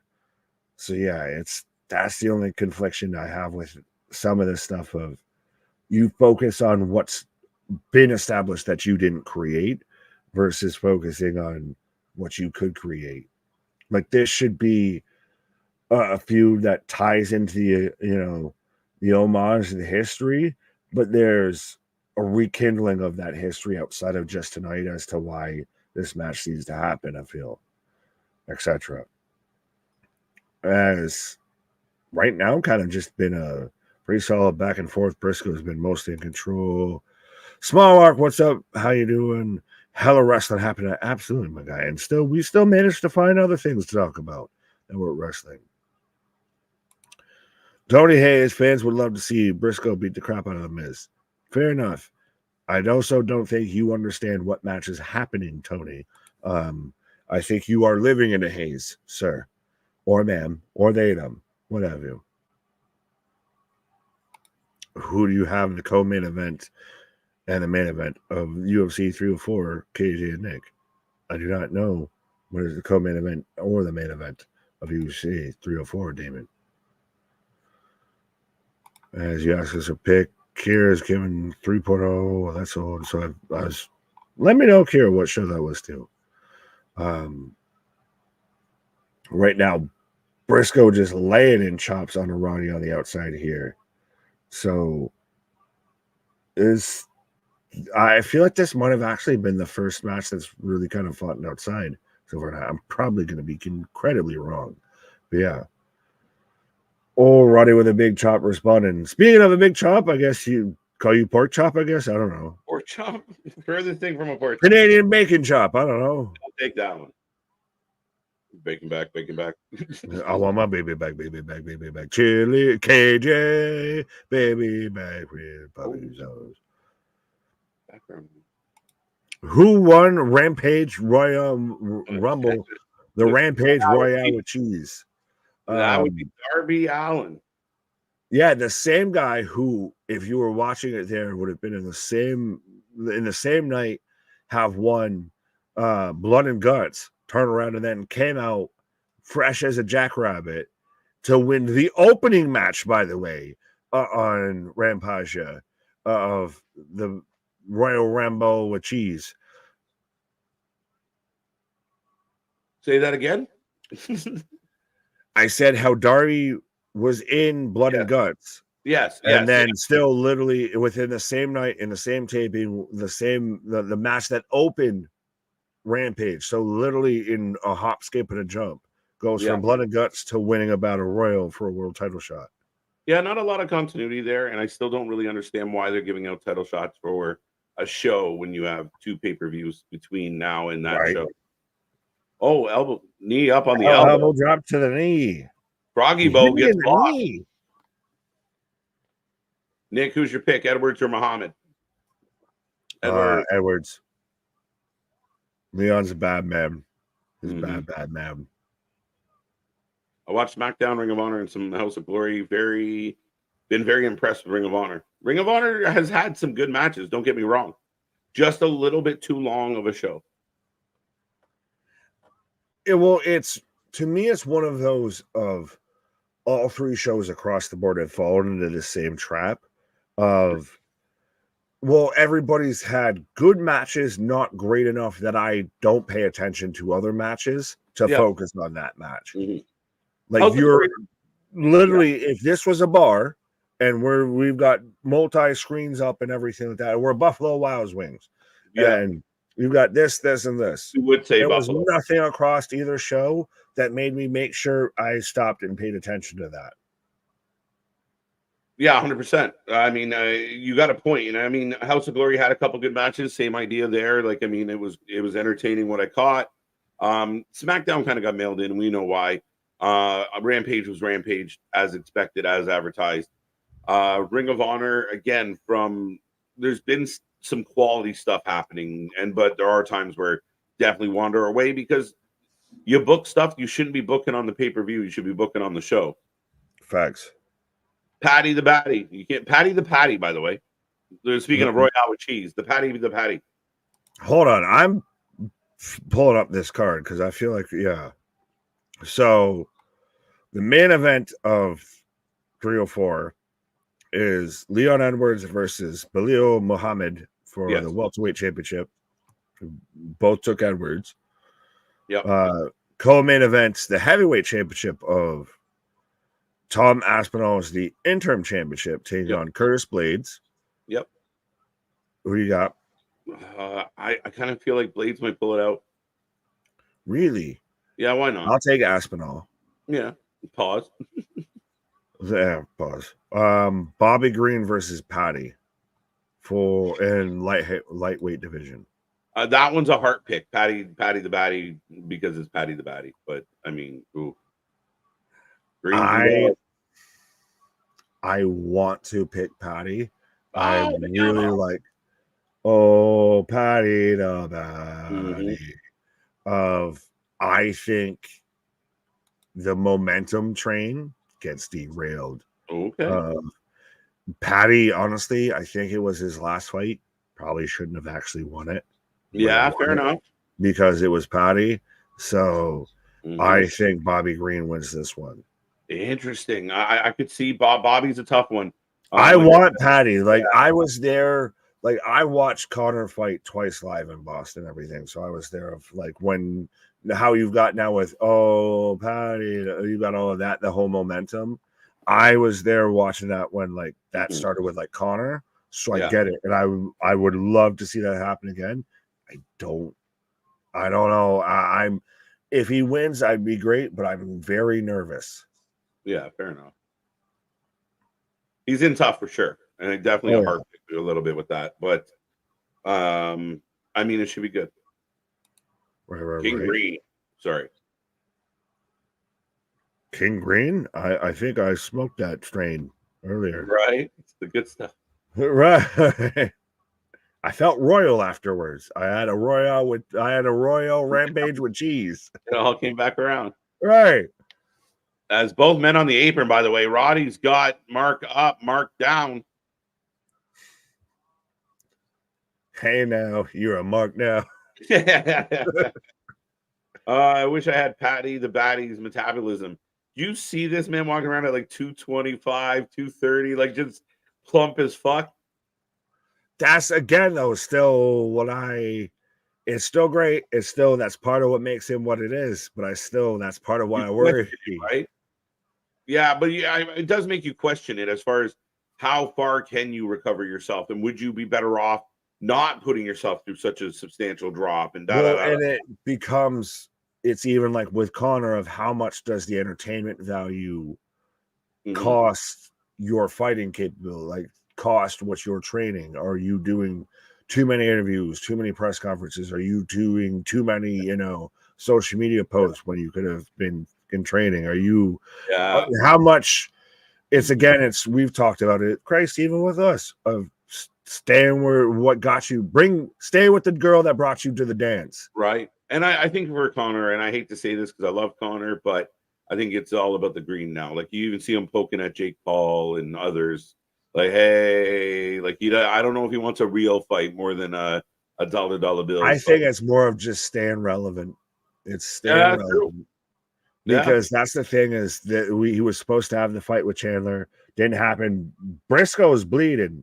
But he was supposed to have the fight with Chandler. That got pulled off. Fucking that's what I mean, right? Like does he really want, like, if he knows if he steps in that cage and Chandler beats him, especially if Chandler can beat him convincingly, it could be kind of that moment for him.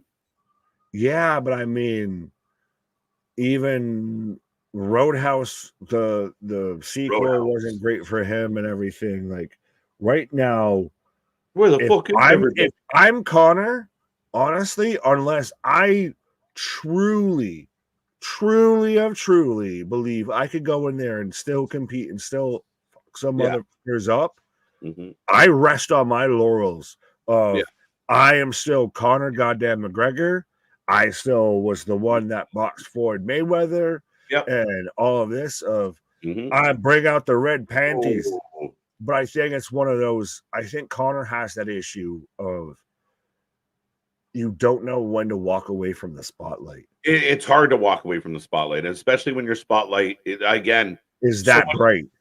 yeah, and so much of his spotlight now is away from the ring. So there's a lot there for him. He's a talented guy. He can do a lot of different things. But like you said, what brought him to the dance? But I don't think that he's at that point. Jesus. Gushing, by the way, as he's in a camel clutch-ish. But that's just a hell of a visual of the camel clutch of Briscoe just bleeding in watermelon draws with like no teeth in the front. But imagine you had a Roddy Strong, Briscoe, TNT title feud that led to a pay-per-view match like this. With a real build, with a true baby face, with a true heel, two guys that just lead to a match like this. Now, granted, I'm sure that there's some Ring of Honor diehards out there that are like, oh, well, if you would have watched every weekly show, you would have fully understood and been fully behind everything that's going on here. But they have done next to nothing to make you care about Ring of Honor, to promote Ring of Honor, anything like that. So this, good God, like, you talk about gushing. This is Austin Bret Hart right now. We might get the blood loss spot here because literally this man is out here looking like he's leaking motor oil because he's just leaving puddles. Right. What was our favorite match from High Intensity? I think the main event was really good, and I think Macklin was really good. Macklin and Santana. Was that the main event? That was the main event. Yeah, I said the same thing twice. No, I'd say, the main event was Swerve versus Amazing Red. So that's right. That match was good but short. And Amazing Red's on a bit of a farewell tour, kind of semi-retired, right? But I think it made sense, and I think it was something that people wanted to see. So I'd probably say that one. Yeah, that's fair enough. Favorite match of SmackDown, the gauntlet between Street Profits and the Bloodline. Wow, the crowd goes crazy. Look at that goddamn picture. That's visual. Oh my, there's no way Mark Briscoe's losing this match. Shit. No way, not no how. Yeah, we did, Mark. As Briscoe's just firing up. How do you feel about this venue? Like, how do you feel about like the look of it, like the stage, the brightness? Because we're so used to the dark shows, Nick. Or how do you feel about like the different vibes? Oh, they got their full sale. Oh, they got their full sale. That's what it is. We talked about this at the towards the start of this stream and everything like that. This is 100% what they should have, could have, would have been doing. Find a home base. Especially for Ring of Honor. Treat it like your NXT. We've said that multiple times of this should at minimum be your NXT, of even question why it's booked the way it is. But you need to start to have home bases. You need to acknowledge that you can't do a 10,000 seat venue when you can sell 2,000 seats. That's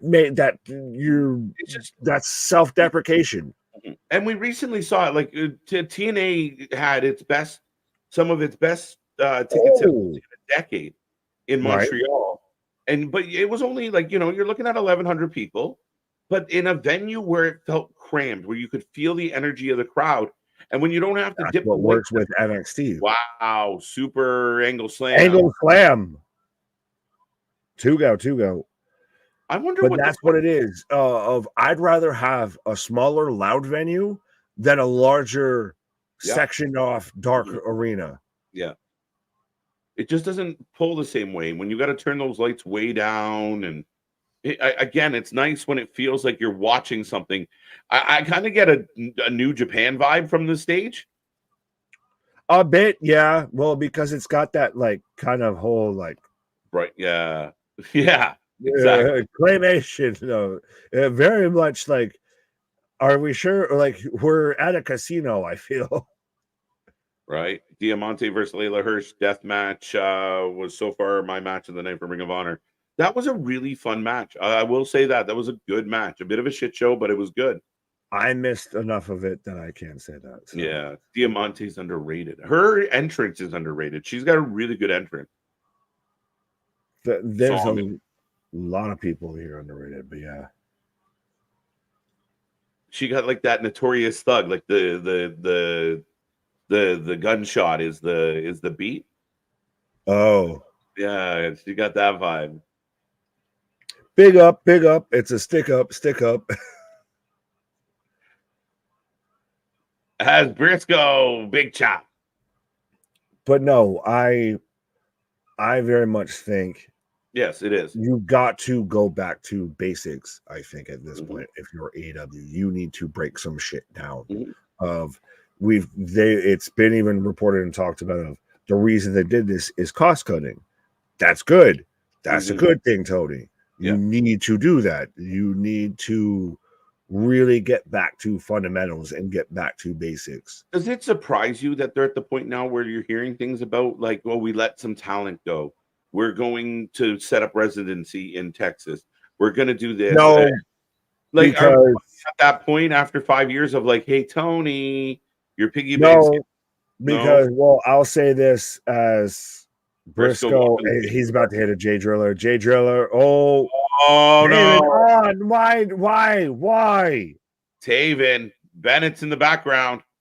Don't no belt shot. Bullshit.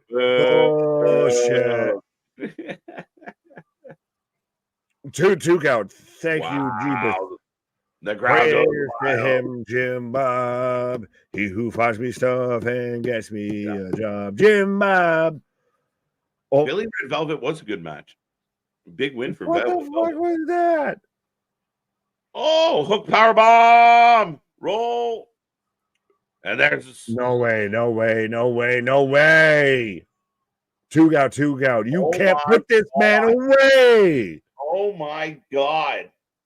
Well, this is now my match of the night. It's cooking. I don't like the running. Here comes Kyle O'Reilly and Ishii as you cut to just Mark Briscoe bleeding like a stuck pig. Other members of the conglomerate are here. Conglomeration. The word is so mangled, I mangled it. Right? No, you said it right. They mangled it. So roll through 1, 2 count. I was gonna say you can't win that win on a roll up. No. Forearms from Roddy. Oh, dodges. Again, everyone Clothesline turns him inside out. Everyone just fighting off. Fucking hell. By the way, I entirely forgot the question you had asked me at one point. I can't even remember I asked the question. Fair enough. We're moving on. Who throws a shoe? He kicked him in the fucking tricep with that. It's funny because you see Briscoe like, ow, he hit my arm. It's smart enough to tell owie. Yeah. Some of the younger talent would have grabbed their head anyway. Nope, you grab where he hit you. Right. As he fights free. Going for the froggy bow. Oh, hits it. No way. Let's go. There you go. How about them boys? Briscoe winning and still. Ishii. It's almost one of those of like, how do you take the belt off him now at this point? To the extent of, but imagine this was on Dynamite. Imagine like this was on your main rostered show. A guy with this type of fanfare that you never want to see him lose. He is kind of like the redneck Daniel Bryan. Like he's got the yes movement vibes. Redneck like, too. Well, and we talked about this before. Of respectfully, after everything that passed, and we understand of, he chose that wasn't the time for it, but. That was the time to push him to the moon, to quote Trevor Lee. Right. Y'all doing Bloodsport Sunday? Yes. So Sunday, we will be here Sunday morning, folks. Sunday morning, then 9:45 a.m. We will be live. Breakfast with the boys, wake and bake, whatever you want to call it. We will be live doing our first ever Progress Wrestling watch along, and then we will be back on Sunday night for our Bloodsport watch along. Bloodsport 11, I believe it is. So it's going to be a good one. Lots of WWE presence, TNA. And so we're looking forward to both of these matches as Ring of Honor is going off the air. Mark Briscoe victorious, Kyle O'Reilly and Ishii to no Orange Cassidy, though, oddly. Remember, though, when Ring of Honor had like this thing called Momentum, and like this would have been a huge moment, and instead this is kind of like, well, someone might tweet about this, like, right? Yeah, it doesn't necessarily have the same grind as it used to, or it does not have it carry the same weight. Yeah, 100%. But I mean, ultimately, that match was the best match of the show for sure. Again, maybe because we finally focused on just one show, but overall, man, I wish there was more there. And I just see matches like this one, and I think imagine if you had a Roddy Strong, Mark Briscoe, and it doesn't have to be for a title, but if you had that match instead of the Jericho and Hook or Jericho and somebody, Suzuki, on a Wednesday, like if that happened Wednesday, this match, and it was just a straight up grudge match, man, people are going to tune in to watch that. People believe in Briscoe. Roddy's not a bad heel, great worker. Put that on your main show. I'll even argue of it's still a safer bet of, even if it's not quote unquote a match that people will tune into, it's a match that you share with your friends. It's a match you tell your friend to tune into. It's one of those, you started at 8:45 and it ends at 9:15 or anything like that. And that's one of those, or around there. And then that 9 o'clock hour, you're getting your friend, you're calling your friend, or you're texting them, tweeting them of, hey, you should check out this match. They fucking cooking out here. Versus absolutely. Jericho and Suzuki, some people were literally arguing that was the worst Dynamite match. Think about it. They went from the best to the worst. You potentially had the best Dynamite match of all time, followed by the worst Dynamite match of all time. You said the best of times and the worst of times. I was literally going to say that. I was going to say, as you always say, Nick, it's the best of times. That's funny. It was the best of times and the worst of times. Tony taketh away. Right. On occasions where they really do something good and we're excited and like, all right, can't wait. And then coming out of the pay-per-view, the Dynamite's week, or something happens really cool on a Dynamite, but the follow-up segment or the next week's show, again, best to worst. Literally gave us the best shit ever, and then almost felt like purposely gave us the worst shit ever. He hocked it in our face with that Dynamite. So, yeah, man, it is insane to me. But overall, folks, back on target. SmackDown was a bit light and fluffy tonight. Didn't get a whole lot of meat on the bone. But you do have Samoan #1 contenders, which, again, if you are anybody in near a belt and they're coming to get you, Yo.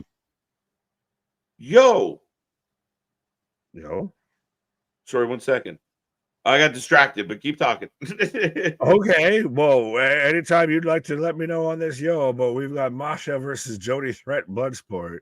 Yes, we do. Sorry. Is what Kyle's talking about. Now I was all set to pack this in, and you're pulling me out of this. I have 2 matches of the night on Ring of Honor. Legit Layla Hirsch versus Diamante, and Mark Briscoe versus Roderick Strong. I will go more into asking of show of the week of we're wrapping up of the 5 days of the work week here, Monday through Friday. Literally every day of the week at this point has a wrestling show of what to the chat, what have you, what was your favorite night of wrestling and what was your least favorite. I apologize for getting distracted mid-sentence there, but Nick, I'm happy to an exclusive for the 40 brave souls that are still here after 4 hours on a Friday night with not a whole lot cooking, but we appreciate you. So a bit of a little insider Brucey bonus footage. But our YouTube woes have been resolved, and we are back in a play, sir. Hey, can we get a too sweet in the chat right now? Okay, let's see how many super chats we can get now. We're testing out the system, so if you're listening right now, everybody give us a super chat. Just make sure they work. And no, at this point, this is just proof positive that Chris Jericho and Aubrey Edwards. What was her fucking Twitter side handle? Oh, dude, I'm so mad. I know Don Stevens and Chris Jericho tried to take this channel down. It's proof positive, point proven at this point. I apologize that I ever said anything nice about that rat bastard, that guy who should have retired in 10 years past his goddamn prime. The Boobatola and rock and roller, the man with the testicles that hangs above his testicles. No, it's the he went from the Ayatollah of rock and roller to the Ayatollah of not getting over. Yeah, come on, spit your bars, spit that. Come on. Oh man, spit your freestyle. Just for the record, for anybody that can hear this or ever does hear this, everything Nick just said is speculation and hyperbole. Just for conspiracy. There is no evidence to support any of his claims, even though we might. But it would just so happen to be. So for those, spoiler alert, pulling back the curtain. Christ, at this point, you get the Brucey bonus footage and everything like that. Talking between spades and between hedges here and everything like that. So did court last night calling out Chris Jericho. Is he on trial? Is he not? Wake up this morning and all of a sudden you've been demonetized. Oh, really? Have we now? Right. Just so happened to be we talk about Chris Jericho and then now within the same time span. Oh, good. Yeah. All Judas in my mind. All speculation, folks. But we allegedly are happy that it was a minor hiccup for those who want to fuck with us. We don't stop. We do not go anywhere. And we're only going to continue to get bigger, badder, and have more fun with it. I've said from day one, from the basement to the penthouse and beyond. Yeah, we're clicking up floors quick. So Ring of Honor, 8 out of 10. Y'all have a good night. Yeah. Smile Mark. See, we're back. Our memberships have restored. Oh, hell yeah. We're back, baby. I was like, wait up, hold up 1 second. And it didn't take long. I didn't know what popped you. I was like, what show are you going to have for us to watch right now? I literally was just checking on the number in the background, and it popped up like, congratulations. I was like, Jesus, yes. So if the charges don't fit, you must have quit. Yeah, right. Thank God. But anyway, now that we're rambling on, folks. No, at this point, God damn it, I love it. Right. High intensity, not bad. Death Before Dishonor had some really good high spots, really good moments. A lot of title changes and surprises, including actually the retention at the end was probably the biggest surprise for me, even though you called it. So a little bit. But overall, a crazy night of wrestling all around. Darby Allin will get a title shot at Grand Slam. The Samoans are going to get a title shot next week. Is it weird? It's all baby faces going at the world title for AEW, by the way. It's interesting, right? It really Danielson's a baby face. Darby's a baby face. Yep. Anyways, sorry, I didn't mean to throw you off. You're not wrong. Like I mean, again, it's Swerve. Pastor Ishmael Boot says, acknowledge me. What's up? What's up, Pastor? Hey, Pastor, we've been blessed now. Now, right, Pastor, you go and find Jesus. He's a couple comments above you, and we're good. We literally will come to full circle here. Pause. Right. There you go. Zilla wins the championship, Crown Jewel championship off La Sombra. Yeah, no, I literally, while you were on like your whole pause was me literally just like, so then what championship did he win? If we're having the House of Glory championship, what did he win? It was like me trying to find fucking Leo Rush as we were going through that 6-man match of I looked over at Swerve and Amazing Red for a second, looked back, and I'm like, where's Leo? What happened to Leo? But yeah, House of Glory is always sometimes it's a mixed bag of nuts. Yeah, I mean, there's always something decent in there. There's always something that kind of surprises us, but sometimes, maybe not. We had an I Quit tag match. Well, and we were at the same time. We were both trying to pray. May the blood be with you. So we've got Jesus and the pastor. We're taking this shit to the biblics, my guy. That's what we're doing. But folks, tomorrow at 3 p.m., our interview with Big Trouble Ben Bishop, the man who was gracious enough to pop on by, and we will be going live with that interview. We're looking forward to it. It's a fun time. Ben's got a lot of big things popping, and we ain't stopping. And little things stopping. There you go. But tune into that. We will not be here tomorrow night. We're gonna go to the movies. I'm going to take the missus to watch Deadpool and let's Wolverine. Go. That's it. We will be back Sunday morning. Set your alarms. I know some of y'all will just wake up and we'll be 3 hours into the stream already. But set your alarms. Wake and bake with the boys. Breakfast with the boys. Or just stay up and then you take a pause when we take a pause. Right. But yeah, we are going to have our first ever Progress watch along, and then we will be back for Bloodsport that night.